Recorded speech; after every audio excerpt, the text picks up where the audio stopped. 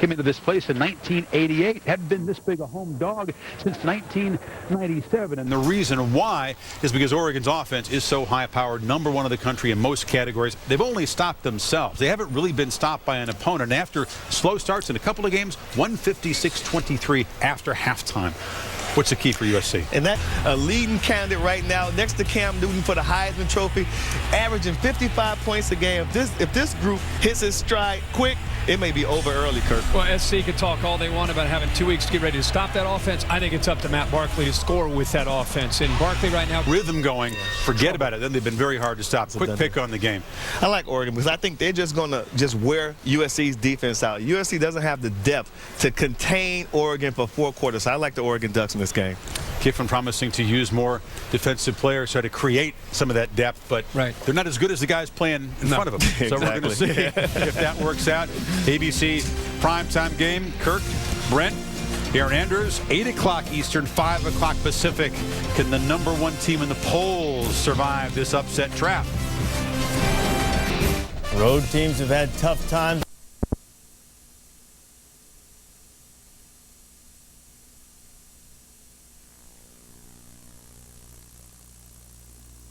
Legal immigrants and send green jobs to China and Korea.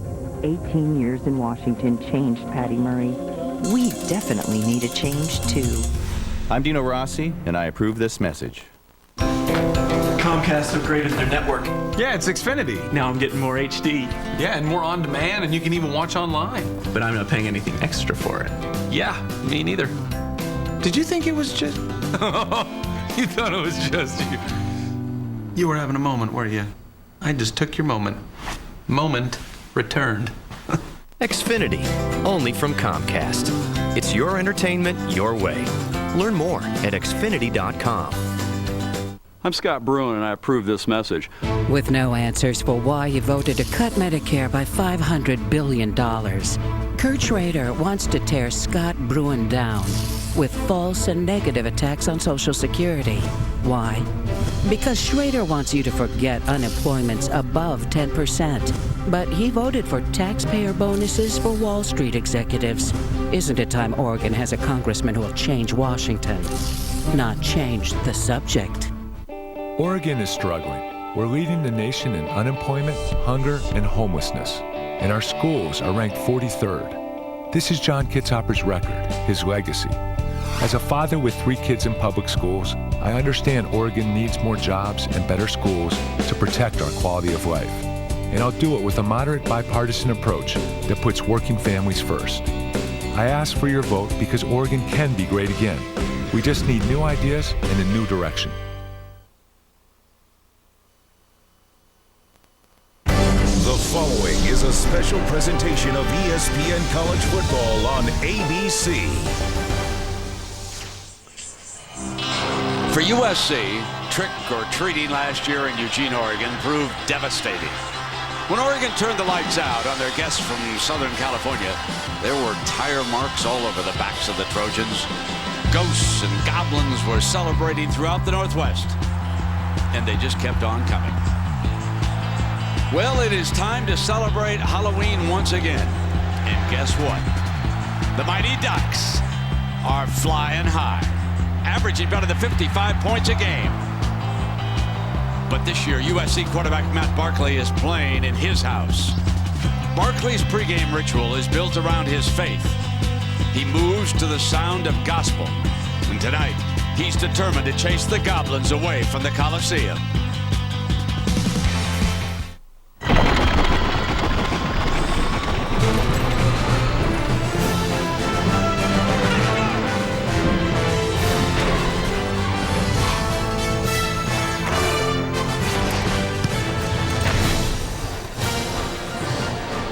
Welcome to Saturday Night Football, presented by Southwest Airlines. You are looking live at the Los Angeles Coliseum, where tonight the USC Trojans are planning some tricks to treat the howling fans as they take on the #2 undefeated Oregon Ducks. The Ducks have spooked their opponents with a haunting offense, but a quality opponent, the Trojans, will be looking tonight to make a little duck soup. Welcome, everybody, with Cook Herbstreit. I'm Brett Musburger. Thanks for dropping by. One thing's for sure, we can wind up with a very high-scoring game, especially these Oregon Ducks. Boy, these Ducks right now are probably the most explosive offense in the country, 55 points a game. You know, the concern coming into the year was how would this offense execute without a quarterback? Masoli was gone, and all of a sudden Darren Thomas has stepped up. To me, become one of the interesting stories. He leads this attack tonight. Monty Kiffin, the defensive coordinator from USC, has had 2 weeks to get his defense ready for this tempo. You know he's determined to stop LaMichael James, which I think means Darren Thomas once again will have to prove that he's ready to take on a challenge and lead this Ducks offense. Herbie, we saw Matt Barkley locking into this game tonight. One thing's for sure, he is a vastly improved quarterback. Well, I think probably the most improved quarterback in the country. 20 touchdowns, only 4 interceptions. You can see the improvement from last year to this year. And the thing that stands out to me now is he not only does he have experience himself, he has a more talented group around him, and he trusts his wide receivers, Ronald Johnson on one side and the true freshman Robert Woods on the other. At the very least, this could be a shootout. Well, USC cannot go to a bowl game this year. So tonight against Oregon, this is their bowl game.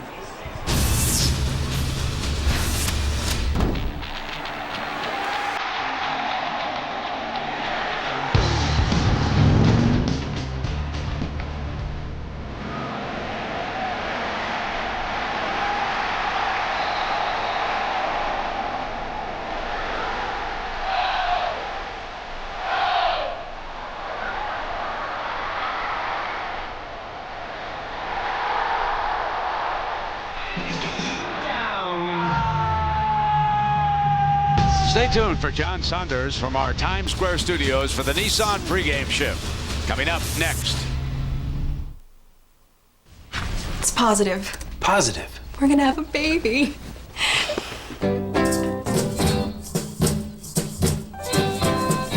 Now, when I was a little boy, at the age of 5,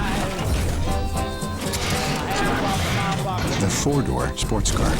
Nissan Maxima. Innovation for daddy. Innovation for all. Get a new Maxima for 0% APR plus 1,000 cash back. Jimmy and Denny may be locked in the tightest chase ever, but come Sunday, they're just looking to avoid the big one. The Amp Energy Juice 500 at Talladega, tomorrow at 1 Eastern on ESPN. I did my research. That's why I'm buying a Toyota. But I want the best deal possible, so I'm looking for just the right time to buy.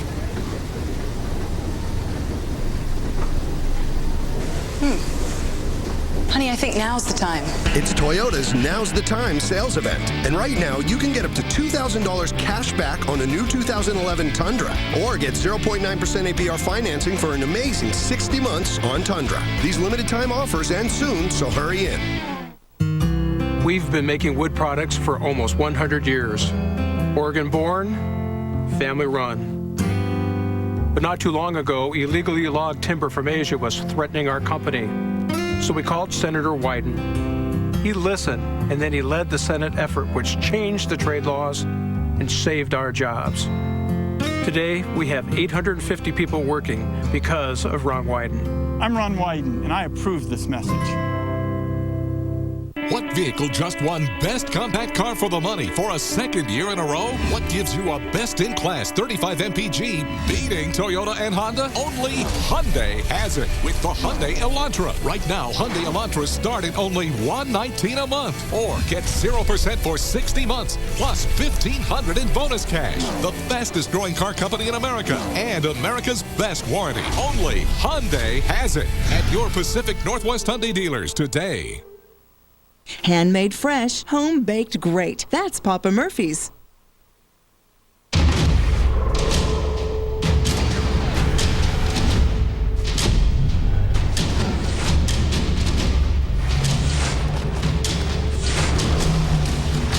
Welcome to the Nissan pregame shift. Nissan, proud partner of the Heisman Trophy. Here now, John Saunders and Jesse Palmer. Yes, indeed, from New York City, and happy Halloween, everyone. #1 team in the nation in action, trying to do what Oregon's about to do. That remains unbeaten. Today, facing Ole Miss. And Devon Washington goes 95 yards on this kick return. This is after an Ole Miss score. Ole Miss has scored to take it within 7 points before this kickoff return touchdown. Cam Newton also has a touchdown reception early in this game. Michigan State facing Iowa. Mark D'Antonio back on the sidelines a couple of weeks ago, but he watches as Kirk Cousins throws this to Tyler Sash. He gives it to Micah Hyde. He returns it. Iowa's defense was big in this one. 3 turnovers. They only gave up 31 rushing yards. Iowa stays alive for a Big Ten championship. Kirk Cousins picked off 3 times. Missouri and Nebraska. Missouri was unbeaten coming in as well. Roy Halou Jr., though, not impressed. 53 yards on this run. Halou Jr. had 3 touchdown runs of over 50 yards on his way to a school record 307 rushing yards. Nebraska stays in control of its own destiny. School record in Nebraska is saying something, too. Utah also unbeaten, facing Air Force. Jonathan Morzeka, 11 yards on the touchdown run as Air Force comes back to tie this game at 7 apiece. Oregon. What do they have to do to remain unbeaten? Oregon just has to continue doing what they do on offense. They have to try to slow down Matt Barkley. This has been an interesting day. We had 7 unbeaten teams coming into the day. Missouri, Michigan State both lose. Either TCU or Utah have to lose next week. The BCS picture becoming a lot more clear right in front of our eyes. They're smiling in Boise, Ohio. Enjoy the game. We, of course, will see you once again at halftime.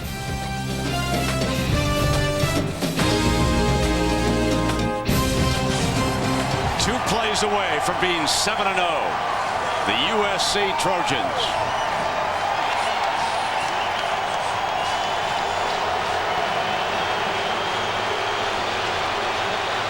And tonight they welcome the unbeaten Oregon Ducks, who come in with the gaudiest offense in the nation, averaging better than 55 points a game.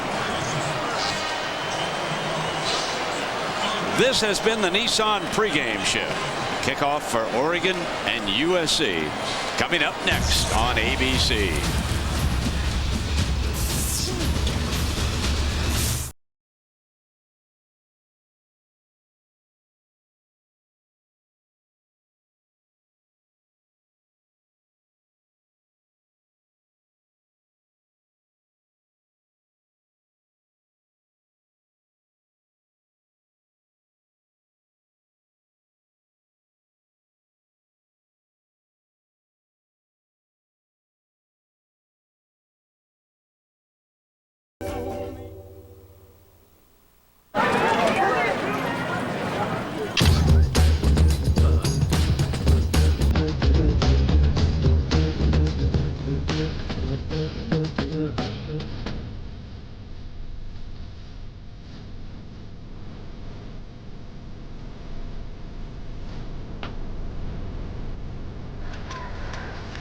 AT&T and BlackBerry have teamed up to keep your business moving. Introducing the BlackBerry Torch. AT&T. Rethink possible.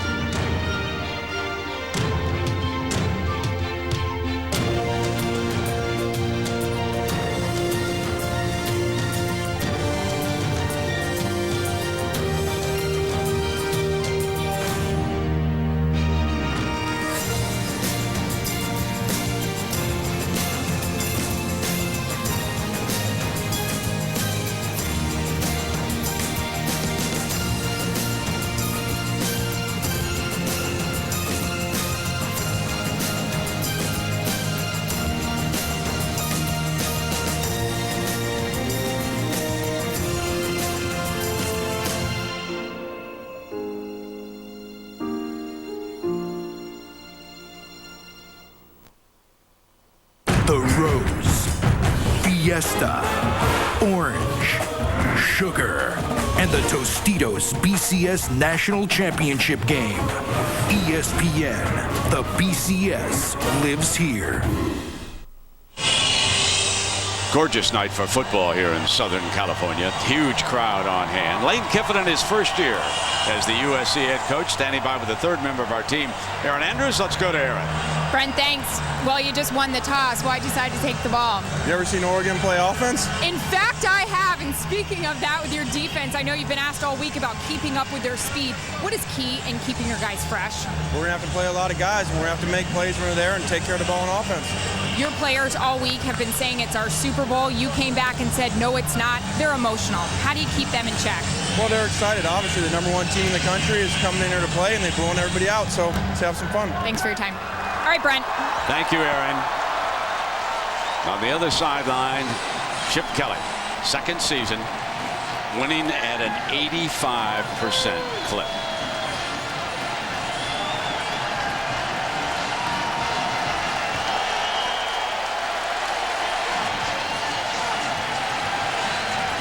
So Rob Beard with the ball on the tee, and the Duck has made the trip south.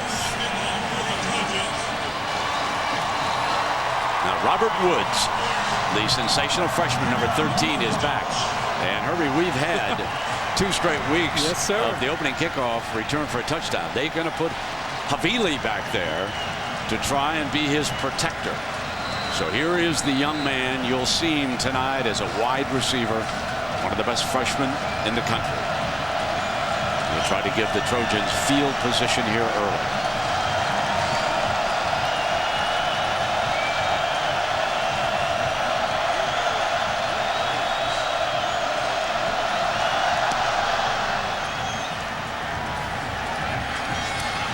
Here he comes. Bursts through and battles his way to the 35-yard line, and now here comes the talented sophomore, Matt Barkley. The sophomore, as you said, Brent, he just has so much more experience. His preparation has improved. Runs an NFL-style offense. One thing to remember, USC in 2 weeks of preparation worked a lot with their first-team offense, getting their first-team defense ready for a hurry-up, and they liked it so much, they may throw that little wrinkle in tonight with Barkley and the Trojans offense.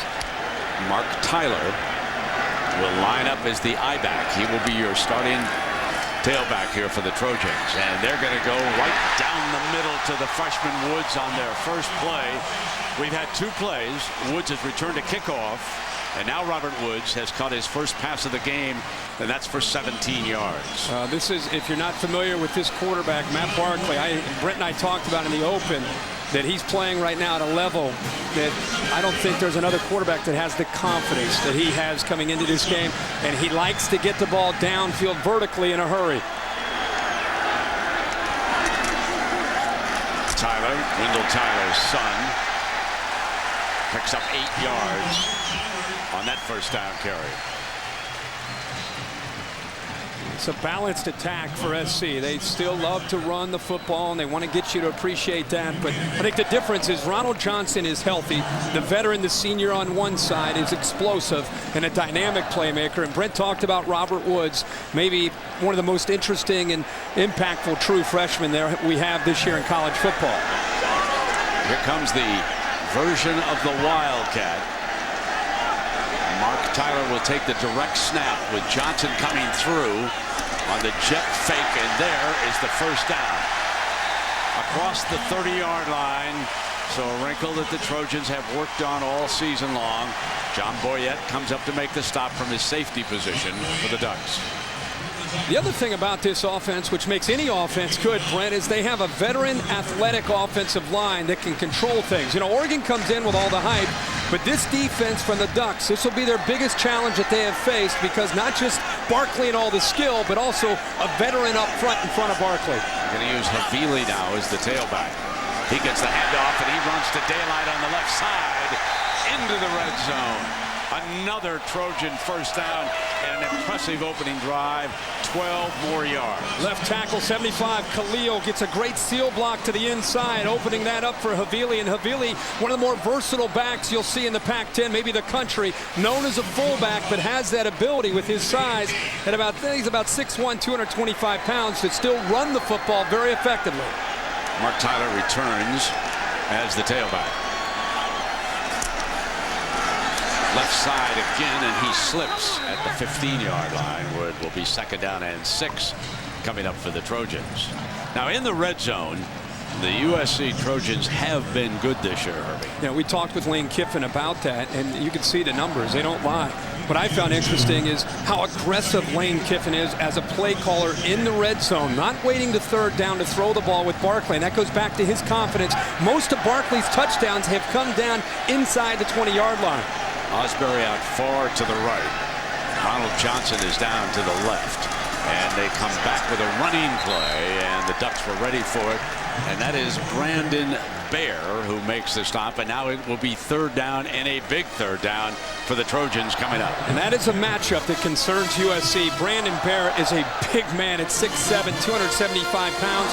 Coming into tonight, he had 13 tackles for a loss, so he's able to get penetration, and he's matched up against Butch Lewis, who's probably the weakest link up front for USC.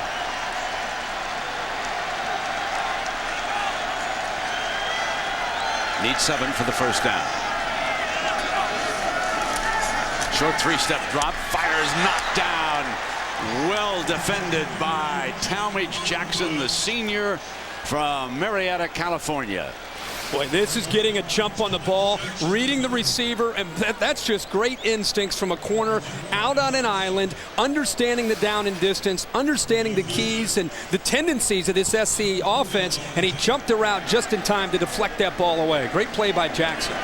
Here is a part of the game where the Trojans have struggled. A 32-yard field goal attempt coming up. And this time, Joe Houston on the money, puts them up by 3.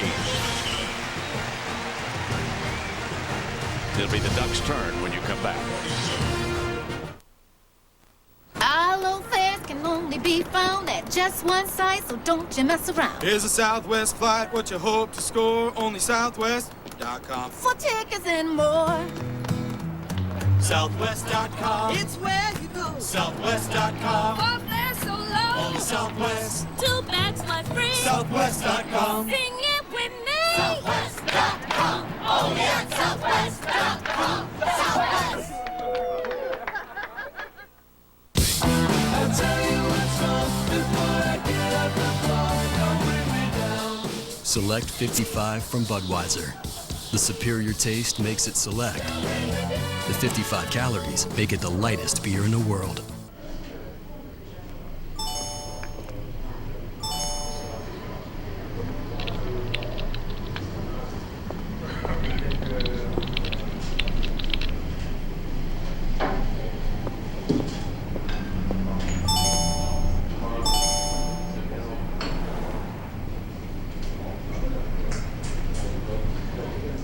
John Hancock.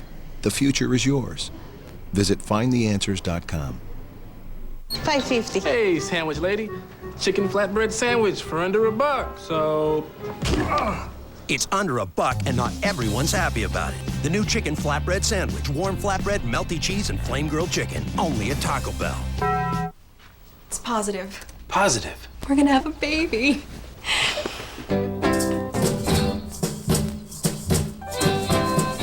Now, when I was a little boy, at the age of 5, The 4-door sports car. Nissan Maxima. Innovation for daddy. Innovation for all. Get a new Maxima for 0% APR plus 1,000 cash back. College football in high definition is presented by Vizio.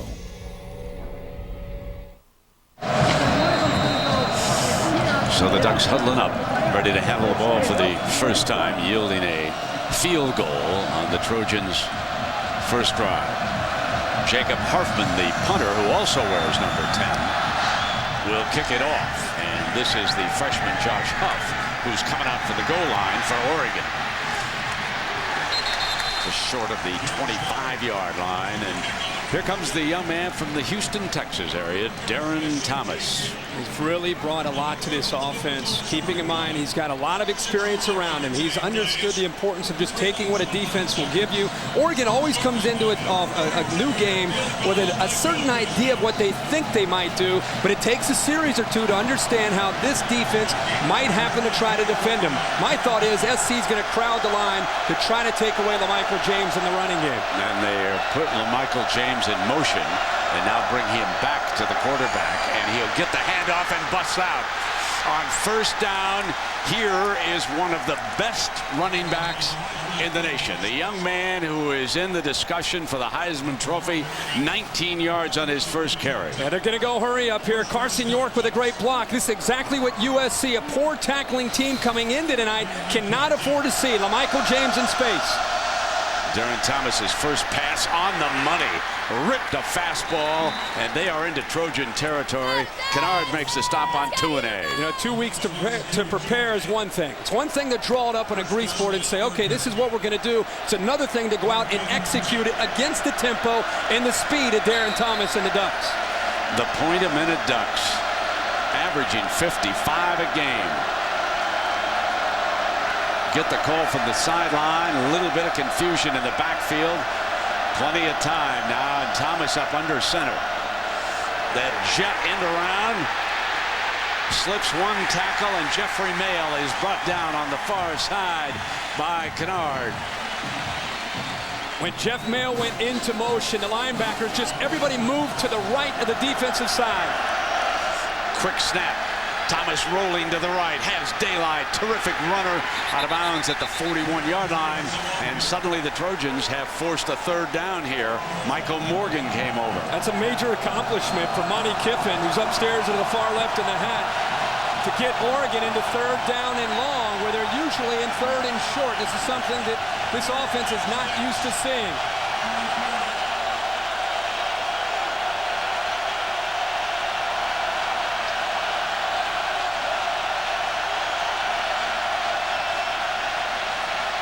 Thomas has time, fires complete, first down.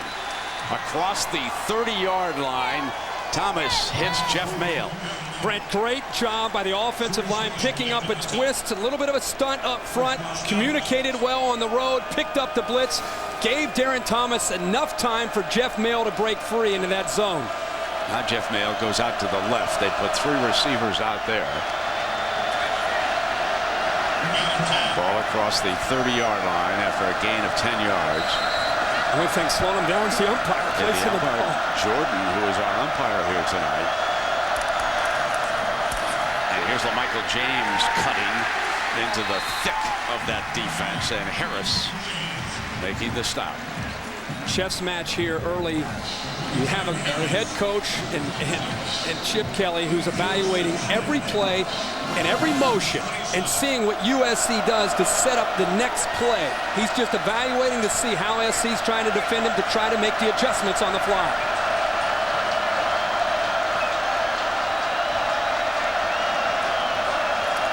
Second down, Thomas pulls it back, juggled, incomplete. Had his man, and David Paulson, the junior tight end, couldn't hold on. Back to third down and long for Thomas and the Ducks. Paulson's got to hold on to that football. Oregon's trying to get the linebackers from USC and the safeties out in space, trying to defend the speed of the Oregon skill.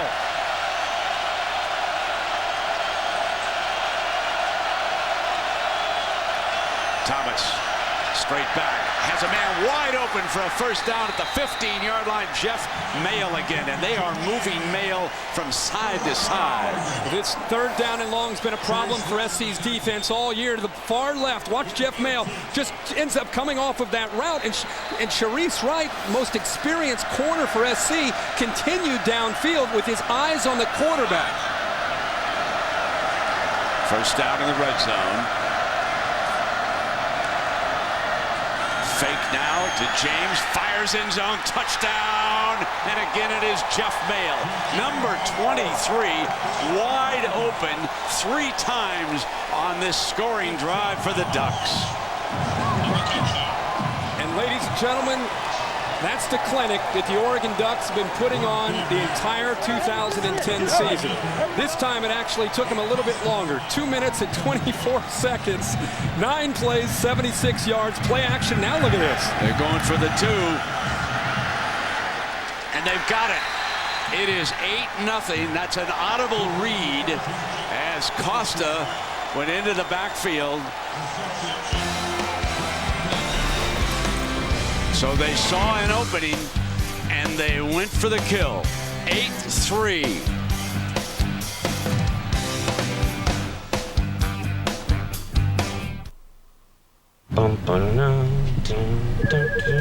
Kowalczyk. Emergency, Kowalczyk. What? Saturday Night Football on ABC, presented by Southwest Airlines. Find our fares online only at southwest.com. Enterprise Rent-A-Car, we'll pick you up.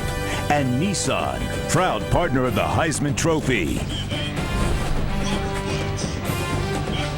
Well, those Ducks are at it again. Yielded a field goal. They didn't settle for 7 either. They went for 2 when they read on every play. They have an audible to go to the 2-point conversion, and there is the young man, Brandon Bear, the defensive lineman who made the catch for the deuce. Woods again. Penalty flag is thrown. The side judge coming in behind him.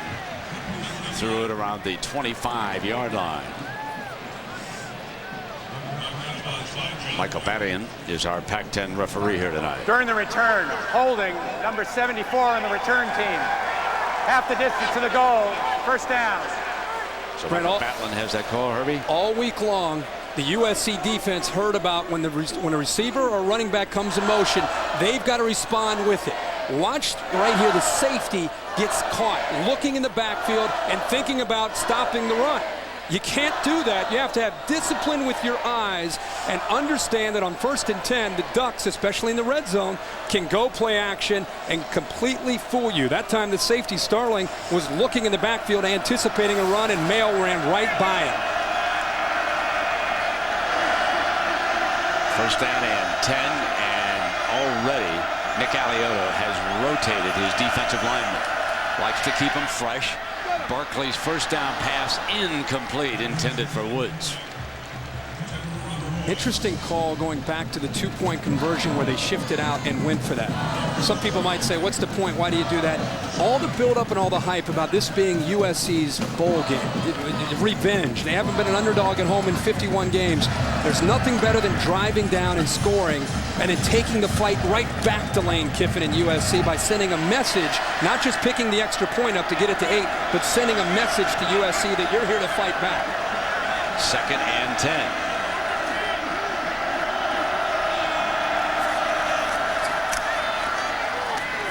Over the middle, complete. And that is Jordan Cameron, a senior tight end, and he's hit by Jackson. There's great patience that time by Matt Barkley. Waited for Spencer Paysinger to just shift out of his throwing lane, and once he moved to the outside, found the man that he needed to find and was able to get that ball downfield. Matt Barkley just looks like an NFL quarterback. Yes, he does. Has that presence about him in that pocket.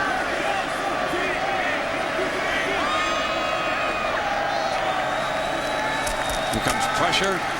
Barkley, and he is sacked for the first time tonight. Down at the 15-yard line, and Alioto dialed it up with Josh Cadeau.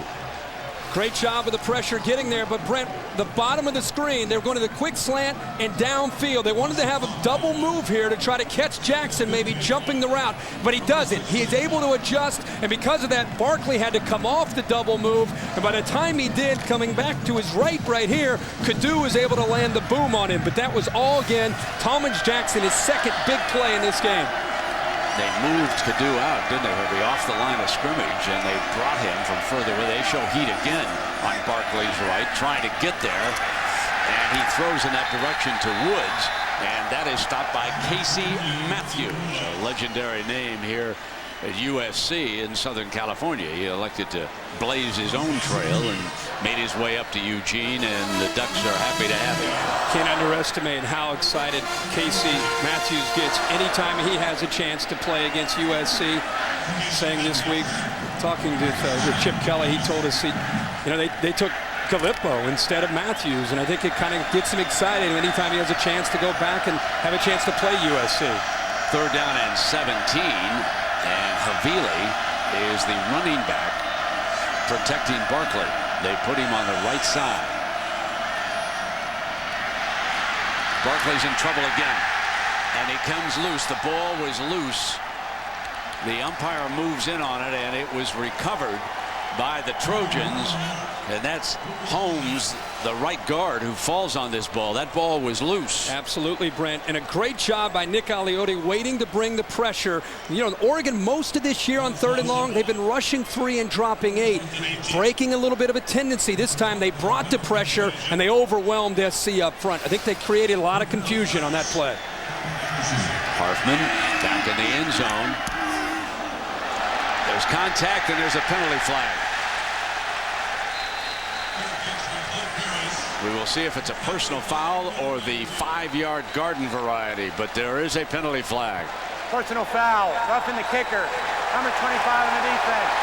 15-yard penalty, automatic first down. On 4th and 17, Lacombo, the linebacker, commits a personal foul, which gives the Trojans a first down. Exactly what you cannot afford to do, and I think it's just with his legs following through. It wasn't his upper body landing into the punter. It was just on the follow-through. His launch point and where he was trying to eventually go was okay, but when his leg whipped through, that's what created the penalty. Big break for SC. So the ball is moved to the 28-yard line. Mark Tyler checks in as the running back. Barkley and the Trojans will see if they can capitalize. Here is Tyler trying to swing to the right. And right now, Aliotta's front is causing all kinds of trouble. That is Turner, number 45, making the tackle. And watch Zach Clark, also 99, gets penetration. Right there, he's able to get his hand on Tyler and slow him down. Turner, that time, and Zach Clark on a slant by the Oregon defensive line, slanting into the boundary. Just right now, a little bit quicker, a little bit more athletic than I think USC is maybe anticipating up front. 2nd and 11.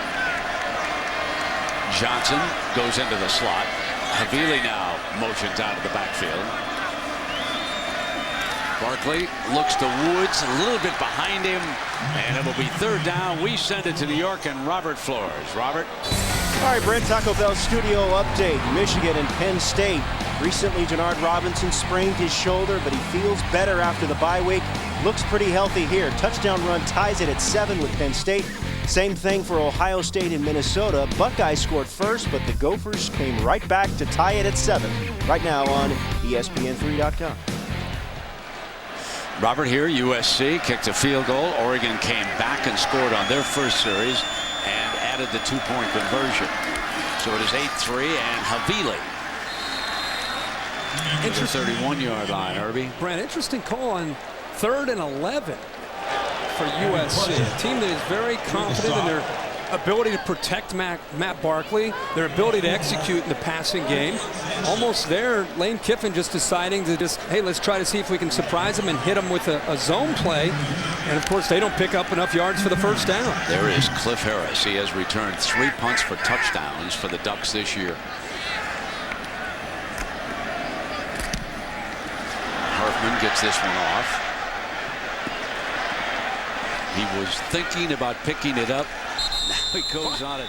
The young man has got to learn that there are times just walk away. Say, come on, offense, take over. He's a character now. Timeout. I'm Will Colson. We're working together today. Married? Yeah. How about you? Got 2 beautiful daughters. We have an unmanned train in a highly populated area. Take off right now. We can chase it down. We're talking about a missile the size of the Chrysler Building. You're gonna risk your life for us. Not doing it for you. Dad! Come on, Will. Stop or I will fire you. Too bad. Just starting to like this job. I like them. Unstoppable. Rated PG-13. November 12th. I'm his son. And as you well know, I can barely focus on one thing at a time. So between mowing the lawn and football, I choose football. Sorry, Robert. $5 doesn't buy my undivided attention. And if you've got cut rate insurance, you might end up with a financial buzz cut. So get Allstate. You can save money and be better protected from mayhem. Like me. Dollar for dollar, nobody protects your home, car, and boat like Allstate. With a new build-your-own omelet from Denny's, you can make your own omelet any way you like spinach, tomatoes, and pepper jack cheese, or Swiss cheese, ham, and jalapeno peppers, or bacon, avocado, cheddar cheese, pico de gallo, prime rib, fire-roasted peppers and onions, chorizo, American cheese, sausage. Let's throw on those Saturday clothes. It's doing season.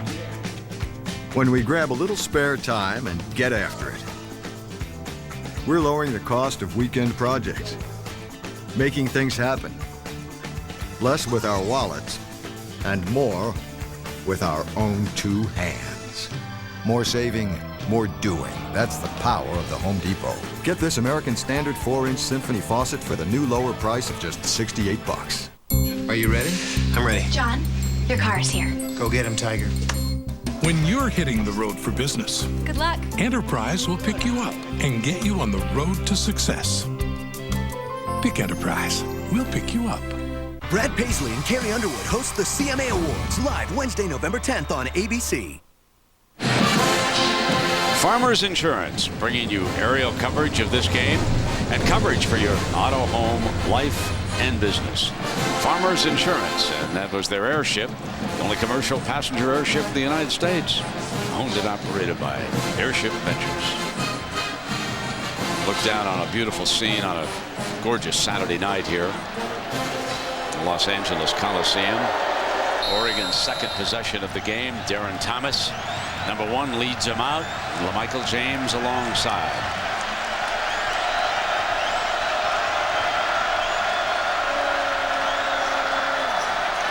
Here is James, and he is stoned. And Aaron, what was the mood of this Trojan defense down on the field after the Ducks scored?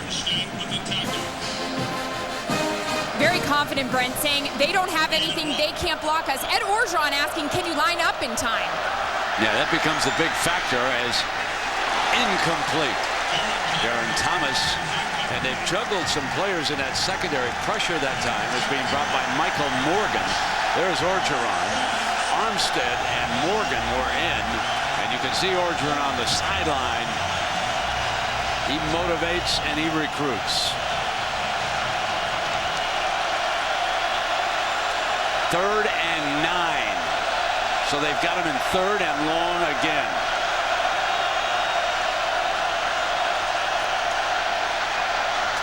And it dropped. They had another one. Good play by Sharice Wright, the veteran that time, on Jeff Mayle. Sharice Wright is the veteran. This is well timed up actually by Darren Thomas and Jeff Mayle, but give Wright all the credit. Mayle had that football, but Wright's able to knock it away with his left hand to prevent Mayle from coming up with that first down. This time the Trojans come up big on 3rd down. 3 and out is very important when you're playing the Ducks. You don't get it very often. Jackson Rice will punt it away. And back is Ronald Johnson, the other speedster wide receiver, the veteran. Looking to swing to the right and find that alley. He's got it. Terrific return across midfield. This could be a big factor in this game. Ronald Johnson averaging 18 yards a return, and he gets a lot of credit for his quickness, but some great blocks by USC to set this up down the right side, the alley to the right side.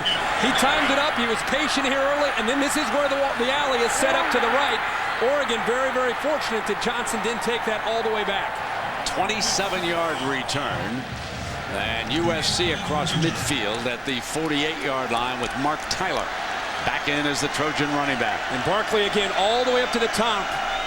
Tyler getting the direct snap. Here comes the direct snap again to Tyler, and he'll hand to Johnson. Trickery, back to Barkley. Barkley going down deep. Incomplete, and interference called. Woods is being defended by Eddie Pleasant, and the flag falls on the coverage.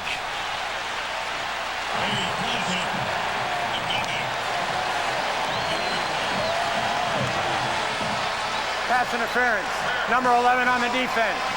15-yard penalty. Automatic first down. Again, Brent, we see it every week.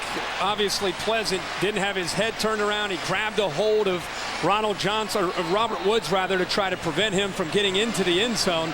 Woods doing a very good job there of kind of baiting the safety Pleasant to come up, and then he was able to go by him, and the only chance at all that Pleasant had was just to grab onto him. Now Barkley going back out to the right again.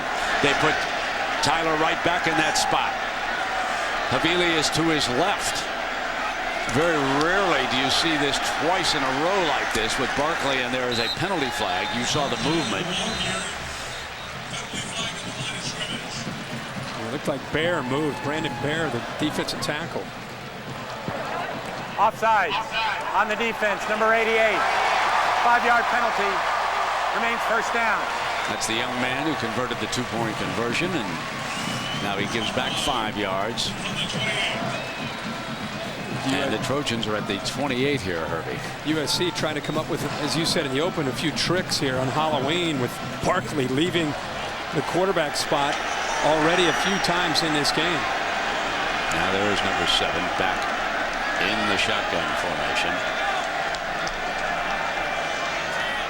And they motion Johnson out of the backfield to give themselves 3 receivers over to the left. Barkley, though, comes back with the screen to Woods on the right side. And Woods with the somersault at the 10-yard line. And Boyette with the hit for the Ducks. Really good job of mixing up the play calling. And this is just showing the explosiveness of Robert Woods, who's starting to settle in. The last 2 games coming into tonight, he had 19 catches for 340 yards and 5 touchdowns. And I just think it's more about him getting more and more comfortable with reading defenses and playing faster. Great example of it right there.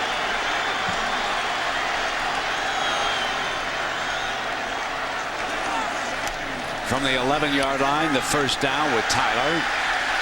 Tyler close to the 5-yard line.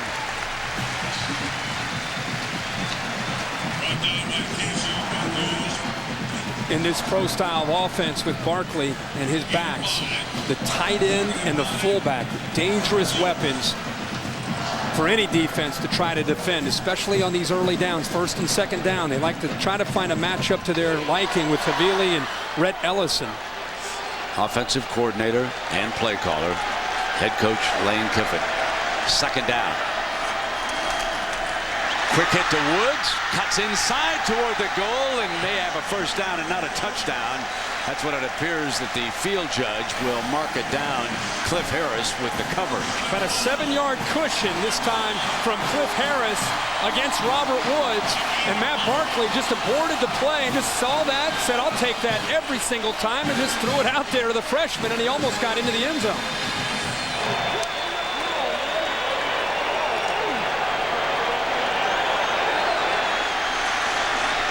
The power I formation. Havili is in front of Tyler. Keeps on moving toward that goal line. It'll be a 2nd down. Oregon takes a lot of pride in this area, trying to make SC work for this, of course. One of the better defenses in the country in the red zone. One of the things about this drive, it is keeping the ball out of the hands of the Ducks. Great point. Great point. That's maybe their best defense tonight. Now 2nd and goal. Tyler into the end zone, and USC regains the lead.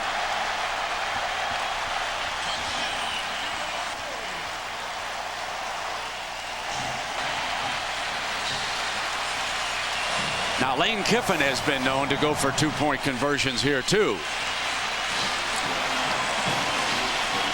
SC very happy to see Mark Tyler healthy this year, Brent. And you're right. There they are.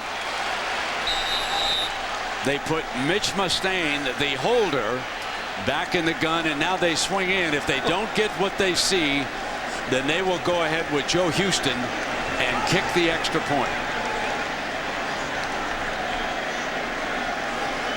So hang on in this showdown. 2 coaches who are reaching for their saddlebags. Ducks ball when you come back.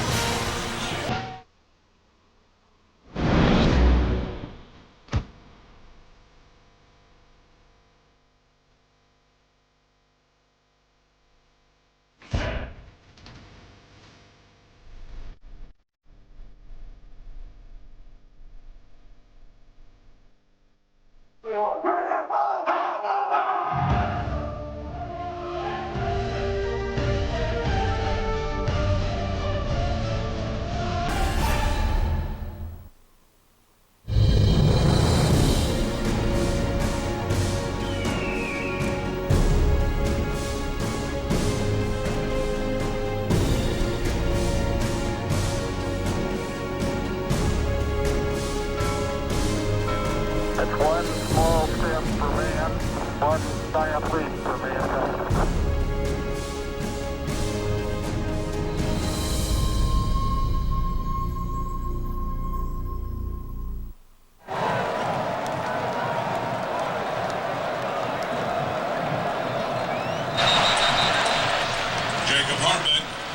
So we are back, and Harfman putting the ball on the tee for the Trojans, who lead it 10-8. Accuracy for Oregon.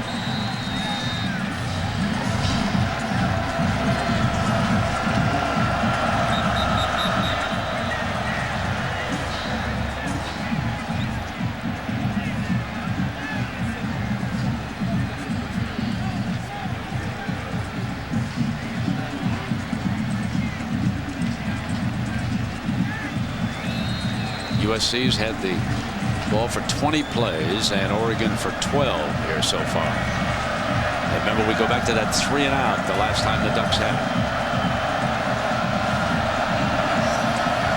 Josh Huff, deep man for Oregon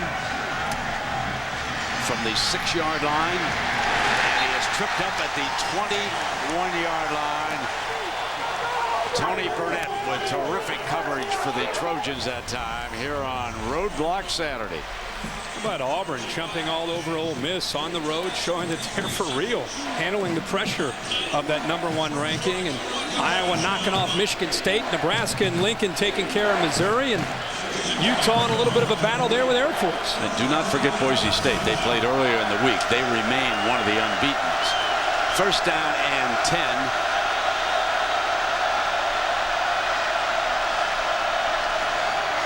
Thomas hands it off this time to Huff, and Huff busts out to the 42-yard line as they move him into that backfield, which is what Chip Kelly told us last night they were going to do. That's a 20-yard run, and they just keep coming. Turbo, here they come again.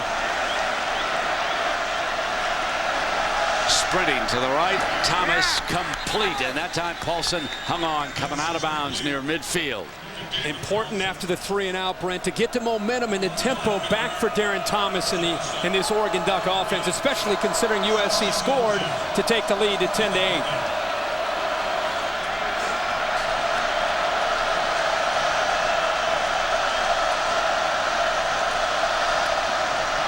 Darren Thomas keeps it all the way for the first down. Out of bounds around the 40-yard line. Reading this defensive end. And when Perry comes down, just a slight hesitation is all Darren Thomas is looking for. And when he makes that hesitation, he comes down a little bit. Thomas pulls it out and again has that speed to get around the corner to pick up valuable yards. Final minute here of the opening quarter. And here comes LaMichael. And he is hit by T.J. McDonald, number 7. Tim McDonald's son, one of his sons, other youngsters over at UCLA. Tim McDonald played about 14 years in the National Football League. And there's his fine son, who's just an outstanding safety. Played for Pops up at Edison High School in Fresno, as did Cliff Harris, who's over on the Ducks. You can see him drop back into that single safety spot now. Second down and 7. Thomas going to go his direction, incomplete. He overthrew Paulson. And Brent, he had a defensive end and Nick Perry trying to run with him. That is a matchup that Darren Thomas, it's a little finesse, a little bit of a soft touch. He's got to land it right over the shoulder of the tight end before the safety, McDonald, who you're talking about, comes over to knock him away. But that time, he just let that ball go too much. Comes a 4th third down for the Ducks. They need 7 to keep it going. They're going to swing it out wide to James, and he's not going to get it.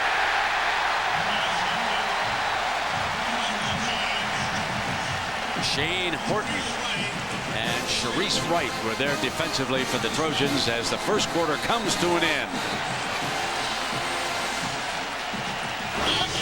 This presentation of Saturday Night Football, presented by Southwest Airlines, returns after this message and a word from our ABC stations.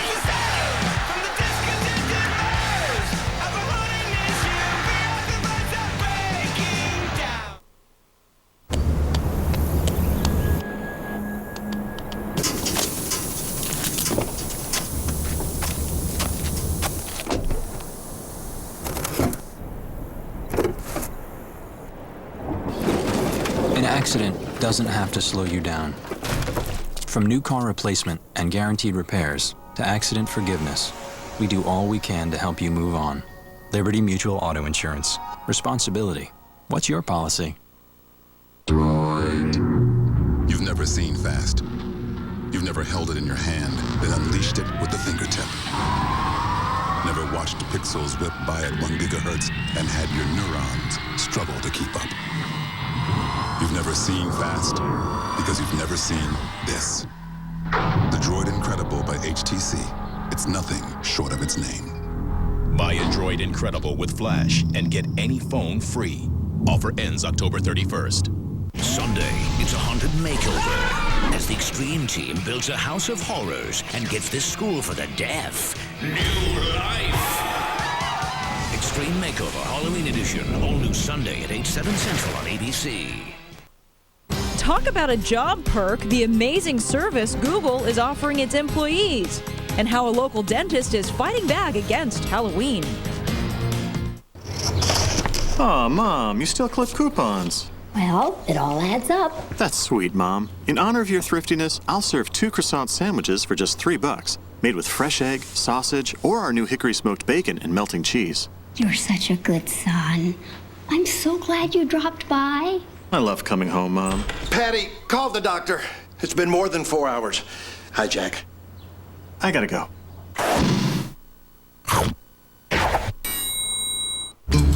My friends and I were driving to the Salt Lake Airport to fly to a music teachers conference when our tires started going flat. We called the Les Schwab in Ogden, Utah, and they said, "Come on in." They were so fast, we didn't even eat the free popcorn. There you go. And we even made our flight. In a world where such great customer service is not always the case, it's nice to know there's Les Schwab. I'm Bonnie Lamborn, and that's my Les Schwab story. Les Schwab, doing the right thing since 1952. Tonight's K2 program is brought to you by the Subaru Ski Fever and Snowboard Show. Not unusual for Oregon to be behind early. Trips down to Knoxville and Tempe. They trailed Tennessee and Arizona State. Then at home, Herbie, you and I were there when they were down 21-3 until they took total command against Stanford in the second half. And I think the reason that's important is there's examples that this team's had to demonstrate poise twice on the road, that they've been able to stay cool even when they get down and have the ability to come back in a game. Ronald Johnson awaits this punt.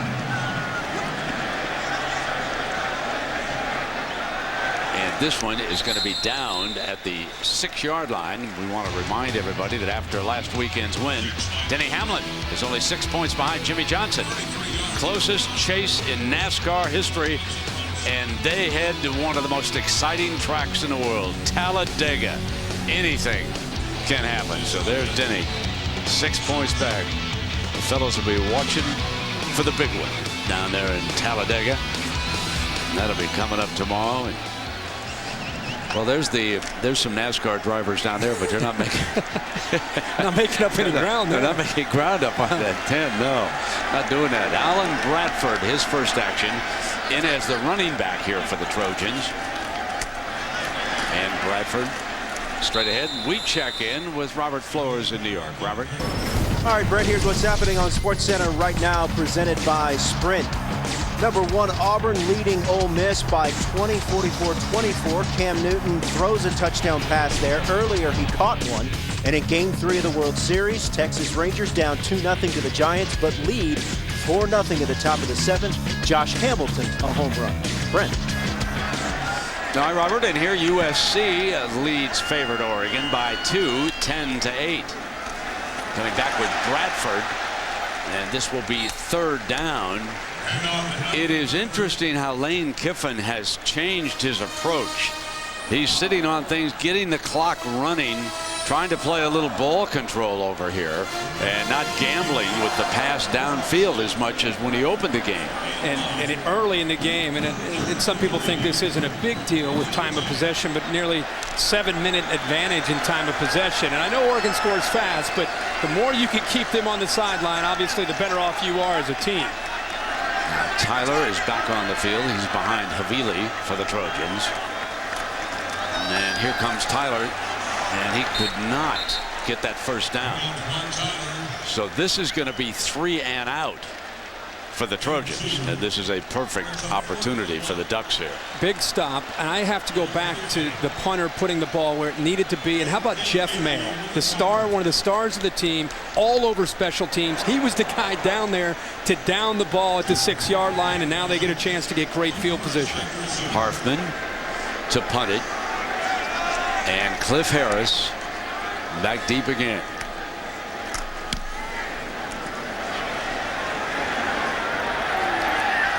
Harris finds a crease.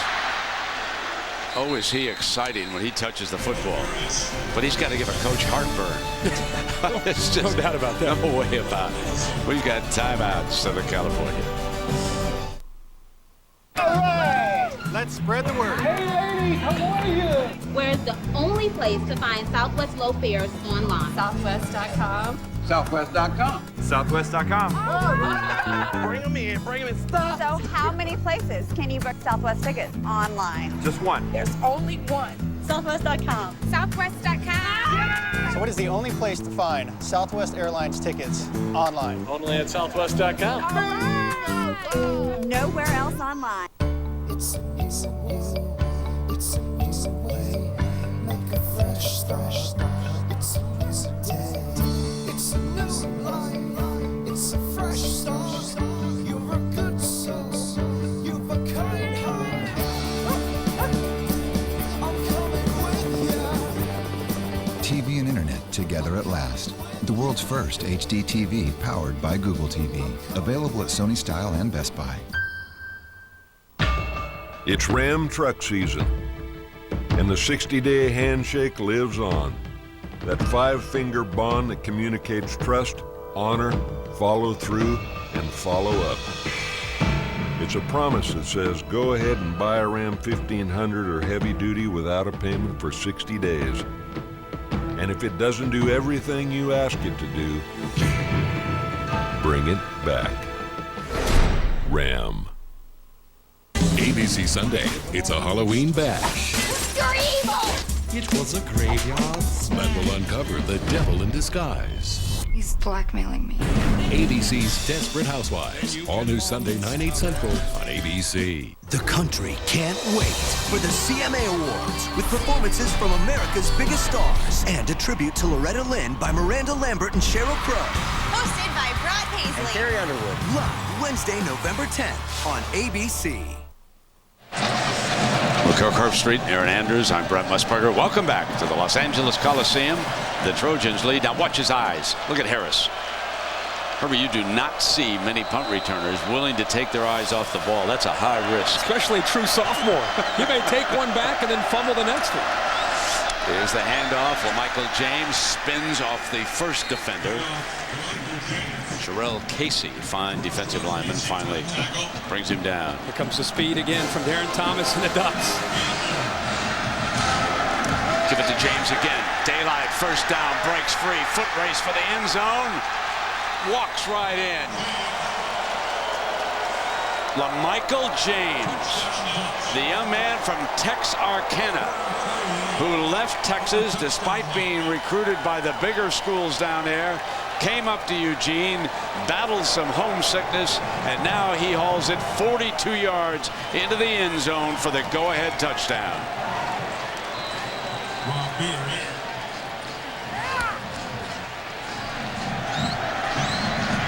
There they are. Now they bring it on in. They've already had one 2-point conversion here tonight. And Rob Beard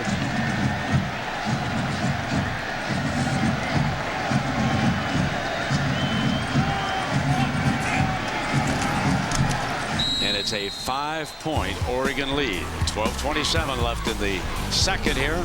Saturday Night Football on ABC. The Oregon Ducks, according to the Associated Press, they're the #1 team.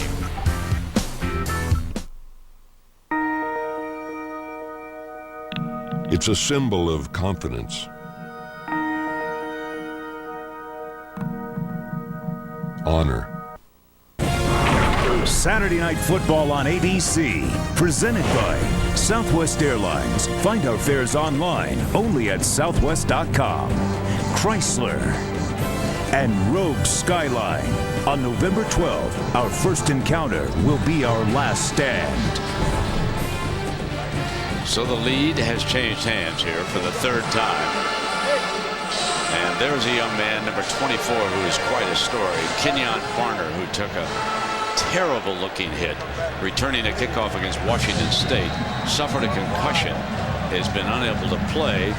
Coach brought him. He is one of the members of the traveling squad, and coach is optimistic that he'll get back and be able to play here in a couple of weeks, but they're going to take no chances. He'll check with the medical staff next week.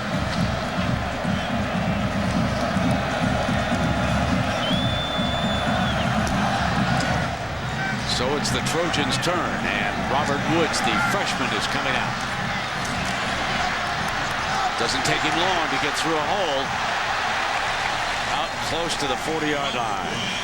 Brent, on that touchdown, USC's defenders are so concerned about the speed of Oregon and getting to the outside. Look how much of a hurry they are to get outside because of the speed and the playmaking ability of the Michael James. Right there, they get to the outside, and there's nobody left in the middle except Kennard, who is a slow middle linebacker. Made it very easy for the Oregon offensive line to get up to Kennard and make that block. Havili will line up as the running back behind Barkley. And we'll see trailing by 5 if Kiffin loosens it up on this series. He's going to throw on first down off a slant, hit Woods for the 1st and 10, and on to Oregon territory. Jackson making the stop. Now here comes USC in a hurry up. Now Matt Barkley's thrown 9 passes. 8 of them have been towards the freshman Woods.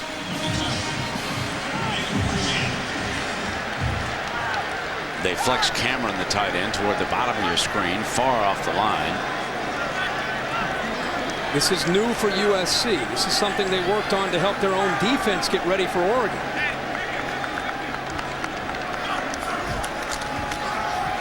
Here's the handoff to Havili, and it will be 2nd down and long. Bryson Littlejohn, backup linebacker. Remember, we told you Nick Aliotta likes to keep fresh bodies on the field. He likes to have men who are fresh in the second half, and it's one of the factors they think that they've been so successful. That and the conditioning program that they go through, and the fast-paced practices up in Eugene. 2nd down and 8. You admire SC for trying to come up with another change, a little bit of another wrinkle, much different pacing than what Oregon does when they go to the no huddle.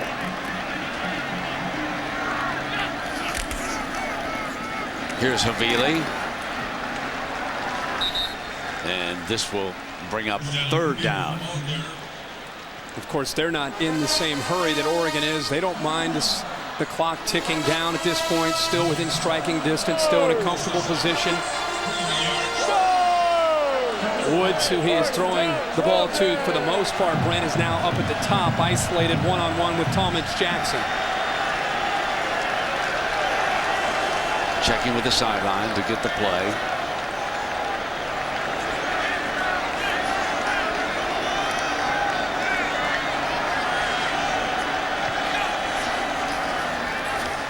Short drop, and he's got Johnson in the middle. Johnson to the 20, and just short of the 15. Paysinger brings him down. Like all great quarterbacks, uses his eyes just enough to freeze the safety off to the left, and then it's just one-on-one. It's a great play by Ronald Johnson. He beats Littlejohn, the linebacker, who was flexed out over top of him, and that's men against boys in space. Ronald Johnson makes a great cut after the catch and picks up more yards. A total of 25 for Johnson, and a 1st down in the red zone for Barkley and the Trojans. Havili again. And Havili for 9 yards. Stanley Havili, one of my favorite backs in the entire country. And this time he runs right over Spencer Paysinger, who comes up to be able to try to defend him. He carries him for another 3 or 4 yards. He's one of Matt Barkley's favorite backs. Barkley calls him, Herbie, the best all-around running back in college football. Yep. Here he is, number 31. Stopped just short of that 1st down, and Casey Matthews back in there, number 55 of the Matthews clan, in on that stop. It just seems like Stanley Havili has been here for 5 or 6 years. You know, he started as a freshman. He's been around. He's played a lot of football. And he's such a valuable commodity in this style of offense, where he's kind of that ultra back. Blocks, he runs, he picks up blitzes, he does it all. Tyler back in as the running back on 3rd and 1.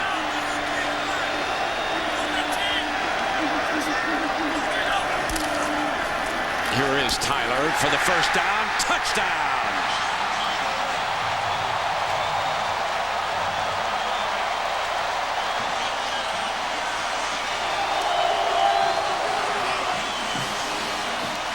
Hey, Brett, we just talked about Stanley Havili and what he's able to do. Look at him as a lead blocker. Watch his big block on Boyette right there.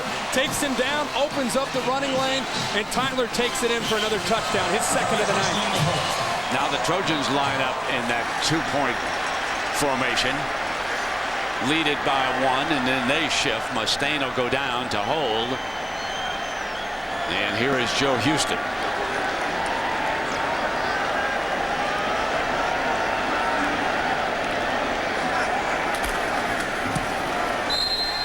(17-15). The Trojans regain the lead.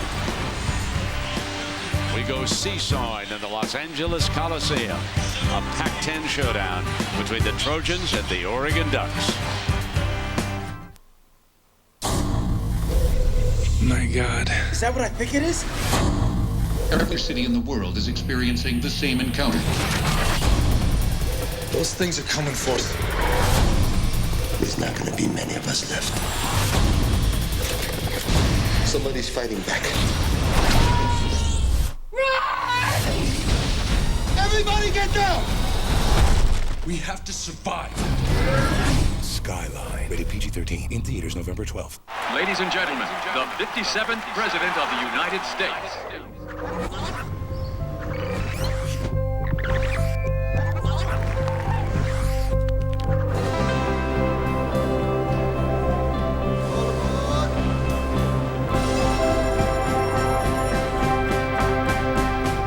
Fastest mobile broadband network. AT&T. Rethink possible. The new BlackBerry Torch with a slide-out keyboard for $199.99. Only from AT&T. During its first year, a humpback calf and its mother are almost inseparable. She lifts her calf to its first breath of air, then protects it on the long journey to their feeding grounds. One of the most important things you can do is help the next generation.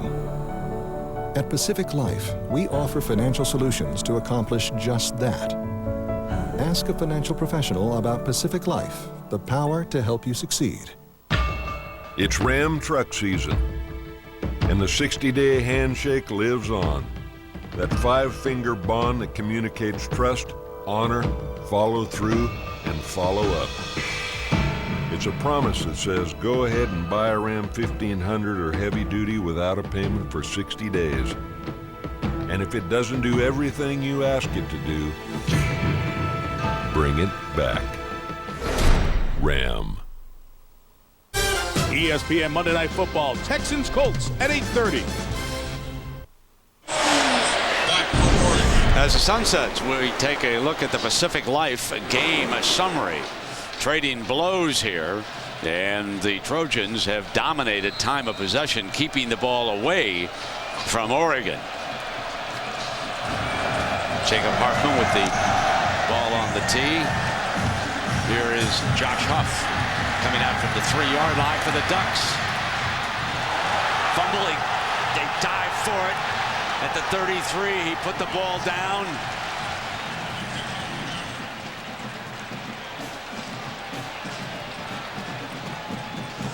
The Trojans think they've got it.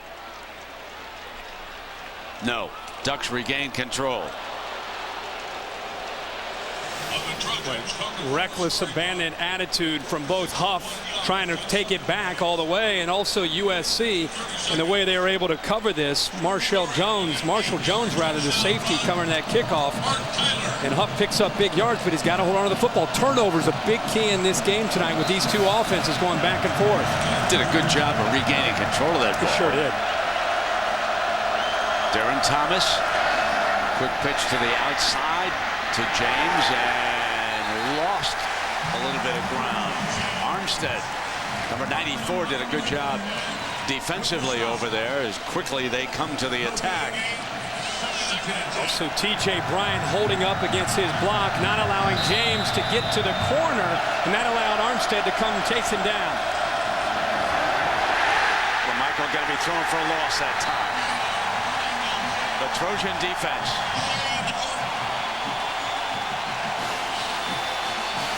Shane Horton this time's penetrating right there, right to the right. He's able to get right by Jordan Holmes. With his speed, Holmes wasn't able to pick him up, and now Oregon's in deep trouble. 3rd down and long.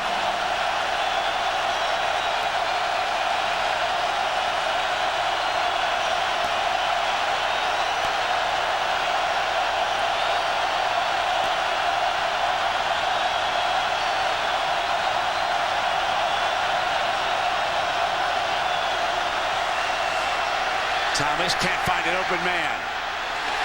Drop. It is 3 and out.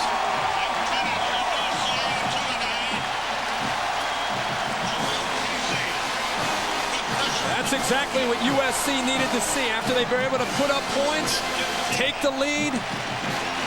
That Oregon offense comes back on the field. They get him to 3rd and long and then get pressure on Thomas on 3rd and long and force to punt.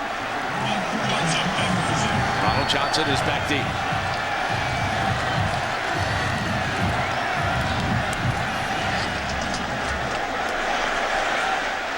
Runs up at the 29-yard line, down at the 40-yard line. Now we'll take a break. USC playing very well here so far.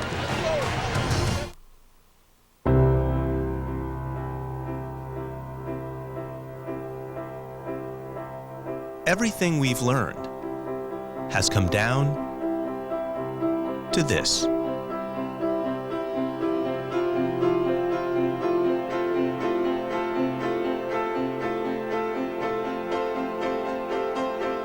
The next generation of MacBooks.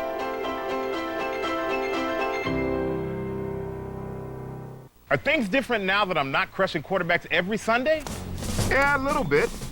But I still have a taste for greatness. So I love Dr. Pepper. The taste of these 23 flavors can never be equaled. Like me. Pizza perfect nab. I got it. Donovan. Mike? What, man? Come on, Mike, man. Still got it. There's nothing like a pepper. Trust me. I've sent people to the doctor. Once that adrenaline starts pumping, you just got to embrace it. Bear Grylls is the ultimate man of adventure. Can he take on my sport? My sport. My sport to the next level? I challenge. I challenge Bear to take on the chain of adventure. We got one shot on this. Amazing. Woo, let's give it a go.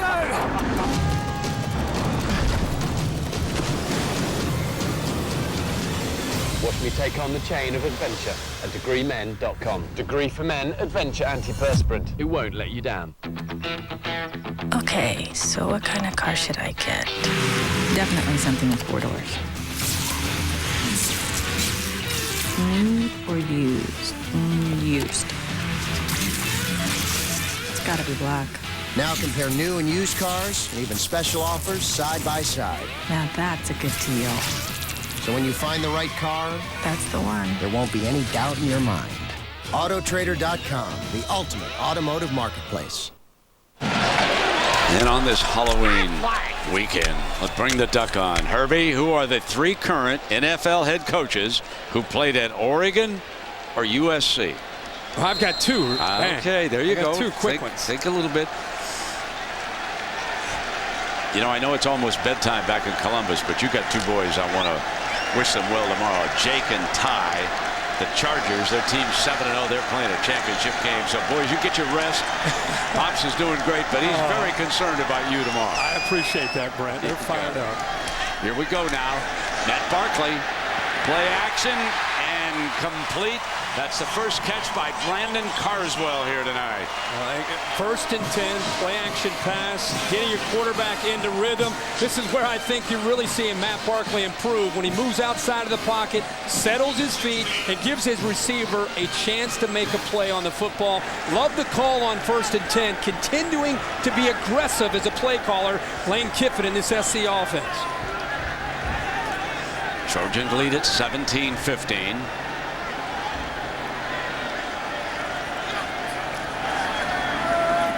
Barkley in trouble, and he throws it away. Good reaction by the quarterback that time. Absolutely, Brandon. Lacumbo, the linebacker, actually brought pressure, and I think it may have surprised USC. It's interesting, the last couple plays, getting Barkley, moving the launching points, getting him outside of the pocket, and I think that's the area, again, I'd mentioned, I think he's improved the most in that area. He's dropped about 10 pounds, moves much better this year. That time, the linebacker did a good job of containing him, forcing him to throw that football. 2nd and 10.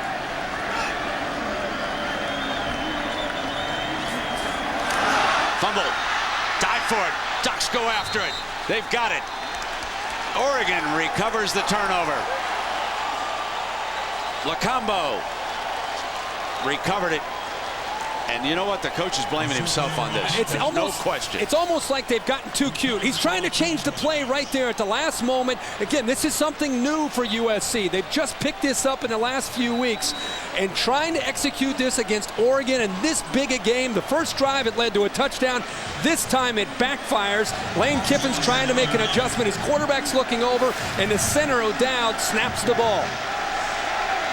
You know, he had put the play card away, and he basically is making his calls based on what he's looking at. And he knows he shouldn't have tried to do that in that situation. He's blaming himself.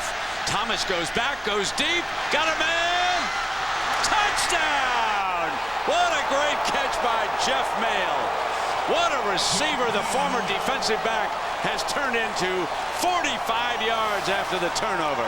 What great concentration by Jeff Mayle. Probably the best hands in the country. Bobbled the ball. Looked like initially he'd make this catch for an easy touchdown. For whatever reason, he's off balance a bit, but he keeps his focus and his concentration. I really believe he got his arms back underneath the football to be able to secure that for a touchdown. They're going to take another look at it just to be sure. But boy, what a great job. First, we talked about Barkley being aggressive. 1st and 10, you get a turnover. It's exactly what you try to do in a big game like this. Now, this is just unbelievable concentration by the young man. Juggling it. Nobody was on top of him to make a hit after he touched it. And then he stays right with it. On into the end zone is instant replay. Taking a look at it upstairs, and it certainly appeared to both Herbie and me that he had his hands underneath it and had control of it.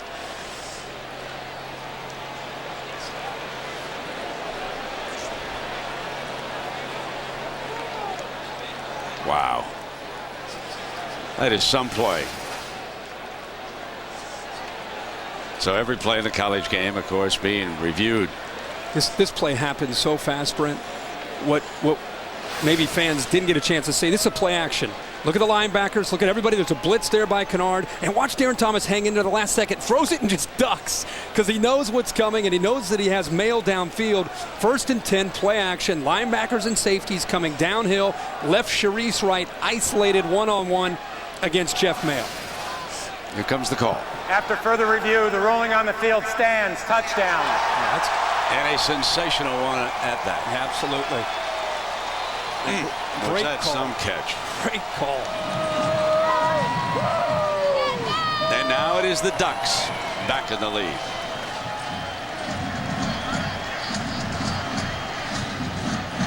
Rob Beard. Costa will put it down for him.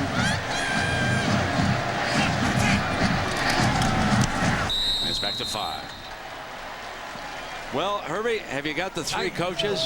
I've got two, obviously. Jack Del Rio from Jacksonville, Tennessee Titans. Right, That's Jeff Fisher. Jeff Sure. Fisher. I knew you'd get those But two. the Oregon, is that a trick or is that? No, I don't think so. It's one that probably a lot of other folks are kind of puzzled by. So here we are. Think Dan Fouts. Oh, my God. Dan Fouts' backup at Oregon was Norv Turner. Boy, that is great. Isn't that wonderful? That is great. I didn't know that. I didn't know Norv Turner. There we are. There's Jack Del Rio, linebacker. Jeff Fisher was a great defensive back. And there's Norv Turner. And there they are today. The Jaguars, the Titans, and the Chargers. And the Titans right now playing good football. Yes, Jeff they are. Fisher. You bet. I thought it was kind of interesting that there were good. three from the two teams that we had here tonight. Yeah. Did you know that Norv Turner, before that question, was from? Well, Norv I knew because Dan Fouts had told me when I worked with him, so I was aware of that. I honestly, when I started to do it, I forgot for a minute about Del Rio being here, you know, and then I saw that he was a heck of a linebacker. Oh, man. And then I remembered that, you know, before Lane Kiffin was hired, there was talk that Jack Del Rio might be a candidate for the job out here.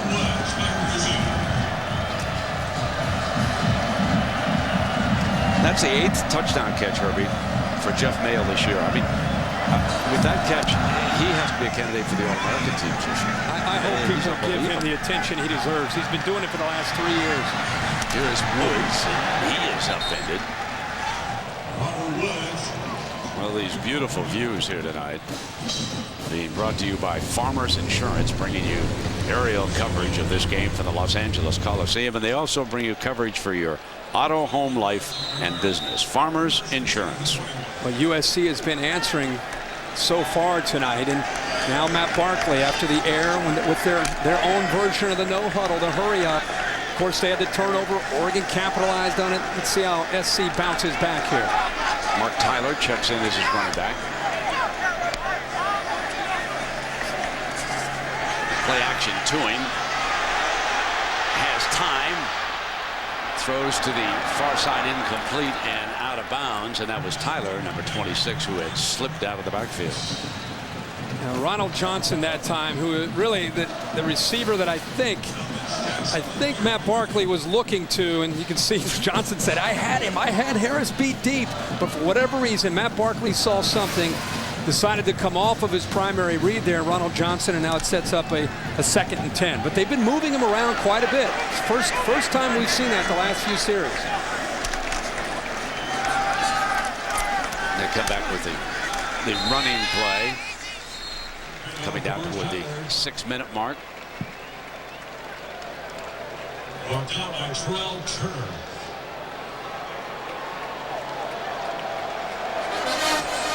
Sort of took the air out, didn't it, the crowd? Yeah. With that long play after the turnover. Yeah, and turnovers we talked about, a big key in this game with two offenses that can score points. Can you get your own offense an extra possession or two more than your opponent? So here's 3rd and 5.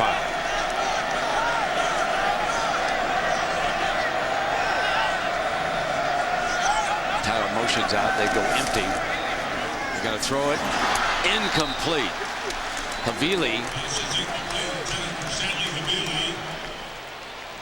Oregon is so good at the short pass on 3rd down, the intermediate pass. I think Lane Kiffin's going to find as this game goes on with a quarterback that has such accuracy with the deep ball.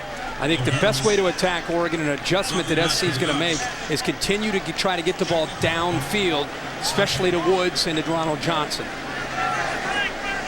Hartman will punt it again, and you know who's back for the Ducks, Cliff Harris.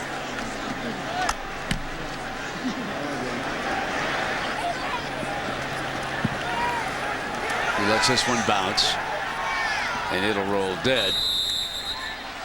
Well, we've talked about the NFL coaches who played football at USC and Oregon. How about our Monday night game? And it's a dandy.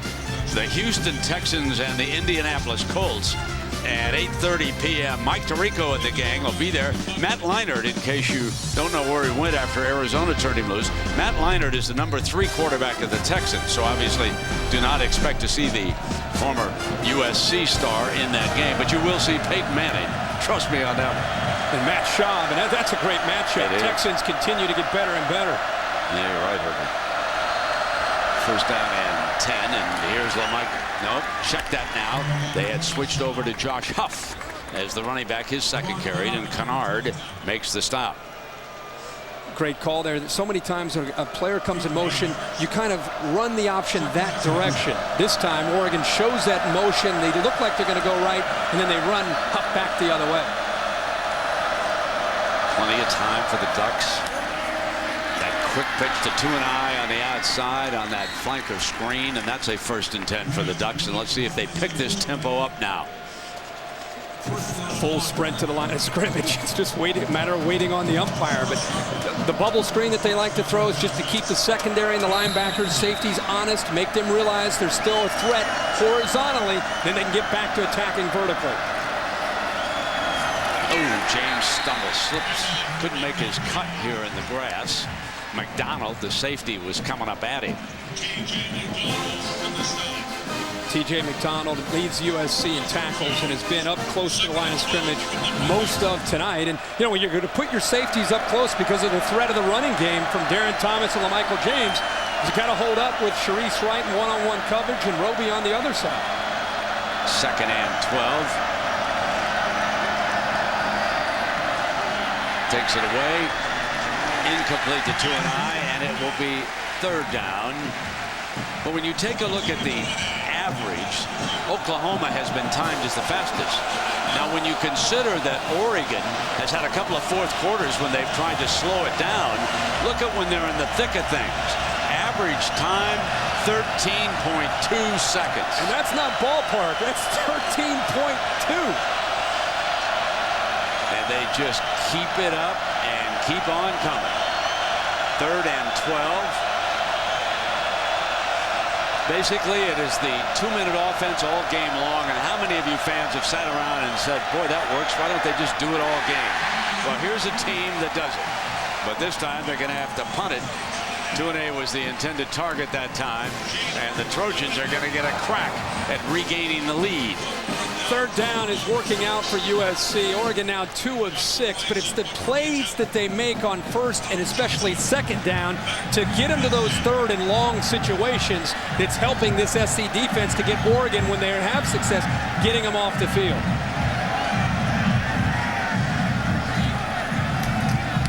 So Rice punts it. Johnson driven way back inside the 10-yard line, out of bounds inside the 15-yard line. As we take a look at this week's BCS standings, brought to you by Discover. Auburn and the SEC beating Ole Miss, so they certainly figure to stay #1. Oregon figures to stay #2. Boise State a winner earlier in the week. Next week, the big one in Salt Lake. TCU and Utah. Absolutely, Brandon. Today, with Michigan State losing and Missouri losing, I think a lot of voters are running out of teams to move ahead of Boise State. I don't know who's left to move ahead of Boise State other than Auburn and Oregon, who are already up there. Here's Bradford. He'll be the running back. 1st down and 10, 4 minutes to go. Johnson's at the bottom of the formation. Play action fake, rolls in Johnson's direction. Barkley fires, and he's got him out of bounds. Matt Barkley again outside of the pocket, away from the pressure, and Ronald Johnson this time turns Cliff Harris around. Turns him around, and he twists him, and he's got about a 10-yard cushion there. And SC able to take advantage of that. They continue to go to play action and throwing the football quite a bit on 1st and 10 against these Oregon corners. Barkley has thrown for 119 yards and Thomas for 115 yards. Thomas has 2 touchdown passes here tonight. Barkley's looking for his first scoring pass. 1st down and 10 for the Trojans. And they run Bradford. Alan Bradford on that as we check in down below with Aaron. Brian, Oregon's linebacker coach Don Pelham stressing to his guys before they took the field, you cannot give Matt Barkley time here. You can't do it. He needs more pressure. He wants his guys moving around more, and he stressed to them, we have to get another turnover, and you have to get to the ball. So far, Aaron, 2 sacks on the night. Of course, the one miscue by USC that led to a turnover, and Oregon turned into a touchdown the next play. Tyler back in as the running back.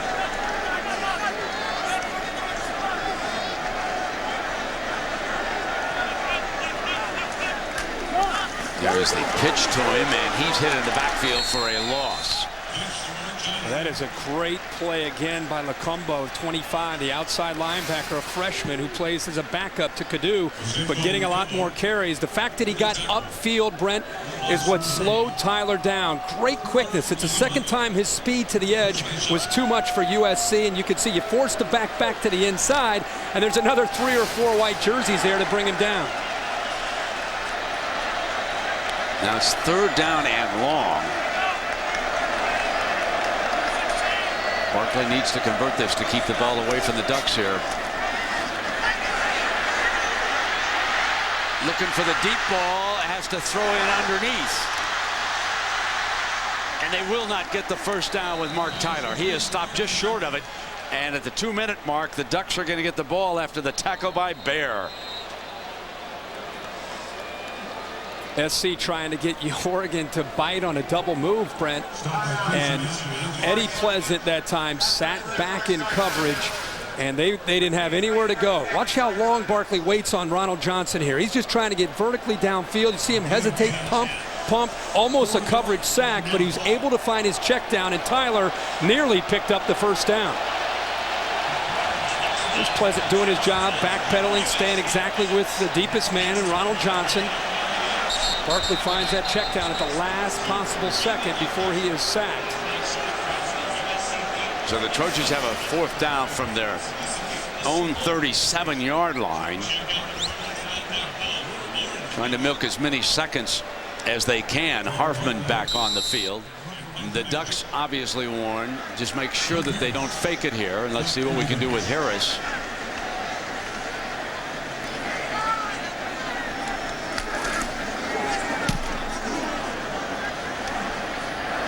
Harris on the move, looking for the right side. Look out. McDonald, the safety, his old buddy from Edison High in Fresno, cut him off. Former teammates go at it here. A 40-yard return, and McDonald saved a touchdown right here. Watch number 7. He reminds me of Terrell Buckley with this little high step, a little dance here. I mean, he's got so much wiggle. You're right. There's his former teammate trying to bring him down. You hold your breath. Every time Harris touches the ball, he's got a chance to be able. He doesn't want to give up on this right here. He's not done. He thinks he can cut it all the way back to the right and get it into the end zone. Now Thomas wants the direct snap, and here we go again. LaMichael James, and I must say overall, the Trojans, except for that one play, have done a sound job on number 21. Their job tonight was to take 21 out of the game and put the ball into the hands of Darren Thomas and see if he could run and throw and lead the Ducks to victory. 2nd down and 9, coming down to the 1-minute mark. And here's Thomas, middle, got it, touchdown, Tuanay.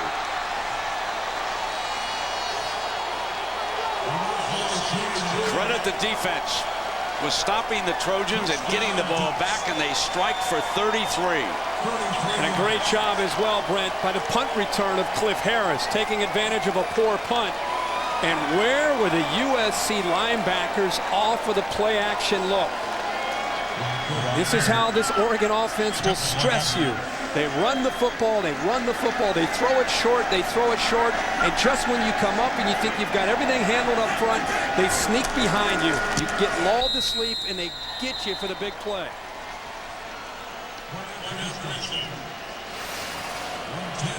Tuanay's right here, Brent. He's not going to do anything fancy, but it's more of the action here that freezes the linebackers. Watch the action in the backfield. Watch how the linebackers kind of get lulled to sleep, and look at the opening behind it. It's more about the play action and the respect that USC is giving the running game. You just said LaMichael James doesn't have a great game, 65 yards. It's because Monty Kiffin and USC are so concerned about James beating them that they've got most of their attention on James, and they're leaving Darren Thomas in position to make some plays with his arm. And that is a huge touchdown considering Oregon gets the ball in the 2nd half. That's a 28-second drive, Herbie. And you know, the one point I want to make about this Oregon team is number 1. Remember, if you go back to the preseason magazines, after Masoli had been kicked off the team, people thought that they might not be sound at the quarterback spot because Masoli had such a great year. Darren Thomas has been tremendous, and in some ways I rate him a better passer than Masoli. Not as powerful a runner, obviously. Not as quick, but he's taken this offense to a different level because of his ability to make throws, ability to make reads, and the other thing is having 10 returning starters at all the other positions. This team is executing so much faster than they were last year because of the experience around him. So now we come down to the final minute, and here comes Robert Woods again. The play that really turned the first half around, well, that was the miscommunication from the sideline and the center and Barkley. The game has not been the same since USC botched that play up, and on the next play, Oregon struck, and they have hit for another one after that. And that was the wrinkle. That was the changeup that worked the series before and led them down to a touchdown. But the miscommunication up front between the offensive line, Matt Barkley looking over at the last second, trying to make an adjustment, wasn't ready for the snap, and it has a lot to do with that no-huddle offense is new to USC, and that different wrinkle they try to give Oregon's defense tonight. Now, Johnson and Woods have got deep speed, and if the offensive line can give the Trojans enough time here, they might be able to strike. As we've got a timeout, I want to remind everybody that coming up on the Capital One halftime report, well, John and Jesse will have all the day's big highlights, and we have stories galore as Missouri and Michigan State both go down. And now, how big is that Big Ten game on the 20th in Iowa City between Ohio State and the Hawkeyes? Huge. And you think about the big picture. Ohio State at this point up big on Minnesota. You think about the big picture, it's going to be an interesting race. Now, I want to go in and take a look at all the BCS Bulls. This is a projection after the upsets today, okay? If it ended, the projection is for Ohio State to take on Boise State. Right. You have Oklahoma and Pitt in the Fiesta Bowl. Virginia Tech, a team that a lot of people have forgotten about, right now in position to maybe get to a BCS Bowl game. Frank Beamer kind of reshuffling the deck and getting his team back on track after the loss to James Madison.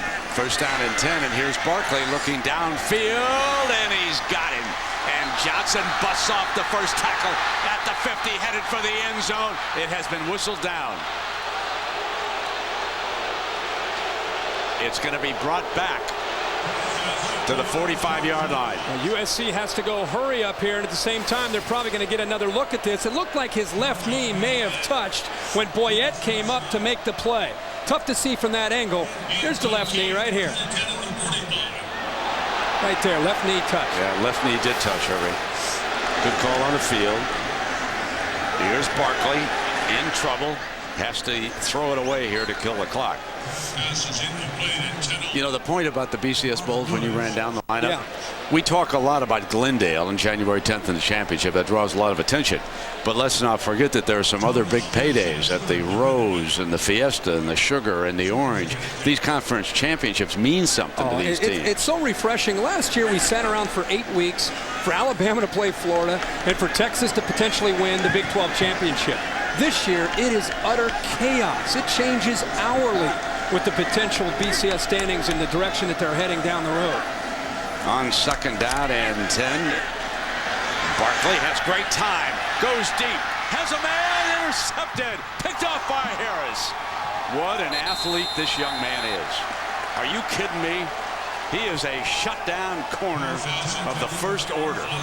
You love Cliff Harris, boy. You love it. We've been caught the last year as a freshman, and now this year is making plays as a sophomore. 5th interception. You know, Matt Barkley hasn't thrown an interception since Washington State. And this ball, he throws late. Right there, Osbury has a chance to beat him deep. And I almost wonder if Harris, because of the respect that he has for his own speed, he almost baited Matt Barkley into saying, hey, look, he's got a couple yards on me. Throw it, throw it. And then he closed that gap as soon as the ball went in the air. The Fresno Bee did an interview with him, and they asked him, well, what do you mean to the Oregon team? And he said, man, I'm the cheese on top of the nachos. So you go into the locker room now, and a couple of the Oregon Ducks will say, hey, Nachos, how you doing today? That pretty much sums it up, right? There's no way Chip Kelly has the audacity here with 32 seconds inside his 5 to try to score again, does he? Oh, no? You got to be kidding me. Here he comes, looking for a block. And it is the freshman Josh Huff. I was kind of half kidding about that. And if you're not familiar with the Oregon Ducks, and you wonder why they're ranked #1 in the polls, maybe not the computers, but the polls, that's an example of why the Ducks are where they are. Aggressive play calling by Chip Kelly, attacking again this SC defense. A 57-yard gain, Herbie, as they throw it out of their own end zone. USC. And they force USC right now to take a timeout here. I love it. I love the attitude. It's refreshing to see that. And that's confidence that Chip Kelly has grown into with Darren Thomas. Any play caller will tell you that based on how aggressive he'll be, is on how the quarterback can handle it. And Huff's a freshman. Keep that in mind. True freshman.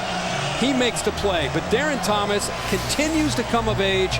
All year long, he's been making plays. He plays with poise. Tonight, over 200 yards throwing in just the first half alone. And if he continues to play like this and make decisions, I just don't know how you can stop Oregon's offense. Well, Auburn or Alabama would like to have that chance. Yeah, we'd like to watch. We'd like to watch.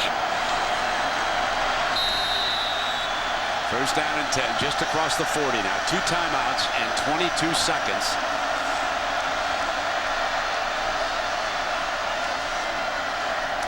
They run the swing pass to Tuine, and Tuine will stop the clock stepping out of bounds shy of the 30-yard line. Average time of a touchdown drive, 140. Tonight, less than a minute. Great job there of just getting the ball, picking up a few yards, getting out of bounds, potentially getting closer to field goal range. Remember, the safeties and the linebackers for USC have to be very careful. The vertical threat. Down to 18 seconds. Thomas, is that a fumble? The Trojans have wrapped it up. The line judge says they've got it. That was knocked out by Harris. And Dazon Harris just won the battle up front. And I'll tell you, Thomas was getting ready to make another throw before Harris came down to be able to eventually lead to not just a sack, but creating that fumble. But Tuine was streaking right down the middle of the USC defense again. Now we'll see if the arm was coming forward. That's what they want to take a look at.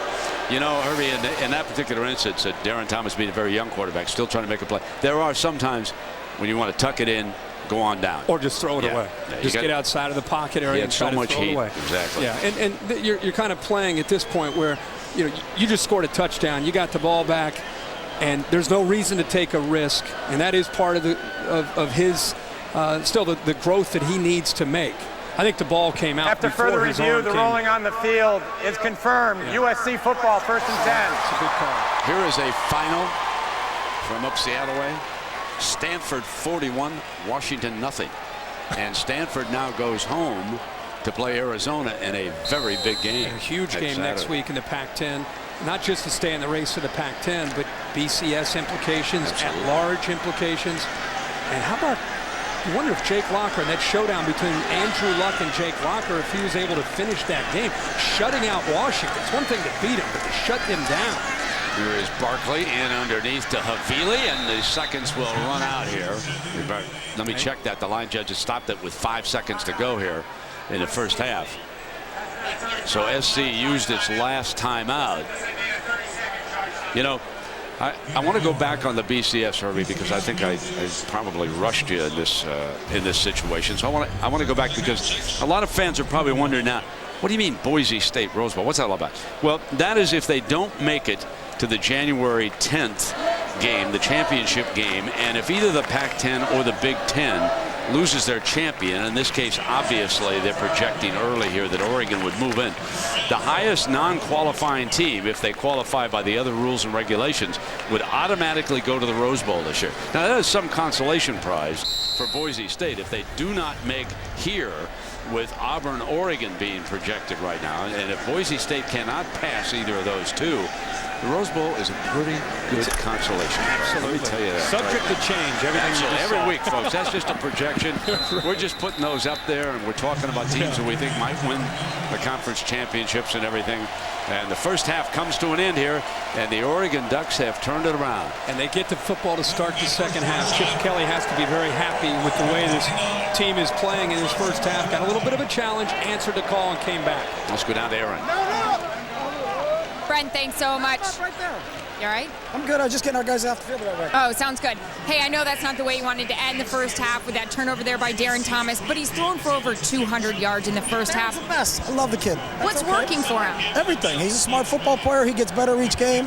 We'll take that right there. We're taking a shot at the end zone. We're an aggressive team. They didn't get anything out of it, so that doesn't bother us. Struggling a little bit here on third down, though. What adjustment do you make? I'm going to talk to our guys when we get inside. You know, and we'll figure it out. It's a heck of a football game. We knew it was going to be like this. What are you going to say about it? I don't know. I got to ask him first. I got to ask you that. Thanks, Jeff. Okay, thank you. All right. Well, a reminder now to stay tuned for the Capital One halftime report. John Saunders and Jesse Palmer will have all the big stories on this busy Saturday coming up right after this.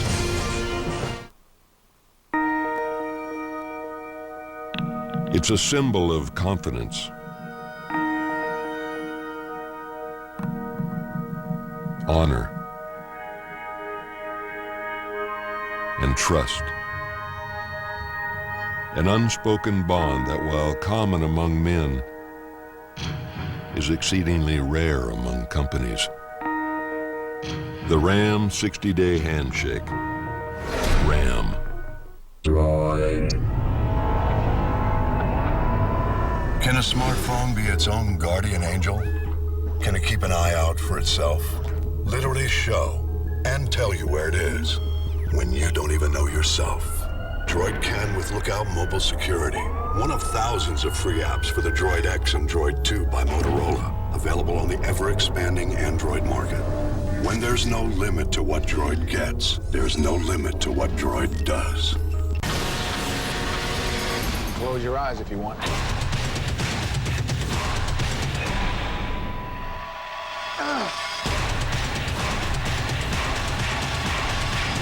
Unstoppable. Rated PG-13.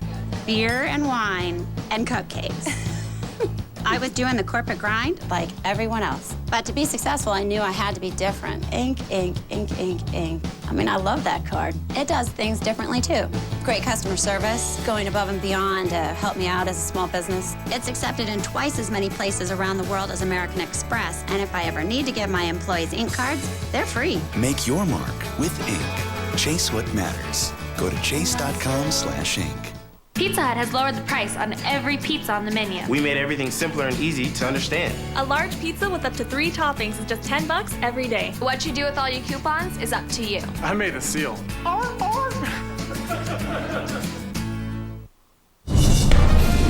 Welcome, everyone, to the Capital One halftime report. Darren Thomas having another terrific day. This one to 2-A. One of his 3 touchdown passes. 29-17 is the lead. John Saunders alongside of Jesse Palmer. And you're always going to be impressed with the offense of Oregon, but you're impressed with the other side of the ball. Oh, I really am. Oregon right now in this game defensively has held them to just 58 rushing yards. They've done a great job getting after the quarterback. They have 2 sacks so far. This is a defense that is so well conditioned because in practice they actually play at a faster pace than they do on game day. USC came into the game behind Matt Barkley, averaging 494 yards per game. The bad news now for USC, Oregon outscoring their opponents 156-23 in the second half of games, and Oregon gets the ball back first in the second half. It is crucial that USC is able to get a stop now to stay in this football game. How can they play at a faster pace in practice than they do in game time? Number 1 team, though, in the nation in the BCS is off. For USC's defense, it's just like this, Chris. Oregon's offense has more talent than USC's defense. So USC's defense must be sound and practice great technique. On the Michael James touchdown, they didn't practice great technique. They were so worried about him getting on the edges, they flew out of their lanes, leaving a gaping hole in the middle. He planted his right foot, went north to south, easy score. You got to make them earn those yards, not give them big plays. Bad news, Ducks get the ball to start the second half, and they're an overwhelming second half team. Nobody's held them under 14. If they get to 14, that means USC USC's got to score 4 touchdowns to outscore the Ducks. How are they going to do that? Matt Barkley, he's going to have to sustain drives and score points. That's the whole problem. They haven't sustained drives, especially in the second quarter. The first quarter, they mixed up a little wildcat. I thought that kept Oregon's defense on its heels. They may have to try to go back to that. The play action was working until you started to try to go throw the ball deep, held the ball too long, a lot of incompletions, then the INT. You got to start with a stop, though. So, Brent, Kirk, Aaron have the second half. Ducks up 29-17. Back after these messages and a word from your ABC stations.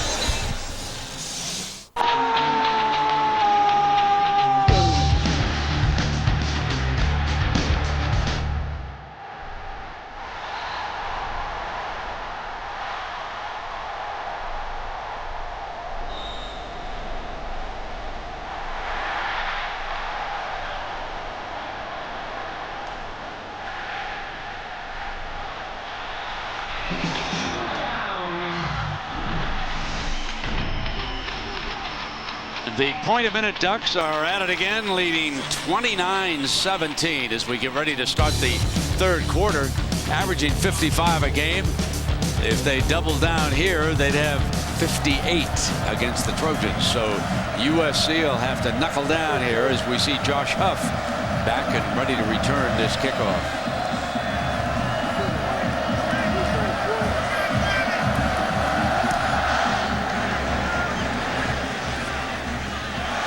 It at the 1, has to pick it back up. Well short of the 20, down at about the 16-yard line as we take a look at tonight's Southwest Airlines playbook. Believe it or not, the Ducks have had to come from behind 3 times in the first half. Now, LaMichael James, this is 42 of his 65 yards rushing. And then, Herbie, you and I agreed that the best play was Jeff Mayle's great catch. Well, great effort here. It looked like the ball might have gotten away from him, but the concentration allows Mayle to make that big touchdown, and the Ducks just kind of kept rolling there late in that first half. First down and 10 for Darren Thomas. That's LaMichael alongside, pulls it back on first down, and Paulson can't get the handle on it. Second down and 10 coming up for Oregon. And you talk about what can USC do to get back into this football game. They did force some 3 and outs, and you've got to get Darren Thomas and Oregon to third down and long, which means you win first and second down as a defense.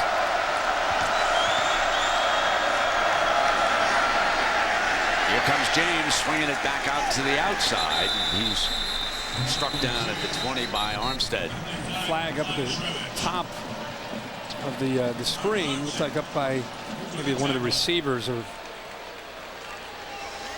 illegal formation on the offense. 5-yard penalty, main second down. And Chip Kelly knows this is an opportunity. I mean, 29-17 with Matt Barkley and the SC offense that at any moment could get hot. He knows that this is a big drive to be able to create even more space between himself and this USC team that is more than capable of coming back in a game. This will make it second down and 15.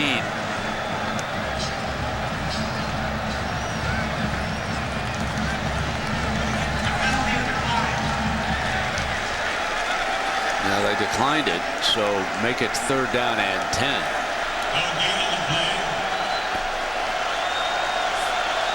Interesting that they were willing to trade and get a down out of that.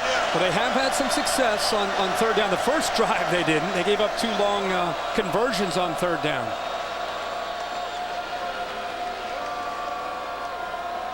Now, I don't believe it's back there at the original line of scrimmage. I think they were across it, and that probably should give them 3 yards. This probably should be about a 3rd and 7. George Hill, our stats man, says that would not be back at the original line of scrimmage. The penalty is declined. The ball will be put at the 20-yard line. So you let them have a 3rd and 7 from the 20-yard line. It's a completely different thing. I would say. In 3rd and 10 with this offense. Now, the way they run the football, they can run or throw here. Darren Thomas can run for 7 if they give him an edge.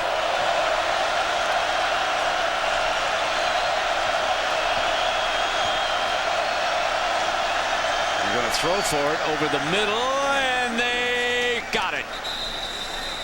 Horton was trying to hold Mayle out, but he could not. And Brent, who do you go to on third down and short to medium? You go to your clutch receiver, Jeff Mayo, who has a really good idea of how far he needs to get to be able to pick up that first down. SC decides to decline the penalty, gives Oregon a chance on 3rd and 7, and they convert. Well, that's a gamble that blew up on him.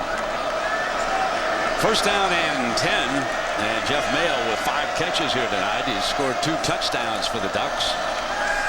Thomas going to an eye, and it is intercepted. Picked off as Horton tapped it up in the air, and it was caught by Casey. That's a good combination. 2 of the better players up front. 96 right to the left there. Gets his big paw on it. And how about the athletic ability of Casey? We kid about the Friday walkthrough for USC with the offensive lineman and the defensive lineman playing that walking football. And they're playing and catching the football and playing different games where they show some decent athletic ability. That time, Casey actually utilizing that to be able to make that interception. Quick reaction. Mark Tyler, the running back. First interception of the night thrown by Thomas. He has 3 touchdown passes. Now Barkley and the Trojans would like to strike. And there's penalty flags all over on this run by Tyler. Big face mask that time by Paysinger. He got a hold of Mark Tyler there and drug him to the ground with the face mask. Personal foul, face mask, number 35 in the defense. Half the distance to the goal. Automatic first down. You and I were talking. Paysinger, 35 in white, is going to reach his right hand, reach it out right there, and just pull him straight down. You and I were talking at the break. One of the things that USC's got to be able to do, all the talk about Matt Barkley, is not be afraid to get physical and run the football at this athletic but still undersized Oregon defense. Absolutely. First down and goal from just outside the 5-yard line. Havili, play action, fired. Touchdown, USC. They convert after the interception by Casey. And it's Johnson.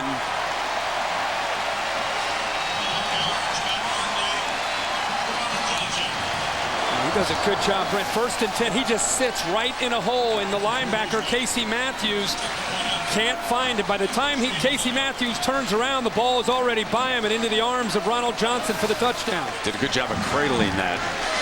Could have been getting away from him, and he was able to cradle it and turn over.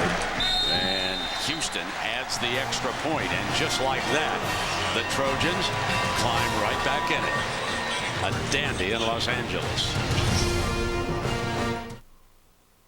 All fares can only be found at just one site, so don't you mess around. Here's a Southwest flight, what you hope to score, only Southwest.com. For tickets and more.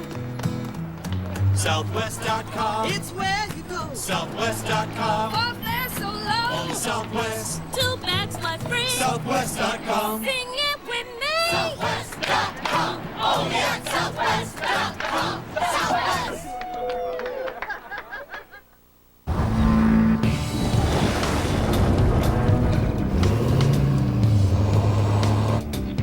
The power of a Duramax turbo diesel and rugged Allison transmission. Proven in the real world for more than 10 years and back for 100,000 miles. With more than 20,000 pounds behind you, shouldn't you put a trusted powertrain in front of you? Introducing the new Chevy Silverado HD, our most powerful heavy-duty ever. Taco Bell's new XXL Chalupa. Double the beef, loads of nacho cheese sauce, and tons of toppings in a monster chalupa shell. It's so big, you better call in a closer. Don't worry, kid. I got it. Go get him, Mo. Nope. Think outside the bun. I'm a Wrangler guy. Always have been, always will be. Wrangler 5-star premium denim jeans. For long-lasting comfort, the right choice is Wrangler. Wrangler. Real, comfortable jeans.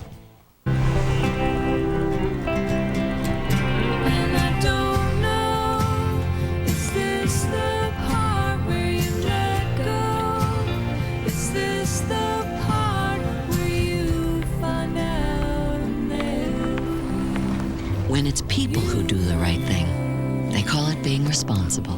When it's an insurance company, they call it Liberty Mutual. Responsibility. What's your policy? Liberty Mutual. College football in high definition is presented by Vizio. Back in Los Angeles, we're going to take a quick look at the Pacific Life Game summary and show you a comparison between these two quarterbacks who were announced as semifinalists for the Davey O'Brien Award this week. Now, that turnover just a short time ago by Darren Thomas allowed USC to climb right back in it. And Harfman with the ball on the tee, and Josh Huff back deep. The Ducks will have it on the 20-yard line. We check in down below with Aaron Andrews. Brent, I had a chance to speak with USC head coach Lane Kiffin coming out of the tunnel at the halftime, and he told me the story of the first half for his team. Pathetic offense, particularly on the third down. He said he totally wanted to see different change, different attitude. Well, you saw that. Stanley Havili obviously scoring the touchdown there. And guys, I spoke with Stanley, who, Kirk, you said has been around this program, an old fossil, if you will, as you reference to some of these guys. And he mentioned the respect is gone for this program. People don't respect us anymore. And this game and a win here would be huge for us. On the first down, that is LaMichael James. And with all that being said, in the first half, they did exactly what they needed to do to be able to get the crowd back into the game. Because, Brent, you talked about after that Aaron snap, the air has been lifted out of this stadium. They got the turnover, they capitalized, and now they're right back in this game. Second down and 6.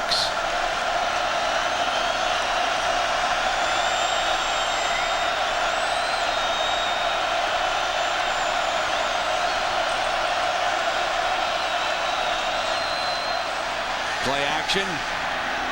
Thomas, and incomplete. Terrific coverage that time by Morgan, the linebacker, who dropped back.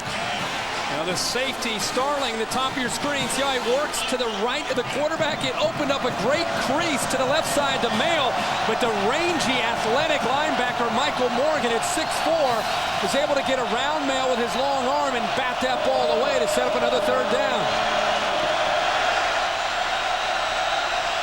Need 6. Don't get it over the middle this time. They went back to Mail, and the Trojans were ready. Had him bracketed. Horton closed in on him.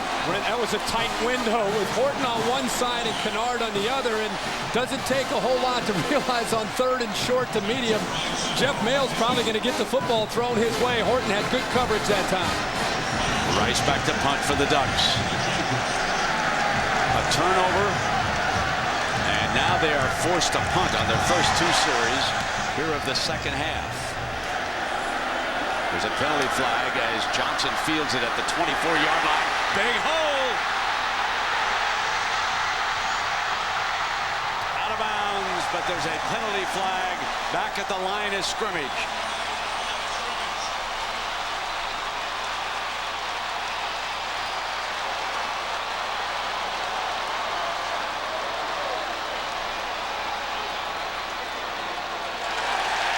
And it is against the Ducks.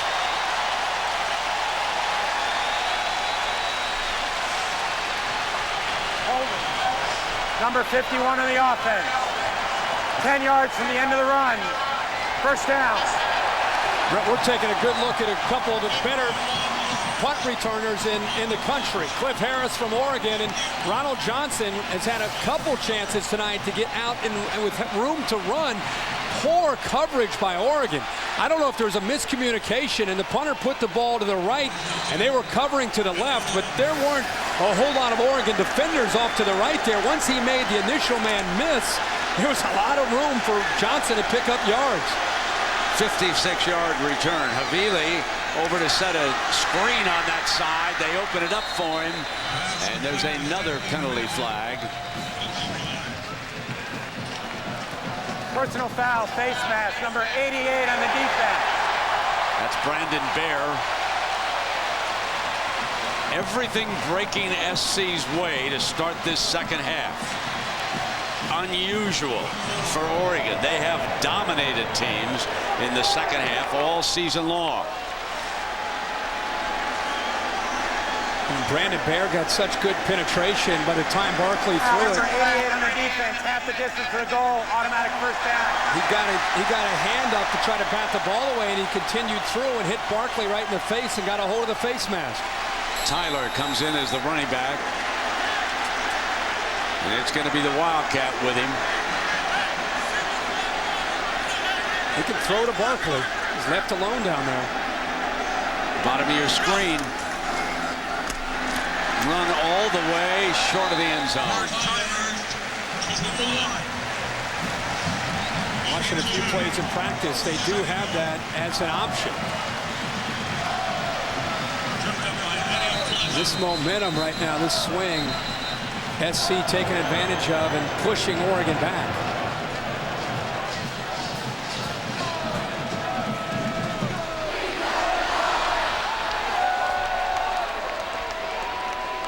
Pleasant coming over to the sideline.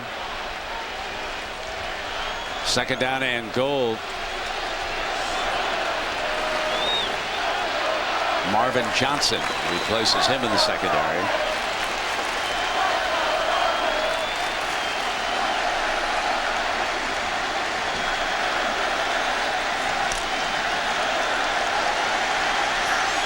Now it's Avili behind to the end zone. Stop. Second effort. Close. Third down and goal coming up. And the first hit that time was Casey Matthews. It's a pretty good look here in the pit. Oregon initially does get a good surge, and Brent, it is Matthews, but the effort by Havili, the knee is down. It's a good call that he's short of the end zone, but that effort almost created a touchdown. But the Oregon defense tenacious in this red zone. Here's a hurry up. Tyler is back in and into the end zone. The quarterback Matt Barkley kept it himself, and the Trojans regain the lead with two quick touchdowns here to start the second half, 30-29. That is Matt Barkley's first rushing touchdown of the season.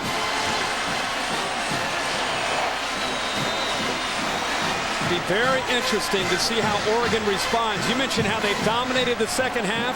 They've only given up 23 points coming into tonight, the entire second half, and already they've given up a couple touchdowns.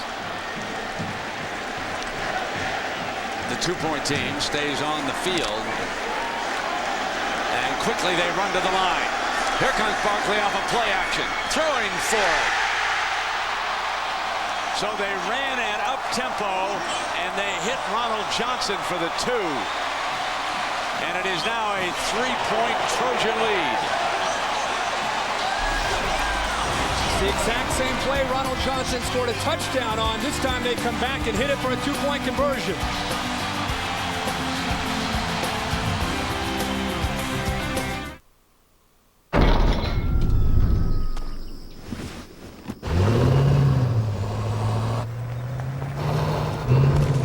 We gave it a new fully boxed high-strength steel frame and hydraulic body mounts for a comfortable ride. Because the things you carry are even heavier than the things you haul. Introducing the new Chevy Silverado HD, our most powerful heavy-duty ever. Right now, all over the country, Discover customers are getting 5% cashback bonus at restaurants.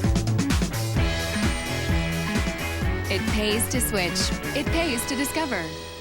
One appetizer plus 2 entrees equals Chili's $20 dinner for 2. Share an app like our Texas cheese fries. Then choose 2 entrees from 14 Chili's favorites, like our new sweet and smoky chicken crispers. The $20 dinner for 2, only at Chili's.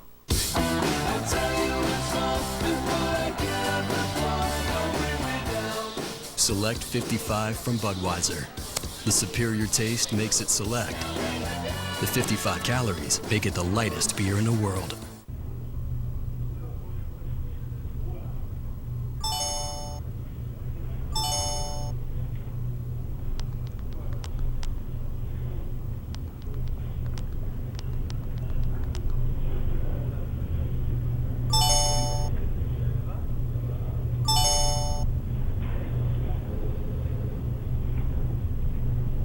John Hancock, The future is yours. Visit findtheanswers.com. Saturday Night Football on ABC, presented by Southwest Airlines. Find our fares online, only at southwest.com. John Hancock, the future is yours. And Chevrolet. Here in the Los Angeles Coliseum, Traveler enjoying the festivities. One of the best mascots in all of college football. Makes the rounds after a score. And now it will be the Ducks' turn. A turnover and forced a punt on their 2 series so far in the second half. And here is the freshman Huff coming out. 15, got an alley. Great speed. And he is brought down at the 31-yard line by Sharice Wright as we check in with Robert Flores in New York. All right, Brent, here's what's happening on SportsCenter right now, presented by Sprint. Little Big 12 update here for you. Number 9, Oklahoma, leading Colorado 13-3. Landry Jones to Ryan Broyles. And you remember Texas lost to UCLA earlier this year at home? Well, now they're trailing to number 25 Baylor 30-22. Robert Griffin III to Kendall Wright. Bears haven't won in Austin, Brent, since 1991. Amazing, Robert. And here, of course, the Trojans with a great burst to start the second half. And I may have said a couple of punts. Obviously, the interception to go along with the punt. They come back with the running game. LaMichael James and Harris making the stop. And Harris and Casey are now turning in big-time performances in this defensive line. And this Oregon offense has been here before in the second half when they had been down. The last game, you and I saw them play against Stanford. They were down and able to, again, maintain their poise, stick to the game plan, and get back to getting their momentum and a tempo going in the offense. Now, Herbie, that was in the friendly confines of Hudson. This could be a little bit different. Off turf, on natural grass, hostile crowd. Upwards of 90,000 here tonight, and they've climbed back in. Now they're trying to get LaMichael James going, and he dives for that first down. Casey riding him to the ground. We'll see where they spot it for him. And once they get close to getting that first down, this is where the tempo really comes in. LaMichael cut off on a cut back, runs to daylight to midfield. How about this jump cut? How about the acceleration? He literally stopped. He stopped right in front of the USC defender. And I know it's Casey. He's a big 3 technique, but he just stopped. And waited for Casey's momentum to take him by him and then accelerated by him to pick up that first down. You can only bottle up LaMichael James for so long. And LaMichael coming strong now on first down before Nick Perry brings him down. The big thing about this is when you get LaMichael James going, it opens up every other aspect of this offense. Darren Thomas's ability to pull it out and get around the other end. The play action passing game. Everything starts with James.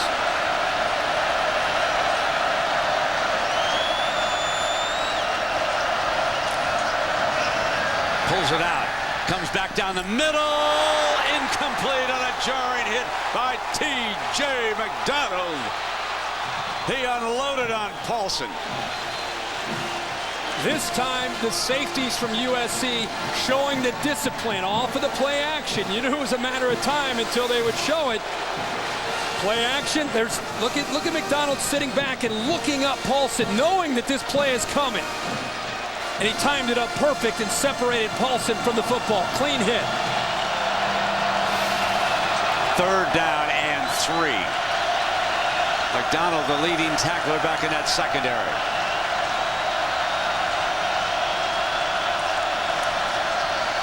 Thomas pulls it down, fires for the first down.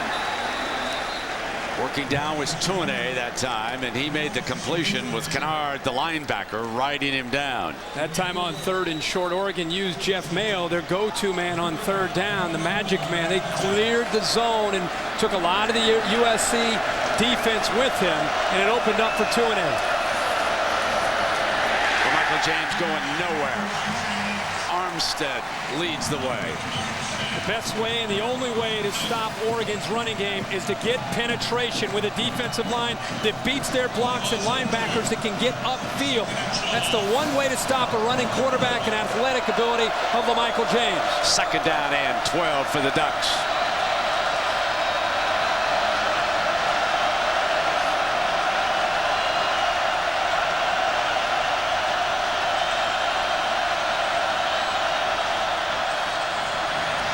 LaMichael James running to daylight. Brought down by Shane Horton, Wes Horton's brother. This is one of the things that Chip Kelly is looking at to decide to run the football. It's called a two-high safety look, and if they see two safeties back deep against concern about the pass, you got to be able to run the football into that look. 3rd and 5.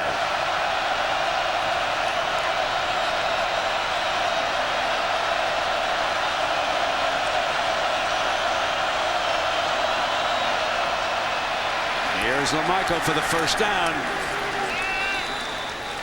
So they stick with the run as those safeties stay back, Herbie. Exactly right, Brent. McDonald here and the other safety on this side, Starling, gives them a chance to be able to get the numbers that they need. All they need is a few yards to pick up the 1st down. As long as those safeties stay back and respect the passing game, it opens up the running ability. Now you see who has to leave, LaMichael James, and so that means that the backup, Remine Alston, he's out to the right of the formation. He's number 5. Thomas will throw, incomplete, and he had Jeff Mayle. He had him and he knows it. That formation without a back in the backfield, Monty Kiffin's adjustment is to put one safety in the middle, and that means that Oregon more than likely is going to try to find a seam against that one safety in the middle of the field, that kind of look. And they had the look they wanted, just weren't able to make the play there to Mayle. 2nd and 10. Alston, and now fumble! Thomas pounces on it. One of the dangers in this offense is the mesh point. And remember, Huff 4 has been playing a lot of receiver this year as a true freshman. A little miscommunication between Darren Thomas and the true freshman, Josh Huff. Primarily a wide receiver. That's a delicate balance between a quarterback and a running back when you're reading a defensive end, and what he's doing determines what to do with the football. 12th play of this drive coming. 3rd and 13 for the Ducks.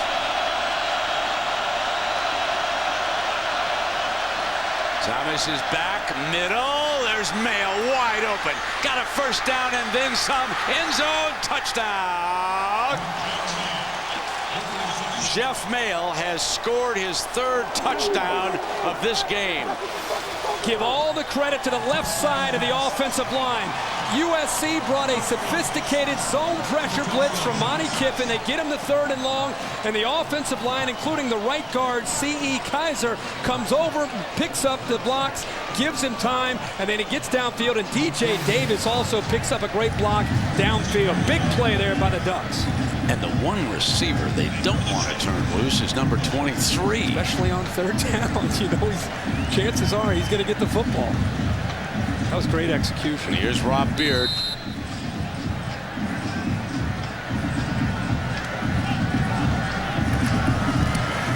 Tacks it on.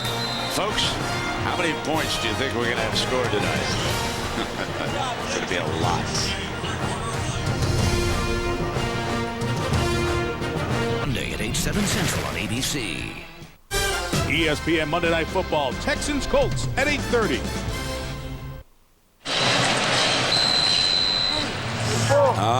The busy Duck. He had to do a mighty 36 that time, and he made it.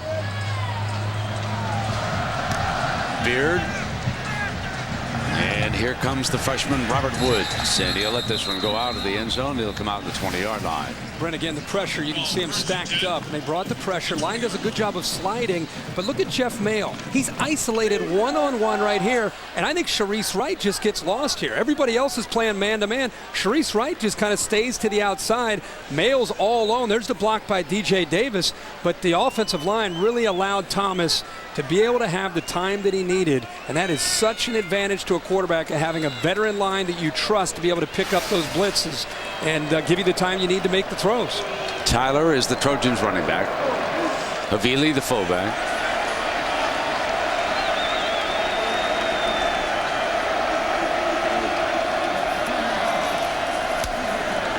Play action. Barkley far side and got it complete to the outside, and tight end Rhett Ellison, his first catch of the night.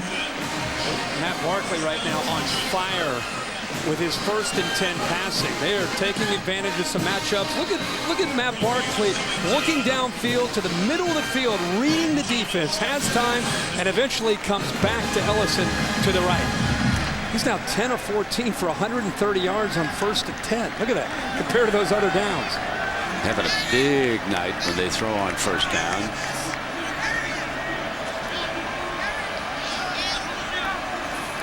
Havili through the formation, deflected, incomplete. So a great deflection by Lacombo, the linebacker. Well, Farmers Insurance bringing you aerial coverage of this game in the Coliseum tonight. And coverage for your auto, home, life, and business. Farmers Insurance.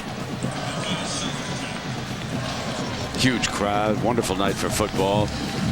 USC ineligible for a bowl game this year, so this, according to many, is the USC bowl game. They trail Oregon, ranked 2nd in the BCS, 1st in the human polls by 4. Barkley completes it in underneath, and he comes back to the freshman Woods. It's tough to be able to run that kind of play, basically that flanker screen, a jailbreak screen, back into the boundary, especially when the defense picks it up and reads it as quickly as Kenny Rowe and the Oregon defense did that time. You're almost getting them to try to buy in that you're going out to the width of the field, the strong side of the field, and you come back, and Oregon just sniffed that out from the very beginning. 3rd and 8, and let's see what Aliota has dialed up from the press box. 3 down linemen. Empty backfield. He rushes 4, high and incomplete, and the Trojans are forced to punt. Showing the 3-man look they've shown all year on 3rd down, rushing 3 and dropping 8. It's been a big part of their strength as a defense, and they brought Eddie Pleasant late as the fourth rusher, but everybody was covered, and Matt Barkley had nowhere to go with the football and opts to just throw it away. LaMichael James is going back to return this punt.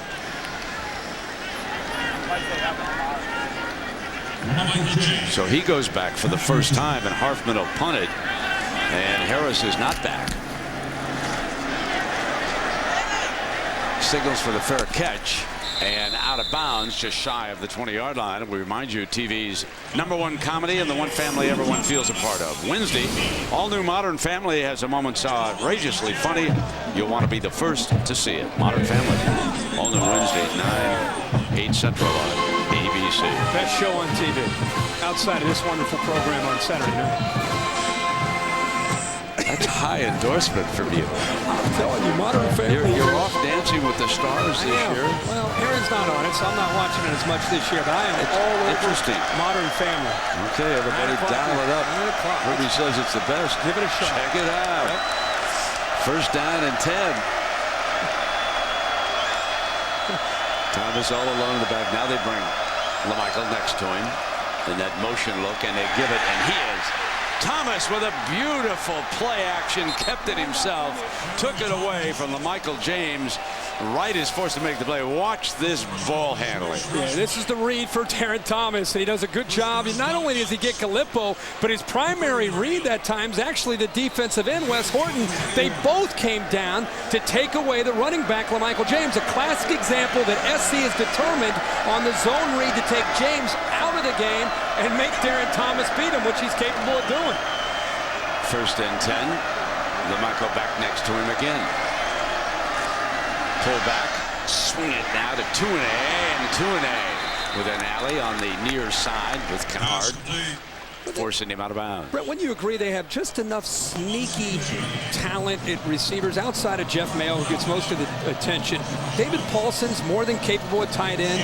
2-A, they'll mix in Josh Huff, DJ Davis. They've got just enough weapons to make you respect every phase of the offense. And they spread it around. Yes, sir. 2nd and 3. Michael trying to get the first down and could not. T.J. McDonald. It's a great tackle by T.J. McDonald, and it tells Chip Kelly the safeties are starting to cheat up here. And when Chip Kelly sees that, maybe not here on 3rd and short, but usually that indicates if 7's going to come up close to the line of scrimmage, you've got to go over their heads.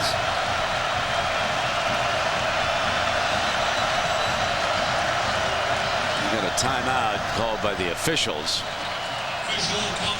They're going to have a measurement. They're bringing the chain out. Again, that yellow line is unofficial. And there's an update from down below, Herbie, that McDonald has limped off the field. I saw that Marshall Jones came in for him right after that big play there on 2nd down. I'm sure that information has been relayed to the Oregon sideline by now. I think Aaron's saying that it looks like it could be cramps, getting stretched. Yeah. He's had a big game tonight, especially coming up to make plays and run support. We saw Taylor Mays for years here make plays, but McDonald will take a backseat to nobody at that safety spot. He is a fine-looking football player. 3rd down and 1. Of course, McDonald's daddy played for over a decade in the National Football League. Was a great player here at USC. He is here tonight watching his son. 3rd down and 1.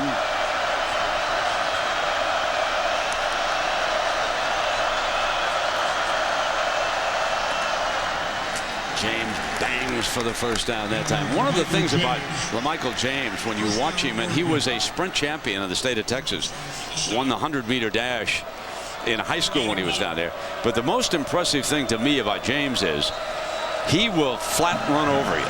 He is a powerful and fast running back.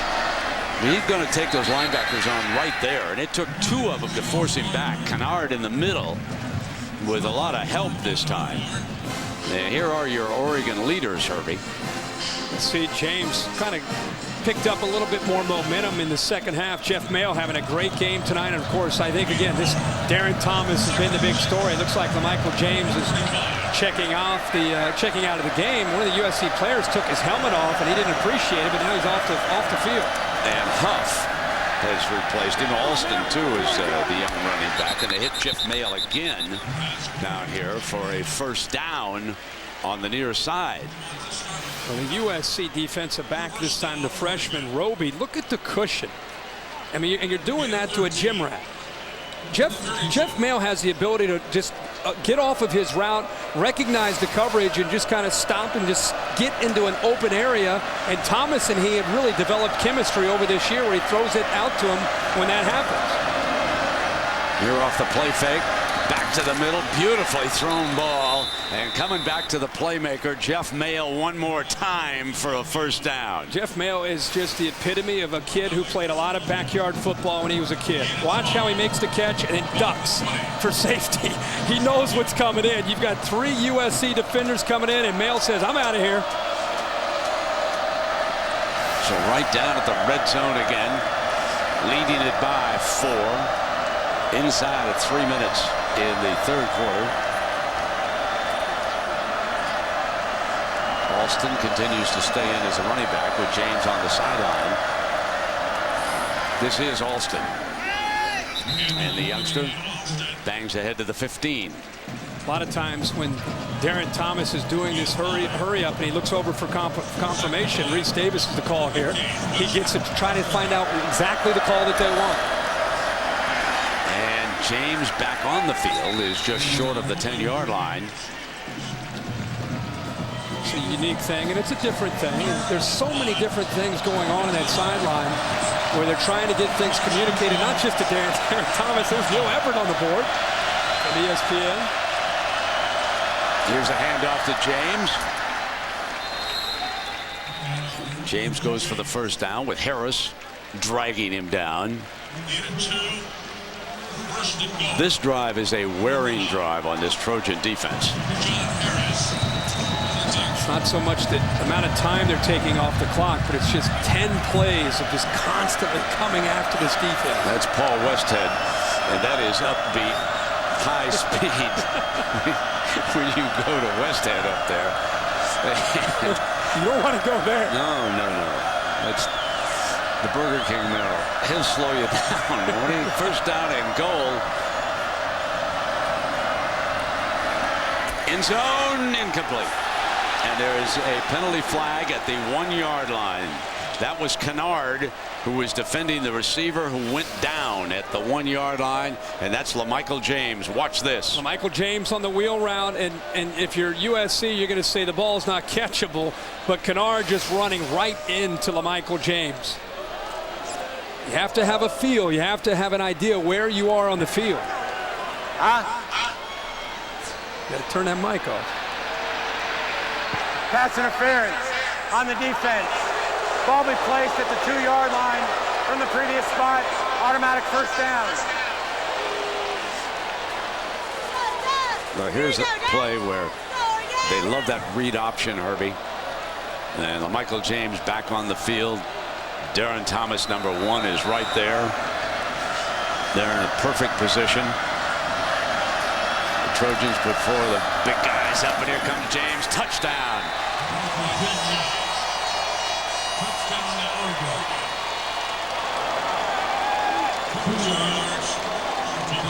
An offensive machine. Remember how this half started? Absolutely. The Trojans had 2 quick touchdowns down here. Exactly. They were able to take advantage of an interception and a touchdown and a punt and a touchdown. And all of a sudden the crowd's in the game and everybody's thinking, uh-oh, USC's got what it takes to be able to win this game. And it's not over. But Oregon, to their credit, has come right back down with a couple scores of their own. So here's a question. How come the humans understand how good they are and the machines are having a little trouble with this team? Well, those machines are going to wake up in a hurry. They better. Duck, get down there for 43 more, baby. One-handed? No. I said, okay. Get after it. And today's big picture, Herbie, brought to you by Sony. We had some big stories. Michigan State losing for the first time. Yeah, Michigan State had a magical season going. Lost today to Iowa. Give Iowa a lot of credit for being able to get that done at home. And Michigan State looked like a charmed team, but that ended today. Nebraska, took on a Missouri team that we saw last week, and I think they exposed them a bit. They got Missouri on the road in Lincoln. Defense played outstanding, and Nebraska gets a big win. Florida in overtime, able to knock off Georgia, and looks like that Florida-South Carolina game down the road could set up I know you're going, a big showdown to determine the SEC East. And is there an update in Austin? I have one. Baylor 30, Texas 22. Let's go to Waco. 30-22 Baylor. Final. How do you lose to Iowa State and Baylor in the same year? Let's throw UCLA in there too. Both games in all three of those games in Austin. Yeah, and Baylor now is 7 wins. That's a great story. They're going to a bowl game this year. And oh, by the way, they're in the battle for the South title. Why not? Robert Woods coming back for the Trojans. So we've had 75 points scored in this game. Sunday NFL Countdown presented by ABM on ESPN Sunday at 11 a.m. Eastern. Chris Berman and the gang. How about Brett Favre? Is he going to play? Is he going to try it despite those 2 little fractures? Well, we'll find out. Randy Moss returns to New England. So all the big stories will be coming your way on ESPN Sunday. I want to say something about the Countdown show in that game, because I have a chance last couple of Monday nights to watch him before the Monday night game. That is one of the best pregame NFL shows on television. The show before the Monday night game, where they look back on everything and they project what's going to happen. They've digested a lot of information. So, yes, I know Sunday is Sunday, but don't forget that. I think you'll enjoy it. Come on, man. Come on, man. I love it. I love it. It's good. Don't you love Jackson when he says, come on, man? Come on, man. Here we go. First down and 10. Barkley in trouble. Bears got a hand on him. And let's check in down below with Aaron. Brent, USC's defense, they're going to need the offense to get it together, because right now they are gassed. Number 91, Jarrell Casey, he wasn't even out there on the field when LaMichael James ran that touchdown in. He actually was on a knee trying to catch his breath. You have guys cramping up. You have guys drinking as much Gatorade as they can, so they need the offense to stay out there as long as they can. Aaron, interesting that we speculated, we talked about, would 2 weeks be enough, and how do you prepare for Oregon's offense? And, you know, is the depth there for USC? Do they have what it takes to hold up in the second half? And to hear that story and to hear that they're already gassed and we have another quarter to go, not a good sign for SC. Last minute, if they can somehow put together a scoring drive, they give themselves a chance here in the fourth quarter. Havili, fine receiving fullback. Well, their offense still has a chance to be able to execute, and you never want to count out Matt Barkley, but you wonder the fatigue as the game goes on, how that could eventually catch up to them in this fourth quarter. And it goes to the conditioning program that Oregon runs, those early morning practices.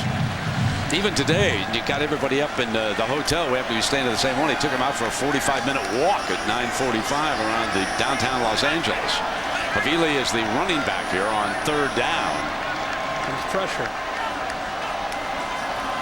Trying to get to him. They cannot. First down. A beautiful throw by Barkley to David Osbury, number 9. Big fella. 6'4", 235-pound senior who's been around, and that time just used his body. What a big advantage that is over Jackson, who's undersized at about 185 pounds.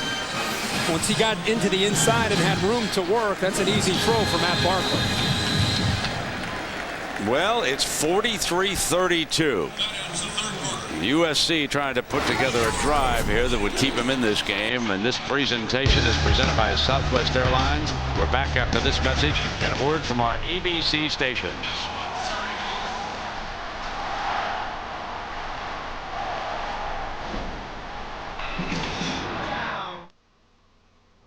From the outside, you can't appreciate the wraparound contour of its 12-way power driver's seat, or the ice blue interior LED lighting.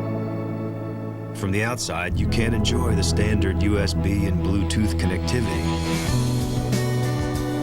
But once you're behind the wheel, that's when you discover the beauty of the sport-injected 2011 Regal from Buick. Pizza Hut has lowered the price on every pizza on the menu. We made everything simpler and easy to understand. A large pizza with up to 3 toppings is just $10 every day. What you do with all your coupons is up to you. I made a seal. I love Tabasco on my pizza because unlike some sauces that mask the flavor of food, Tabasco brings out the best in every bite. Like this one, for instance. So much more than hot. Something colossal is coming. An event that will bring the biggest names in music together for one incredible night. The CMA Awards with Rascal Flatts, Keith Urban, Kenny Chesney, Zach Brown Band, Lady Antebellum, Taylor Swift, a duet with Kelly Clarkson and a country superstar, and the country music debut of Oscar winner Gwyneth Paltrow. The country can't wait. Thank you so much! For the CMA Awards, live Wednesday, November 10th. Hosted by Brad Paisley and Carrie Underwood on ABC. Meet Scott, a guy who loves his neighborhood. Hey, Jason, what's up, man? That's why Scott's an OnPoint member. Couple things? Nice. He values a connection between where he lives and where he does his banking. Well, thanks, man. Hey, it's good to see you, man. That community connection means banking dollars stay in the local economy for the people and businesses that need it.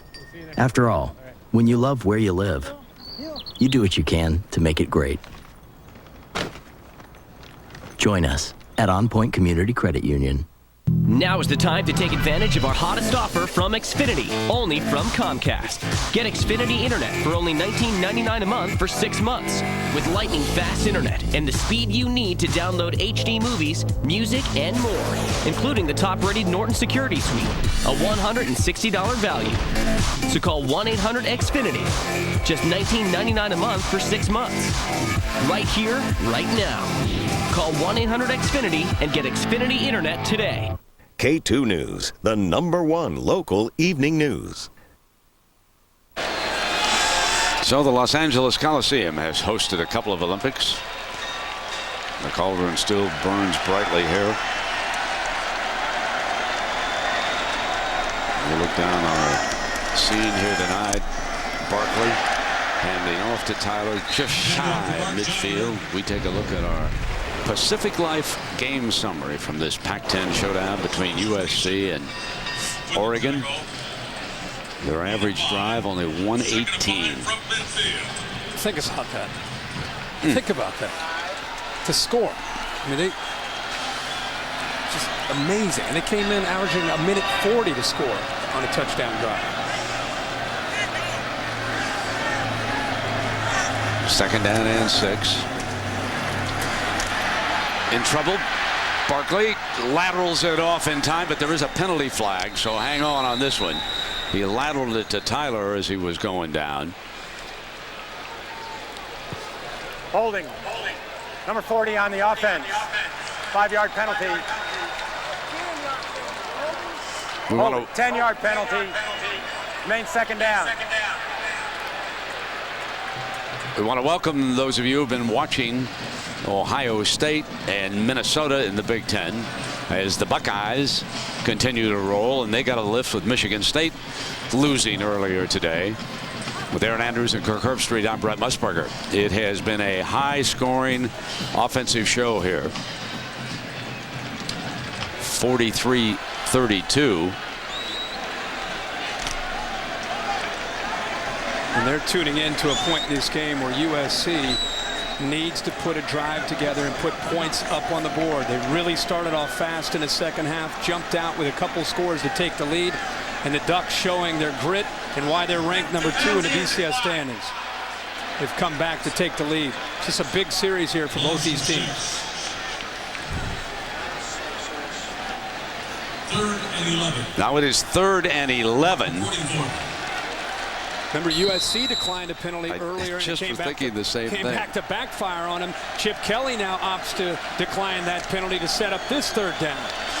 Havili can run the wheel route. He is right next to Barkley.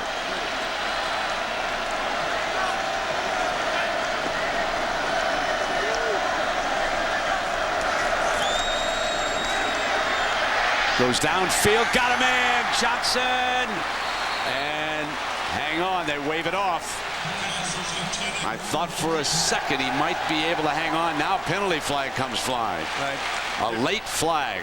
Brent, there's no doubt about it. It's a point of emphasis in the NFL, college football, even high school football, that when the safeties lead with the crown of their helmet, that there are going to be penalties. And Boyette that time looked like, to me, he led with the crown of his head. The play on the field is deemed to be an incomplete pass. After the play, unsportsmanlike conduct, number 14 on the defense. 15 yards from the previous spot. It was a very late flag which came into the field. I agree, but wait, look at with that. You lead with your helmet. I'm shocked. Did you think shoulder? I thought he was with his helmet. Anytime you lower your head and you come through, he may have hit him with his shoulder, but if you lower the attempt to lower your head into a defenseless receiver, these are the calls we're seeing that are causing the controversy. They didn't call that as a penalty. It was for Gilden taunting after the play, but boy, it looked like it. Yeah, seriously. All right, so Tyler now is the running back. We've got a 1st down and 10. And Tyler, there was some taunting. I want you to watch number 14 here. That's Lewis. Now watch him as he walks by the fallen Johnson, and that's what incurred the flag. Yep. It came very late on the field, and the umpire, you could see, was coming right back, and he had a perfect view of it. 2nd down and 5. And here's C.J. Gable in as a running back. He's been on special teams tonight trying to shake off an injury. This is his first play from scrimmage, however, tonight. Fires and almost intercepted. There was Harris. Cliff Harris stepping in on Ronald Johnson that time. Cliff Harris has been out on an island today most of the game against Johnson and Woods on the other side. The true sophomore gets turned around. The ball is thrown just a little bit in front of Ronald Johnson, but Johnson had a step on him to the inside. The ball's a little bit closer. He makes a big play there. Havili in here, Herbie, on this 3rd and 5. They send 3 receivers out toward the top.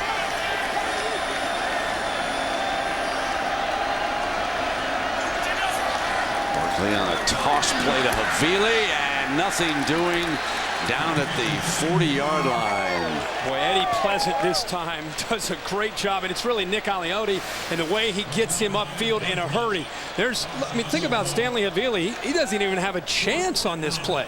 By the time he gets his hands on the ball, Pleasant's right there. What do you think of that call, Harvey? Second time on third down that we've kind of seen them just not do what you'd expect him to do on third down with Lane Kiffin. Typically, Lane Kiffin, West Coast offense, they're attacking, trying to pick up the first down. Now they're going to go on 4th and 9, trailing it by 11 with 12:30.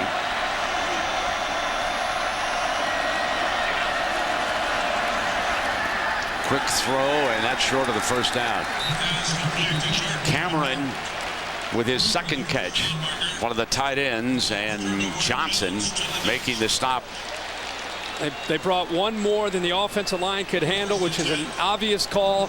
Get the quarterback to get the ball out of his hands on 3rd and long. Lane Kiffin, you go back to 3rd down, had to be thinking 4-down territory where you maybe pick up 5 or 6 and get it to 4th and short. You got to believe that for the second time, he's going to go back to a 3rd down call and wonder if that was the right call. I would also question the use of Havili on the toss play. I might want to second guess that with some of those bright young speedsters that they've got back there. Here's the handoff now. This is James. The Ducks will try to grind it right down, leading it by 11.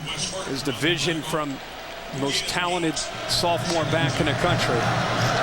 On 2nd down, here comes Thomas coming to the outside. He's got the first down. Right in the corner over on him. There's the young man from Houston, number 1, who has stepped in here, replaced Jeremiah Masoli, and he has done a fabulous job of orchestrating this high-tech offense of Chip Kelly. 282 yards now through the air with 4 touchdowns, and he's also run for 34 yards. But more importantly, making good decisions once again for the Ducks offense and executing this upbeat offense flawlessly. Michael James to midfield. And of course, I'll remind everybody to stay tuned after the game for your late local news over most of these ABC stations. Then over on ESPN, turn over to SportsCenter, post-game analysis and highlights and scores from around the country. Another very busy Saturday, and SportsCenter will be on right after the Michigan-Penn State game. Nittany Lions with a good performance tonight. 2nd down and 8.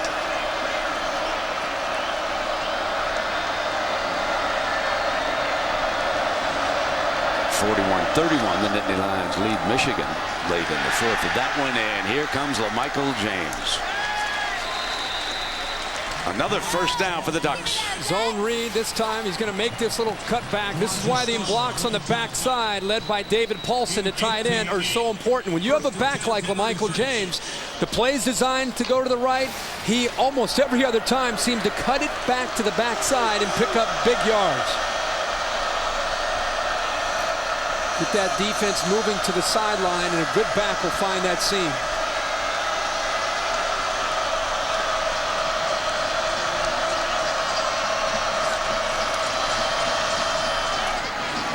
James slips through to the 30-yard line, and Morgan making the stop. So the Ducks are moving the clock, marching down the field, lead it by 11, and they're about to bring up the Lee Corso play.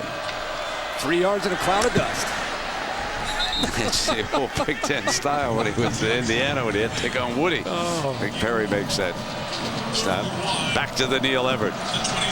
Here comes the Moose formation. With the Moose. 3rd down and 1. Here comes Thomas. That's the play you want. I like the Neil Everett play. Pull that ball out of LaMichael James when it looks like he's going to be able to pick it up. Perry comes down. You make a good read, get a kick-out block, and pick up big yards. 1st down and 10. Alston in as the running back.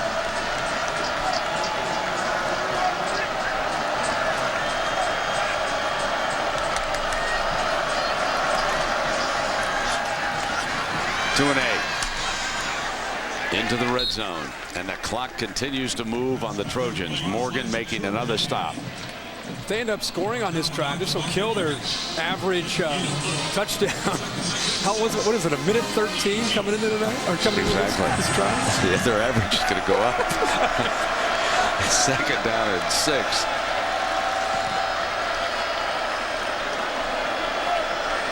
It's got to be killing them to work the clock like this.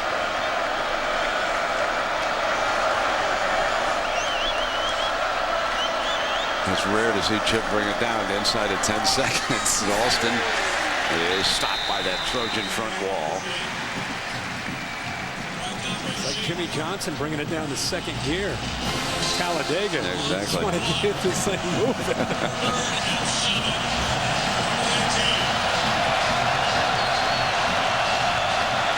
Third and 7.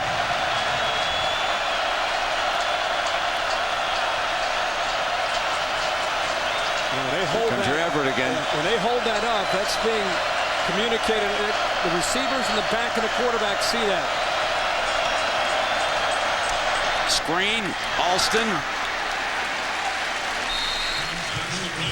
Close to the 15. Horton making the stop. Up by 11. Field goal puts you up by a couple touchdowns, but you've got SC on the ropes. Chance for the knockout punch. What does Chip Kelly do here? What would you do? I think you go for it because you have confidence in the way. I would go for it because you have confidence in the way you have confidence in the way your quarterback's making decisions, and you're in a situation with 4th and short. You can run and throw. But I understand this. I didn't see the Herb Street card down there on the sideline. I've been asking about that. What do Brett and I got to do to get on the board? It's a good call. 2 touchdowns. Yeah, it really is. Yep. Might as well put it on that. Absolutely. On 4th down. Absolutely. Big night for the Ducks in LA. All right. Let's spread the word. Hey, ladies, how are you? Where's the only place to find Southwest low fares online? Southwest.com. Southwest.com. Southwest.com. Bring them in. Stop. So how many places can you book Southwest tickets online? Just one. There's only one. Southwest.com. Southwest.com. So what is the only place to find Southwest Airlines tickets online? Only at Southwest.com. Nowhere else online.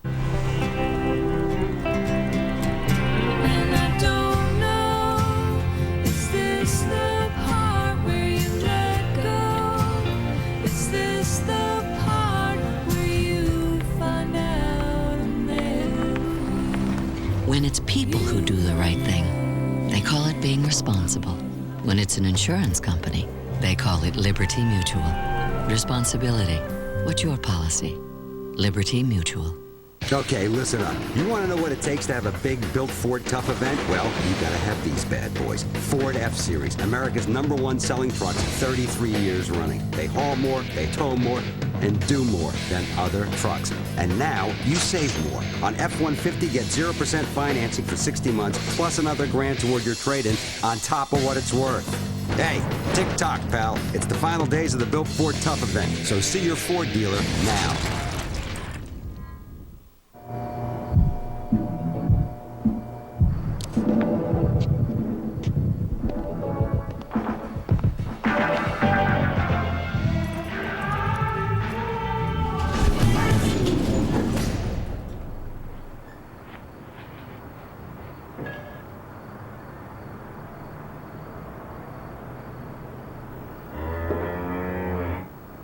The new spicy chicken sandwich, now at Chick-fil-A. Well, Dancing with the Stars is the new #1 show of the new season. At ABC Monday, they're celebrating the 200th episode. Your favorite stars from seasons past will return to dance and to judge. And that means, no, not the duck, our Aaron Andrews will be returning to Dance with the Stars. I'll tell you, Aaron, that duck, a pretty good dancer. You might want to take him to tomorrow night's show. I'm a little nervous because I have to walk down those stairs on Monday night without my partner. That could be disaster.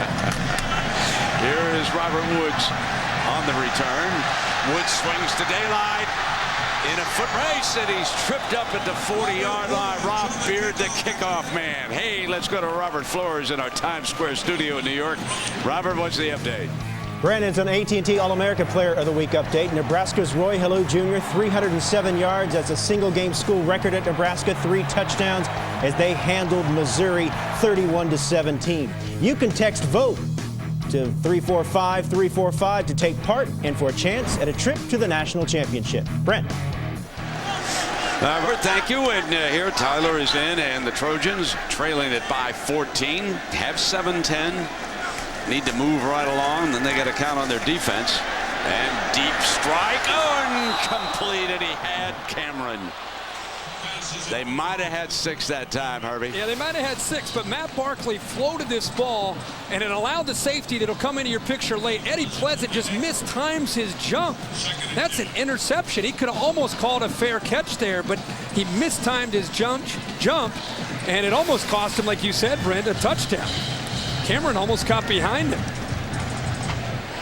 2nd down and 10. Barkley leaves for the Wildcat and now thinks better of it. Now he said, I do have the Wildcat. I'm going over to the right side of the formation. And Tyler. Oh, Lane Kiffin had to call the timeout. USC. I'm not sure that you want to be running the Wildcat when you're down by 14 points and you got Barkley's right arm. I'm not sure that you take the ball out of his hands in this situation. Coach knows best. Timeout. Does this get good gas mileage? Yeah.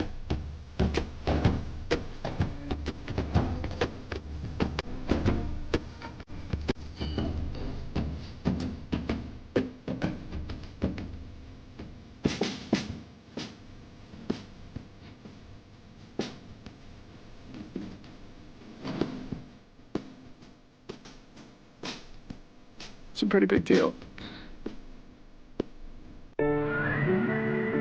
During its first year, a humpback calf and its mother are almost inseparable.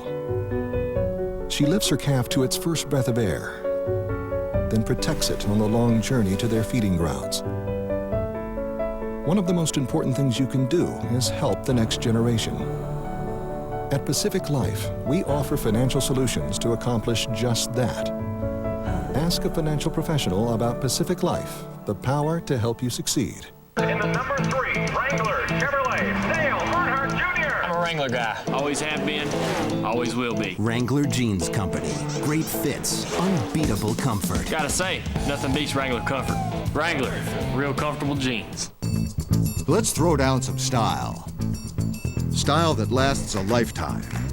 What do you say we get the look we want, the softness we need, and an unbeatable lifetime stain warranty for whatever life throws at it? Then, let's save big on the installation.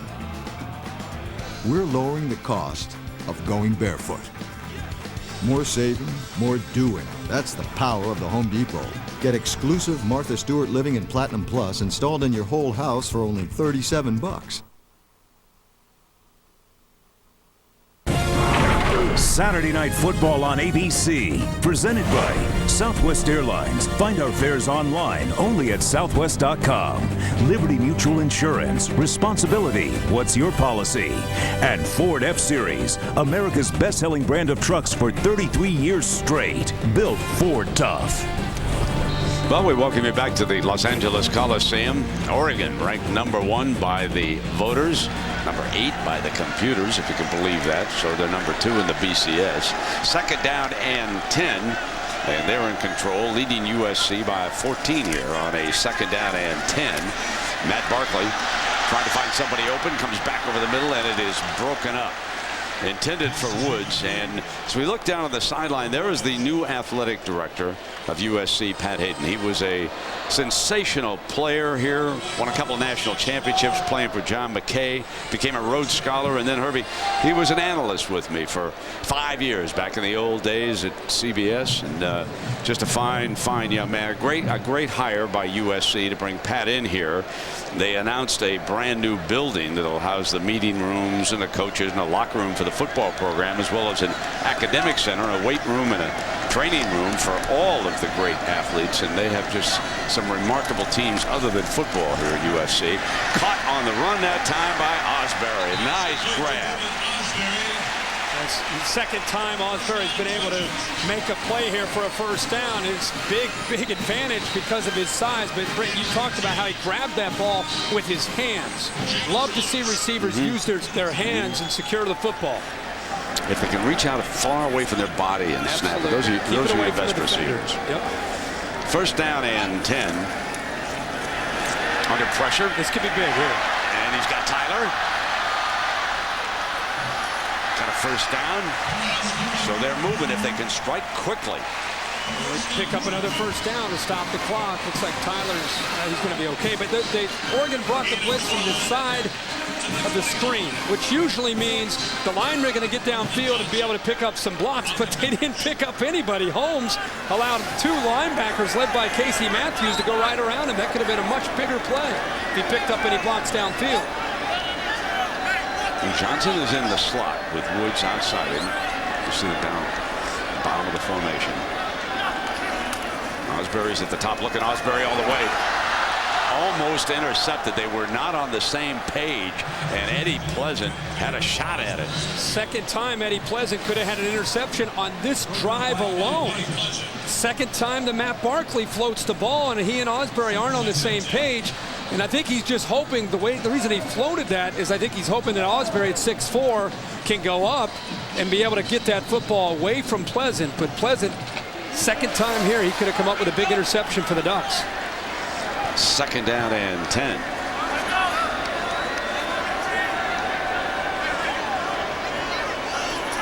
Three down linemen. Here comes Havili. Good straight line runner. Crashing toward that first down marker here. Now 5:45 left. Barkley and the Trojans need to hurry. One thing was obvious. They've got to get the ball into the end zone against this Oregon defense. It's one of the best in the country. Red zone defense. And then they've got to get a stop against Darren Thomas and the Ducks. Or an onside kick.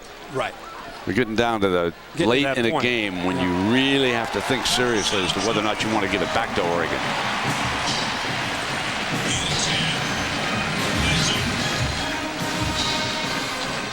But first things first, you're exactly right, Harvey. They've got to strike into the end zone here. They're in the red zone with a first down. They've got terrific weapons on the outside. They can keep him honest with his running back by committee.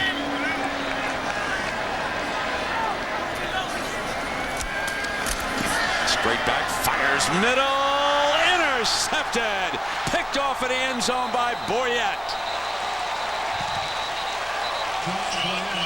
A crushing interception, and if you're a Duck fan, you can start to celebrate. One of the best safeties in the Pac-10 just picked this off at the goal line. Third pass that Barkley's thrown in this drive that could have been intercepted where he floated it, and this time Boyette makes him pay for it. You know, Boyette's known to be kind of like the T.J. Ward of this defense, where he's really physical. That time, how about the finesse? How about the athletic ability to be able to secure that football basically with his fingertips to get that interception against Barkley? Boyette is from Napa. He was a tremendous two-way star in high school as a running back and a safety. Played a little quarterback, I believe, from time to time. And here comes Thomas now, and the Ducks and Chip Kelly will start to chip away at this clock. You know, the last 3 Oregon drives, when you think about what Chip Kelly has orchestrated, they go 69 yards in 12 plays, 82 yards in 11 plays, 47 yards in 11 plays, 17 points they've put up in their last 3 drives. See that play clock ticking down. Usually the ball's already snapped. They're trying to eat as much clock as they can.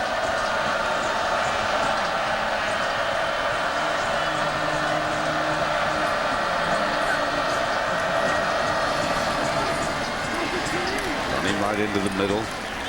That's his 31st carry for LaMichael James. And here are their possessions, Harvey. The scoring drives and how long they took, huh? Look, you're right. The time is the thing that's impressive. And the consistency, how about being able to sustain drives 12, 11, and 11, 9 early in the game? USC's, this game may be out of reach. When you're trying to build a program back up, little things like finishing the game are a big thing. Showing some pride, playing hard, keep being aggressive, keep tackling. It's a big things when you're trying to get a program to go to the next level. Not this. Bursting.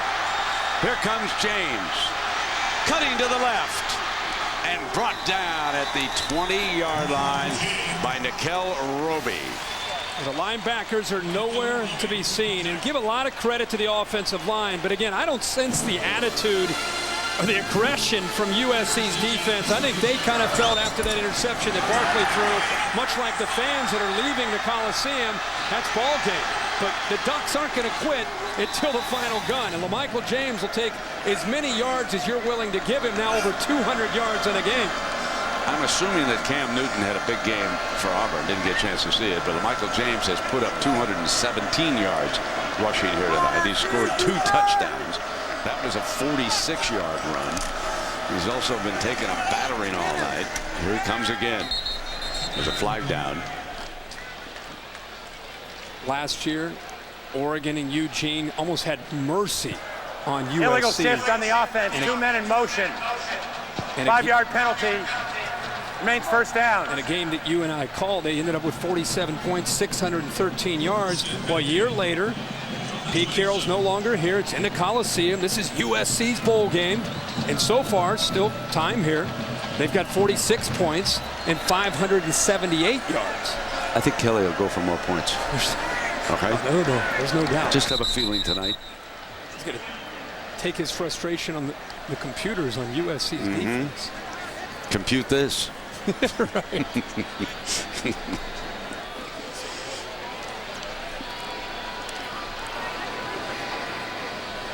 You know, another thing, Herbie, as we watch them tonight, if you're a referee or a member of officiating crew and you're assigned to an Oregon game, you better be in shape too. You better get your track shoes out. I want to remind everybody to stay tuned for the Ford wrap-up after the game, and remind your fans to log on to bcstailgate.com. bcstailgate.com, your chance to win the ultimate tailgate F-150. You know, assuming that Oregon's able to hold on here, start to think about the BCS standings and their schedule, and down the road, everybody seems to be talking so much about the Civil War in Corvallis in early December, but still a long way to go for Oregon. You know, the trip to Cal. It's a game where Cal's they're undefeated at home this year. And, you know, and they have Arizona still to play. Well, let us take a break here. Penalty's going to be declined. Ball be placed at the We'll be right back. 20-yard line. It'll be second down. Timer, please reset the game clock to 3 minutes and 28 seconds. Stadium's half empty. Oh, yeah. It's amazing.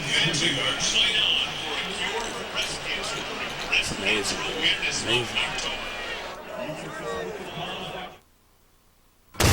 This is Dr. Love! And this is Dr. Pepper Cherry. It's got a little kiss of cherry flavor. You want cherry? How about a little kiss?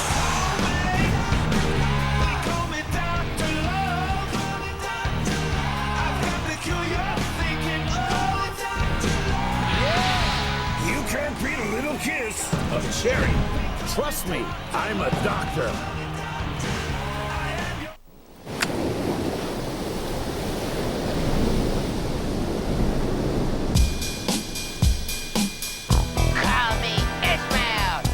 Moby Dick. Searching for Moby Dick.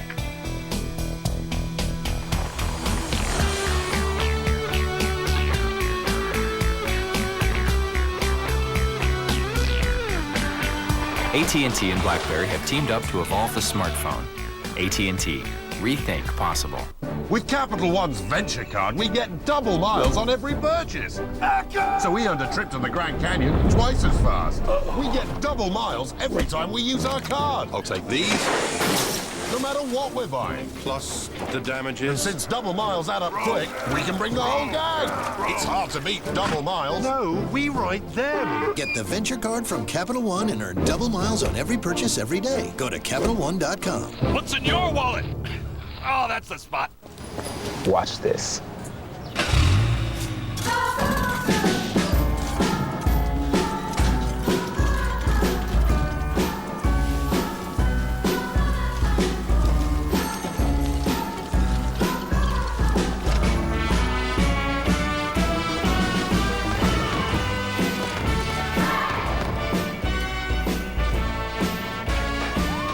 It's a pretty big deal.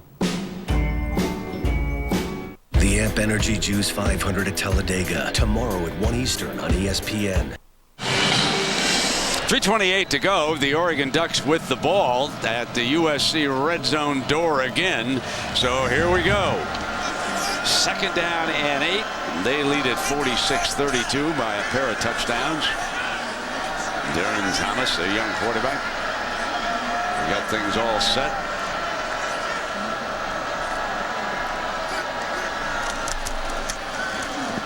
Michael James down to the 15-yard line. Gallipo makes a stop. You know, Herbie, we want to thank some people up here who do a lot of hard work for us, who set this booth up week after week. Dana 11 down from Chula Vista way. He leads the way with Doc Severinsen. He's our A2. That Doc does a great job on audio.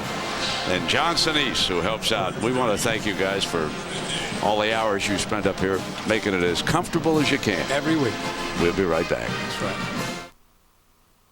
Look, if your best football story is some Glory Days tale from a two-hand touch pickup game, do your friends a favor. Enter the Ford F-150 BCS Tailgate Sweepstakes. Win this and you'll be talking about a trip to 4 BCS games, including the championship, and have a shot at the ultimate tailgate F-150. Yeah, that's a new 2011 F-150, customized with a tailgate grill, 5 satellite-powered plasma TVs, and an Xbox 360. Bet your friends won't mind hearing about that. Enter now at bcstailgate.com.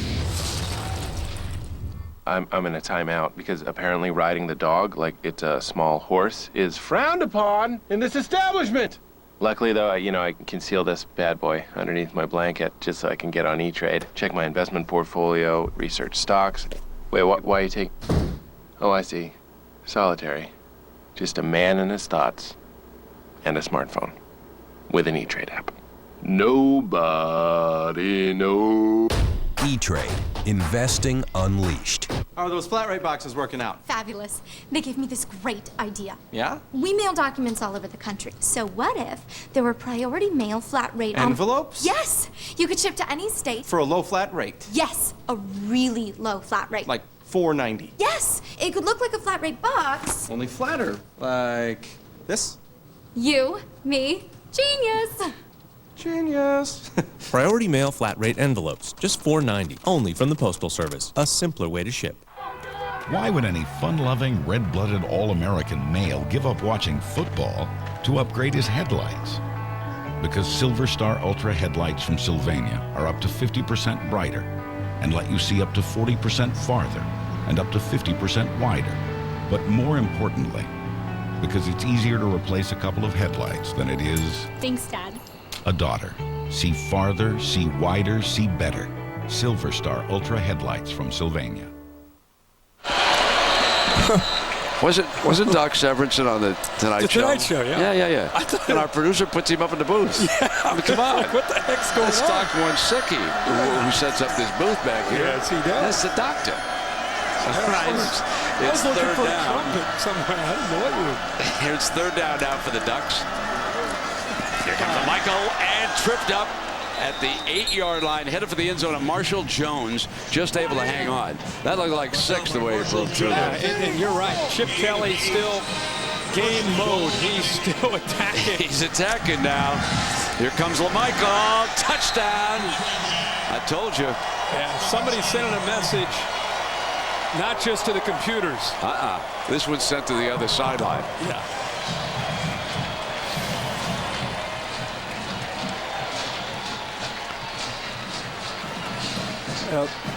Michael James had, 40 or 50 yards in the first half? Yes. Oh, he had, most of it. Had about 60. We had 42. 68 yards, but he has now 239 yards and 3 touchdowns. And here's our man Beard tacking on the extra point. Now, after this touchdown, George Hill has computed the number of push-ups. When the Duck finishes, he will have done 252 push-ups here tonight. He does this every week. He's got to be the best conditioned Duck. No question. Ever. Best conditioned mascot. Here he is. Get ready. Here he comes. He likes an audience. Oh yeah. Here comes a 53 for you, folks. Count him out with the Duck. Huh? It's going to be a long year for the Duck. He's going to be in great shape by the time the holidays come around. Absolutely. Would he like to be down in Glendale for the championship game on the 10th?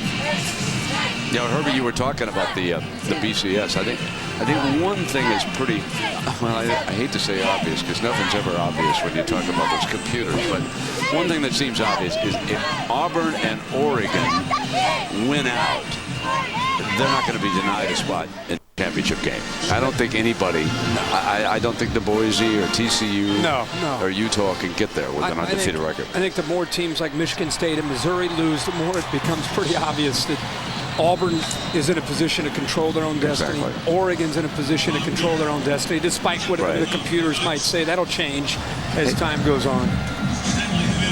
Here we go, kiddo.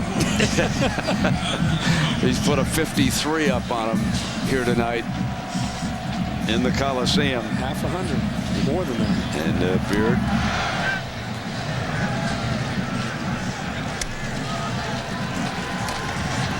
The Woods is coming out. And we're talking about the BCS rankings, and to get your first official word, remember it'll be revealed at 8:15 Eastern tomorrow on ESPN. So that's every week. The BCS Countdown Show presented by Vizio. Sundays at 8:15, and then it switches on over to ESPNU at 9 o'clock. And during the week, all those experts over on the U, that's a good show. They'll talk about how the rankings turn out. Dylan Baxter on the field for the first time tonight, the freshman, as the Coliseum has all but emptied out.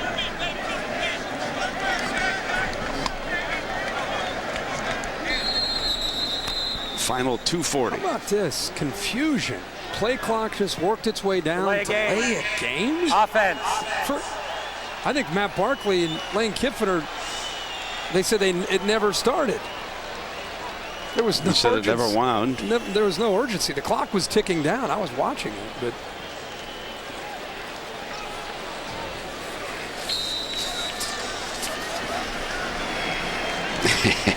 give him an iced tea. Yeah, of course. Take a cold one. Here's a handoff now. And Farmers Insurance brought you aerial coverage of this game here tonight. Coverage for your auto, home, life, and business. Farmers Insurance. Nice to have them along with us. You can see how the Coliseum has emptied out here. And they're coming along with one of their youngsters. That's Dylan Baxter, a very highly regarded freshman recruited by USC. You know, we've talked so much about BCS standings and whatnot. Sometimes some of the other storylines get a little lost. A Duck be interested in this. Texas losing to Baylor, we talked about earlier. Michigan favored at Penn State, losing to Penn State. Notre Dame loses to Tulsa. Oregon, that's their first Three charge of the timeout. winningest programs of all time. 30-second charge all timeout. sitting here wondering what is happening, especially Michigan. Something just went on down there. He said, be sure to keep your helmets on. That's what he just looks like he yelled to his team. Yeah. But I mean, all these teams losing. You think about Rich Rodriguez. He started 5-0, quieting some of the cynics, and now they've, lost, I believe, 3 in a row. For more information, log on to USCTrojans.com or call 213-740-GO-SC. Third down for Barkley and the Trojans. Final 2 minutes.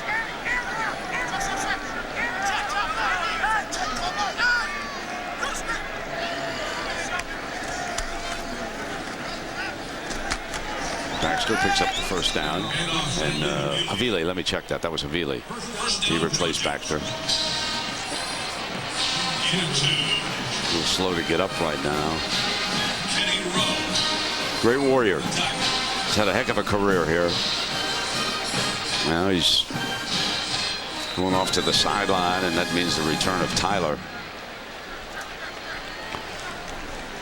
So this loss is not coming down to a field goal at the end of the game. This is a pretty emphatic defeat for USC at the hands of Oregon here tonight. Robert Woods the target. This team will have to regroup after this one, Herbie. Most impressive thing for Oregon is not only score 53, but the way they were able to come back time after time in this game on the road in the Los Angeles Coliseum against USC. That was a very determined team tonight. They got down, they came back. They got down, they came back. They got down, and they came back. I agree. Remember, they gave up 2 touchdowns to start the second half. Johnson's a free. No, he overthrew it. You almost wonder if Johnson lost sight of that ball and slowed up a little bit on it. He's checking out. So. 3rd and 10.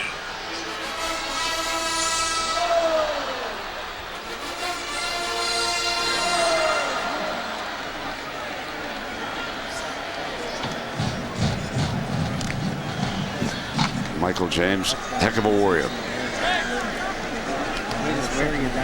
Rushed for 239 yards here tonight. Thomas threw for 288, 4 touchdowns, and only that 1 interception early in the second half.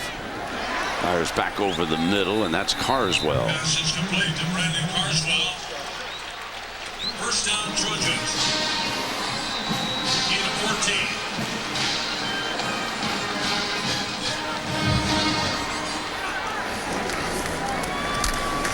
Here's the handoff to Tyler. Close to another first down. Wait, Mark Tyler, who's been fighting injuries his whole career, just seems like every time he carries it, he seems to get up with a little bit of an ankle or just something seems to always be bothering him. Havili checks in. Near side, drop it off to Ellison. Ricky's son. So the Trojans bringing it back down the field here with 56 seconds. They'd love to tack up a touchdown before this game ends. It's just all at this point, this game is over, but you're still constantly trying to not just compete, but continue to work and continue to grow. I mean, both sides actually are trying to finish this game out. Oregon wants to be able to hold up here, come up with a turnover, but SC's trying to build for the future. Snaps it off to Havili to the 13-yard line.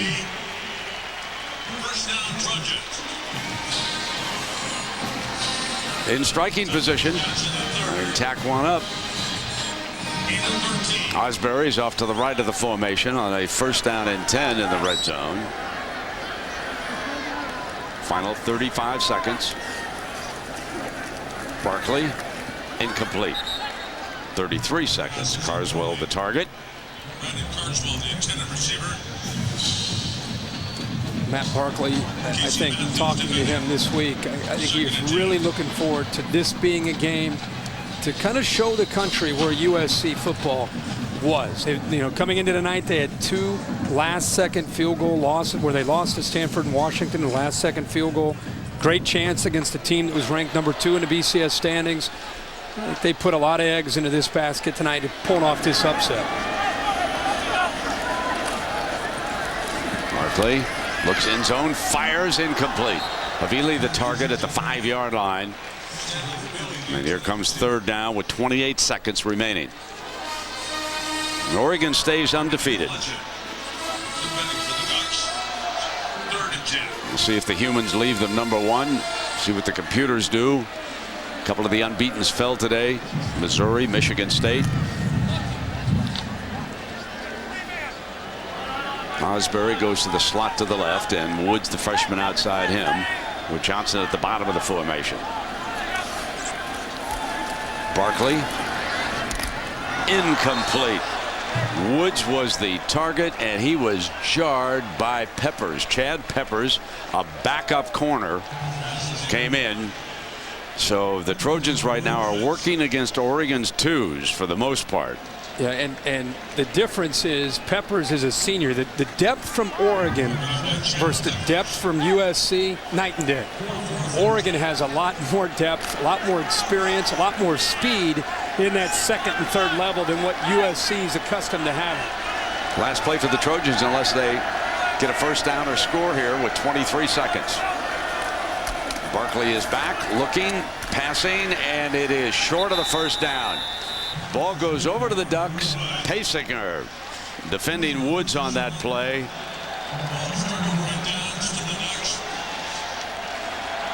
So as you look ahead, here is their remaining schedule. They go home and they'll be heavily favored against Washington. Then they'll go down to Berkeley to play California, take a week off, and then come the two major tests on a Friday night in Autzen, Arizona, and then over in Corvallis, the Civil War on December 4th. And wouldn't Oregon State love to knock them out of a shot at the national championship? The Ducks are going to win it. Remember the Stanford game last year where they were a little maybe underestimated Stanford and got beat? That game is Cal this year. They've got to be ready for Cal. Presented by Chevron.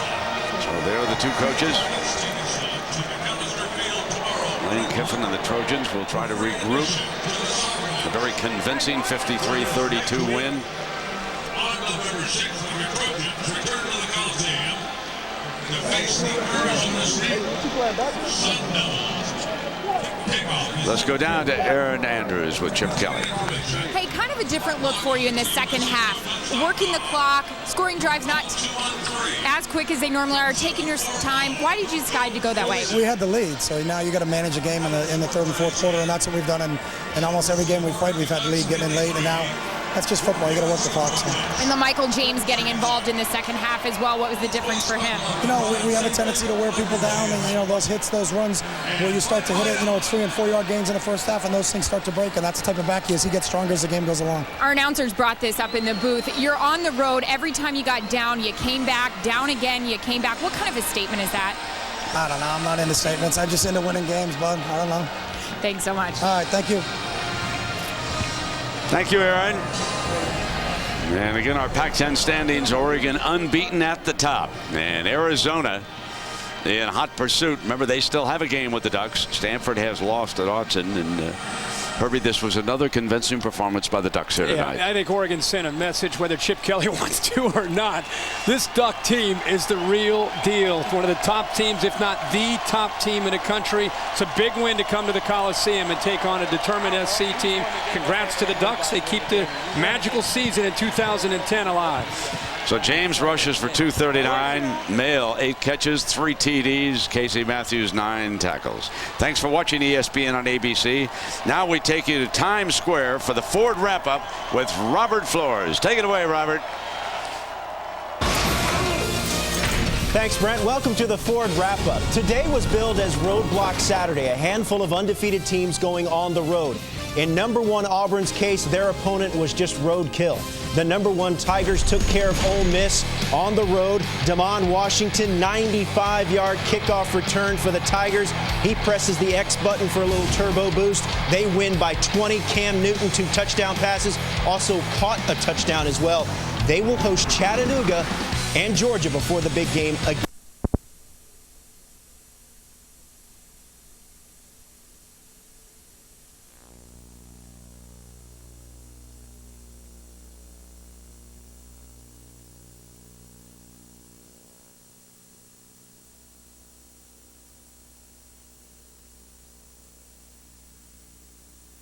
Intentional walk. He had a double back in the fourth. USC down 29-17. Matt Barkley with a strike for Ronald Johnson. USC trails 29-24. Later in the third, Barkley plunging forward with the quarterback sneak.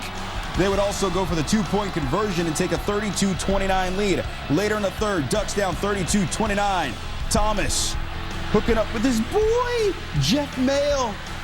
In for the touchdown, Oregon. The Ducks, they lead it 36-32. LaMichael James, I'll have some of what he's having. 239 yards, 3 touchdowns. Oregon rolls 53-32.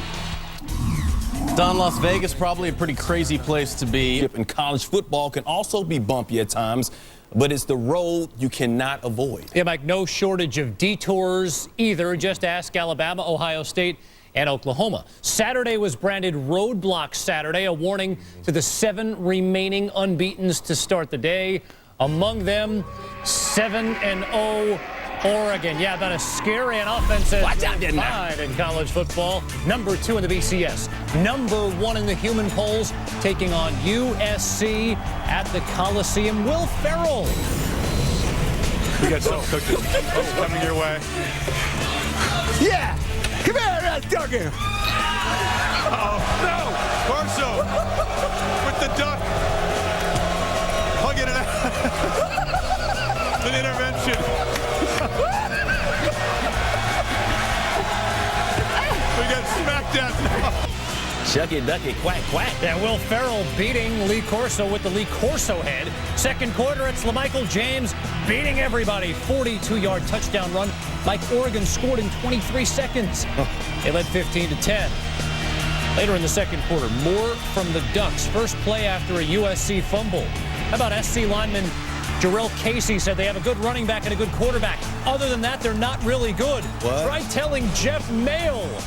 Great diving catch into the end zone. Oregon scores that time in 9 seconds. One play, 45 yards. Third quarter, this is Ronald Johnson. He said, we have speed also, and we're going to utilize it and show this defense what they haven't seen all season. Right there on the special teams, setting up a 1-yard Matt Barkley touchdown run. Next Oregon possession, Ducks, 3rd and 13. Wow. Thomas to Mayle, down the sidelines and in. Oregon back in front of USC, 36-32. 5.5 to go in the fourth. SC down 46-32. Matt Barkley picked in the end zone by John Boyette. Costly turnover. Next possession for the Ducks, it's James. 45 yards this time. He'd finally be brought down near the 20-yard line, and then 4 plays later, why not? James up the gut, 239 yards, 3 rushing touchdowns. Oregon wins 53-32. Well, as you mentioned, number 1 has been knocked off the last 3 weeks. Cam Newton and Auburn holding down that ranking this week as they rolled into Oxford, and there's your Heisman leader, Eli Archie Manning, at the game, rooting on their alma mater, and odds will go 14-7 later in the drive. Later, Pryor showing off the guns. Dane Zatzenbacher, 39 yards later.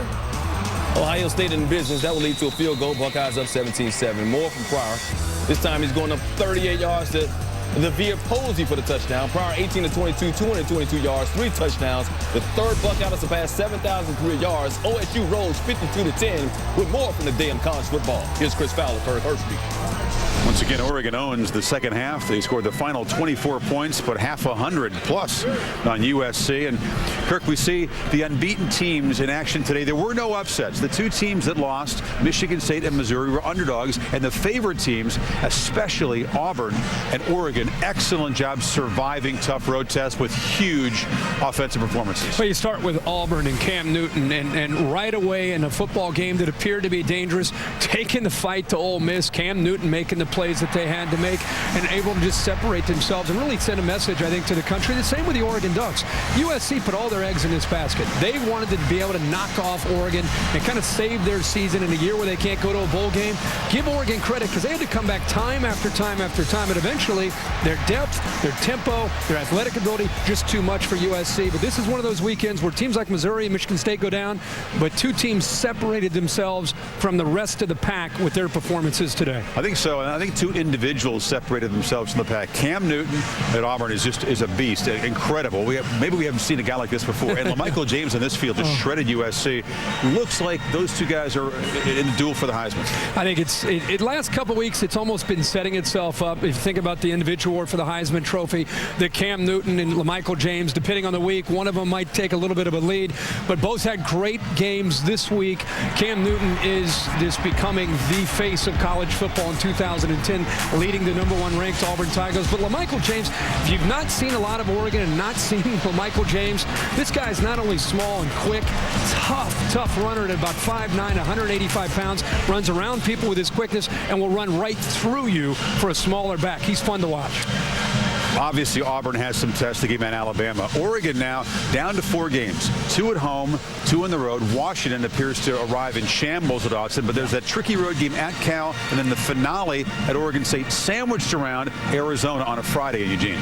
In my opinion, Oregon, with all due respect to Washington, they're going to be able to get by that game. I agree. There's going to be a lot of attention on the Arizona game, but it's at home. A lot of attention on the Oregon State game. The one game that's a trap game is at Cal, because Cal's been a bit of a roller coaster team this year. Great at home, awful on the road, but they get them in Berkeley. Remember last year when Oregon dominated USC and then just kind of went through the motions at Stanford and it caught up to them? Maybe this veteran team can learn from that experience and show up these last 4 games ready to go, because to me they control their own destiny, obviously, to get to Glendale. Couple notes. Joe Paterno will go for 400 career wins next week because Penn State surprised Michigan, and Matt McGloin, the former walk-on, a monster performance, a quarterback for Penn State in beating. Yeah, that was huge for Penn State and huge for Matt. I kind of had some fun on game day, so Matt, congratulations to you and to Jay Paterno. But on the other side, it's for Michigan, team that started 5-0. Rich Rodriguez excited. Now they've lost 3 in a row, and you got to wonder what's going on now in Ann Arbor. And in South Bend and Austin. Horns lost 4 of 5. There's denial down there in the state of Texas. College football powerhouse is not what they used to be. Coming up off Roadblock Saturday, which teams have the clear path to the BCS Championship? Find out Sunday, 8:15 Eastern on ESPN. Reese Davis anchors our coverage of the BCS Countdown Show. Mike, life is good when you're Tony Parker. Oh, yeah, and his wife, Miss Parker, just don't know. The Spurs guard agreed to a new 4-year, $50 million extension Saturday. He had 13 against the Hornets. Spurs down 1 at the half, third quarter. This is Willie Green. 7th-year man out of Detroit. He had 12 off the bench. It was a 5-point game with 2:30 to go. Manu Ginobili just 2 of 11 from three-point range, but he led San Antonio with 23. Problem is 30 seconds to go. Chris Paul breaking ankles like that woman from Misery. He had 25. Hornets win it 99-90. Rockets, Nuggets, Houston 0-2, but playing his home opener Saturday night. Melo still in the Nuggets uniform and putting in the work. Look at his spin move. And Yao, you just got served. Posterized, baby. Nuggets here on a 3-on-2 fast break. Carmelo gets it from Aaron Aflalo, the foul in the bucket. 15 points at the half, 24 for the game. Third quarter, Melo. Oh, Melo. Oh, you fancy, huh? Nice dish to Nene for the jam. Cuts the lead to 2. Then Al Harrington. Wide open. See me, 3 me. Harrington, 28 points in just 29 minutes. Rockets 0-3 for the first time in 11 years. 107-94. The Gators and Dogs serve one of college football's top rivalries, an overtime treat. And Virginia adds injury to upset. We'll show you why Saturday was a short day for Canes QB Ja'Cory Harris. Plus, streaking down the sideline and making the extraordinary look easy. Don't miss Saturday's top plays.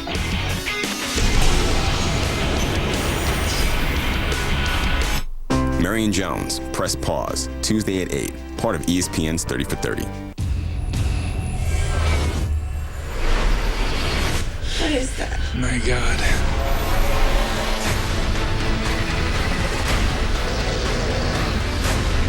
We're at war. We have to try. Once you look, it grabs hold. Skyline, rated PG-13. ETFs? Exchange traded funds? Don't just give me 10 or 20 to choose from. Come on. TD Ameritrade introduces commission-free ETFs with a difference. More choice. Over 100 ETFs. Chosen by the unbiased experts of Morningstar Associates. Let me pick what works for me. For me. For me. The ETF Market Center at TD Ameritrade. Before investing, carefully consider the fund's investment objectives, risks, charges, and expenses. Contact TD Ameritrade for a prospectus containing this and other information. Read it carefully before investing. From the outside, you can't appreciate the wraparound contour of its 12-way power driver's seat or the ice blue interior LED lighting. From the outside, you can't enjoy the standard USB and Bluetooth connectivity. But once you're behind the wheel, that's when you discover the beauty of the sport-injected 2011 Regal from Buick.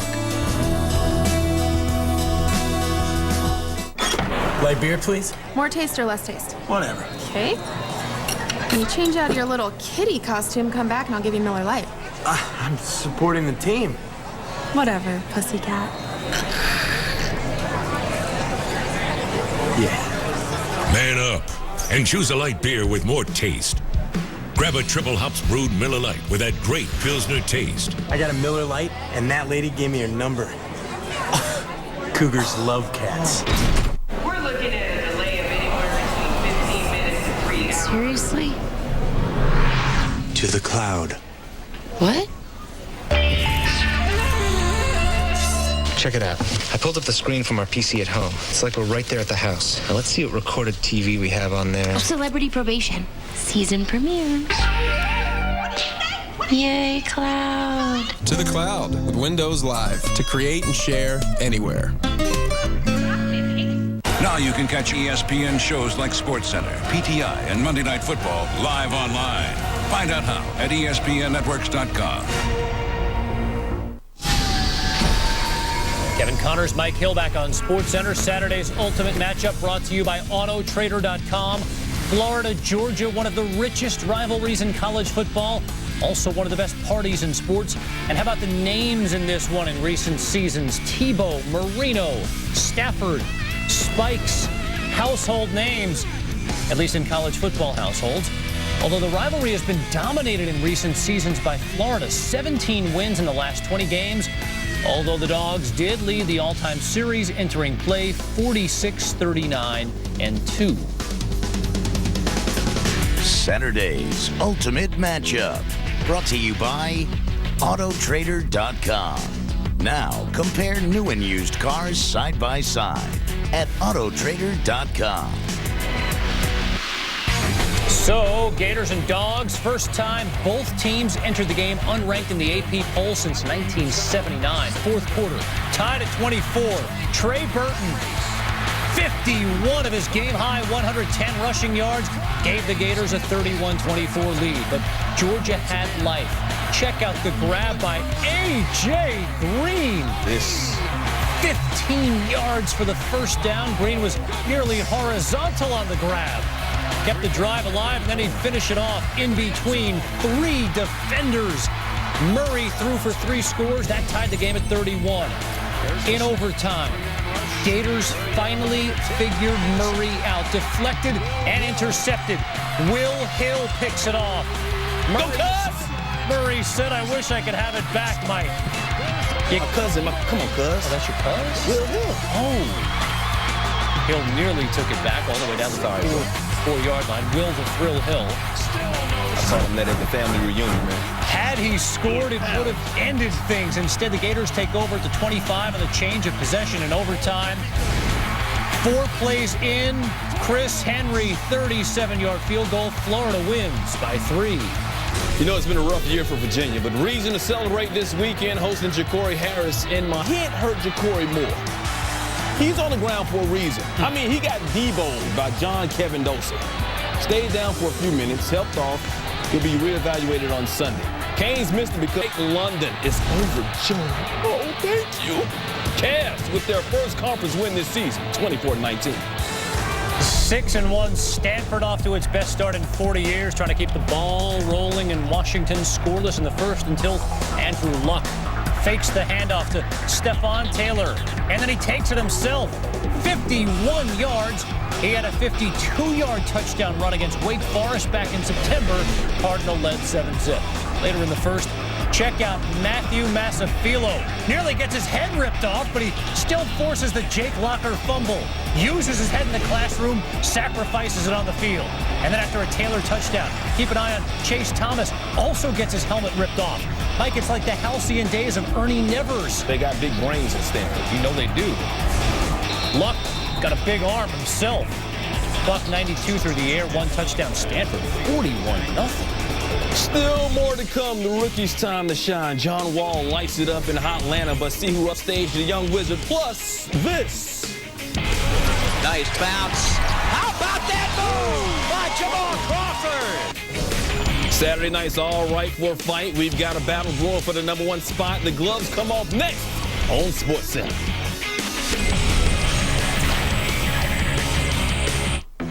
Okay, so what kind of car do I want? Has to be an SUV. Definitely silver, new or used. Now compare new and used cars and even special offers side by side. Gotta be new. So when you find the right car, you'll know it in your heart. Sweet. Autotrader.com, the ultimate automotive marketplace. This is Shake Weight for Men, and it's going to kick your butt. That's it. In just 6 minutes, guaranteed. Shake Weight's secret, the power of dynamic inertia. As you shake, the weights at each end fire and recoil rapidly, sending a shockwave of energy that contracts your muscles up to 240 times a minute. So you build definition, size, and strength fast. Biomechanics research proved that 6 minutes with the Shake Weight burns as much muscle energy as 42 with a standard dumbbell. Bottom line, you get ripped, defined, and stronger fast. Call now and get Shake Weight and this 6-minute upper body workout DVD for just $29.95. Shake Weight also comes with this ironclad kick butt guarantee. Do the workout just once. If you're not blown away, return it for a 100% refund. That's it. Think you can handle it? Call now and build muscle and definition in just 6 minutes a day with Shake Weight for Men. Hello? Amari Stoudemire. That's right. Who's this? Jake Stevens, fantasy owner. Here's the thing. I love the apostrophe in your name. I think this year we add a little more punctuation. Excuse me? Like an exclamation point. An exclamation point? And the exclamation point just gives it that extra pow! Pow? Pow! I don't know if I need that extra. Pow! Yeah, you're coming down the break and pow! I'm hanging up now. Pow! Sign up for the free official NBA fantasy game at ESPN.com/NBA fantasy. Do you want to... Okay, listen up. You want to know what it takes to have a big built Ford Tough event? Well, you got to have these bad boys. Ford F-Series, America's #1 selling trucks, 33 years running. They haul more, they tow more, and do more than other trucks. And now you save more. Get a loaded F-150 with up to $8,500 in total savings. That's up to $8,500 in total savings. Talk about your payload. Hurry to the Built Ford Tough event at your Northwest Ford stores before these bad boys are gone. Plane's not here. The plane before the plane's not even here. But wait, what's this? Your Xfinity TV moment. The realization that the world's greatest collection of on-demand shows and movies, even HBO and Showtime, is only a click away. For the first time ever, your on-demand is now online for no extra cost, only with Xfinity. Kill Kevin Connors back with you on SportsCenter. More from the NBA Bobcats and Bucks, and what a night for Brandon Jennings. Fourth quarter, Bucks up by 9. Jennings, Carlos Delfino for the tray, his 10th assist, and then later in the fourth, Jennings knocking down the triple himself. Speaking of triples, Jennings messed around and got a triple-double. His first 20 points, 10 rebounds, 10 assists. Wizards and Hawks, John Wall, scary good. He had 14 and 9 in his regular season opener. But on Saturday, he was dynamic. Down 9 in the fourth, taking Mike Bibby off the dribble. He was 9 of 17 from the floor. Later, using the screen by E.G. Enlian, pull up over Bibby. He had 28 on the night. Later in the fourth, Hawks up 2. This is Joe Johnson stepping back, knocking down the 3. He had a team-high 25. Less than 3 minutes to go. Wall, his first career NBA 3, but under 2 minutes to play, it's Josh Smith. Al Horford throw it down. And the Hawks are 3-0 on the season, 99-95. To racing, they got to watch out for the big one Sunday on the Super Speedway at Talladega. Juan Pablo Montoya leading the way, at least to start. He's on the pole for the crucial race, even though he's not in the chase for the Cup Championship. Jimmy Johnson, Denny Hamlin, and Kevin Harvick are. With more, here's Alan Bestwick. How will the top three in NASCAR's Chase plays Sunday's 500-mile wild card race in Talladega. We talk about it with a couple of former Talladega winners, Dale Jarrett and Andy Petrie. First headline, they're all starting close together in the field, from Kevin Harvick, who qualified 14th, to Denny Hamlin in 17th, and Jimmy Johnson in 19th. Dropping back, charging to the front, Andy, how will they play it, and can one force the hand of the other?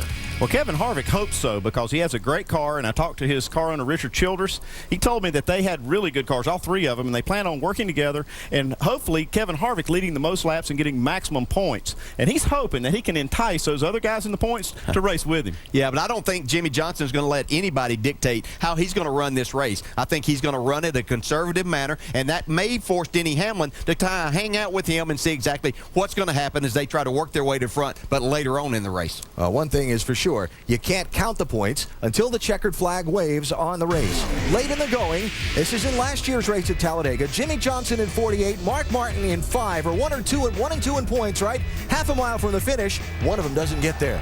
Well, you just never know what's going to happen in this race, and that's why I always say you have to wait around for all 500 miles and see exactly what takes place. Yeah, and if you can't get to the finish line, it's way down towards turn 1. If you can't make it to the finish line, you can lose a ton of spots. So don't count the points until you've crossed the checkered flag and figure out where you actually do finish, hopefully on the wheels instead of on the roof. We'll see how it plays out in Talladega.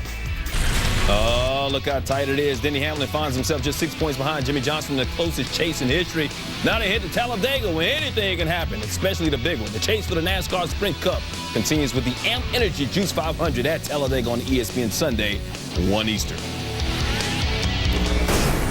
Mike, we have boiled down the top 10 plays into one neat package. Top 10 from Saturday Wake in Maryland. Danny O'Brien to Quentin McCree. Diving catch in the end of Maryland scored 62 points on Saturday, 62-14. Number 9, Man U Tottenham. Luka Modric looking for the goal, but check out Edwin van der Sar. Van der Sar with the save right there. Man U wins it 2-0. Who was that now?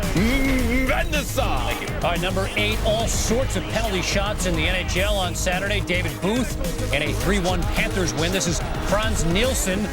Only goal in a 6-1 Islanders loss to the Flyers. Dave Steckel capping the Caps' 6-goal second period. And then Ryan Callahan and the Rangers 2-0 win.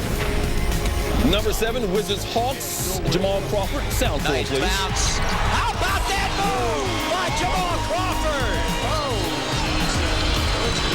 Jamal Crawford. Beautiful move. On the setup from Joe. That's how Kevin Kev gets it done on the Y. Back in the day. All right, how about VMI and Army? Hey, the Army Black Knights have 5 wins on the season. Check out the Army combat uniforms. Love it. Donovan Travis down the sidelines, and then he gets creative. Laterals into Jordan Trimble. He takes it in. And on Military Appreciation Day, who else is going to win but Army? 29-7. VMI defenders couldn't see him. That's not fair. Michigan State, Iowa, Ricky Stenze to Marvin McNutt. And sometimes you make nuts, sometimes you don't. Nice one-handed over-the-shoulder catch in Iowa. Rolls, knocking Michigan State. Interception, and he gets the foot down, Mike. How about that pick in Virginia's win? Number 3, Missouri and Nebraska, Roy Halou saying goodbye not once, not twice, but 3 times in this game. 3 touchdowns, all over 50 yards, 307 yards. Just the 3rd FBS player with at least in the last 5 seasons with 3 touchdowns of at least 50 yards in a single game. Nebraska rolls. Number 2, this is A.J. Green. He's number 2 on Mel Kiper's board. How about that grab against Florida? We'll show you a couple times, and why not? Although Georgia would lose in overtime, 34-31. And number 1, Oregon, USC, Darren Thomas, you've got mail. Jeff Mail, look at that. Hangs on, great dive and catch, and Oregon getting it done. They routed USC 53-32. SportsCenter's Top 10, brought to you by Star.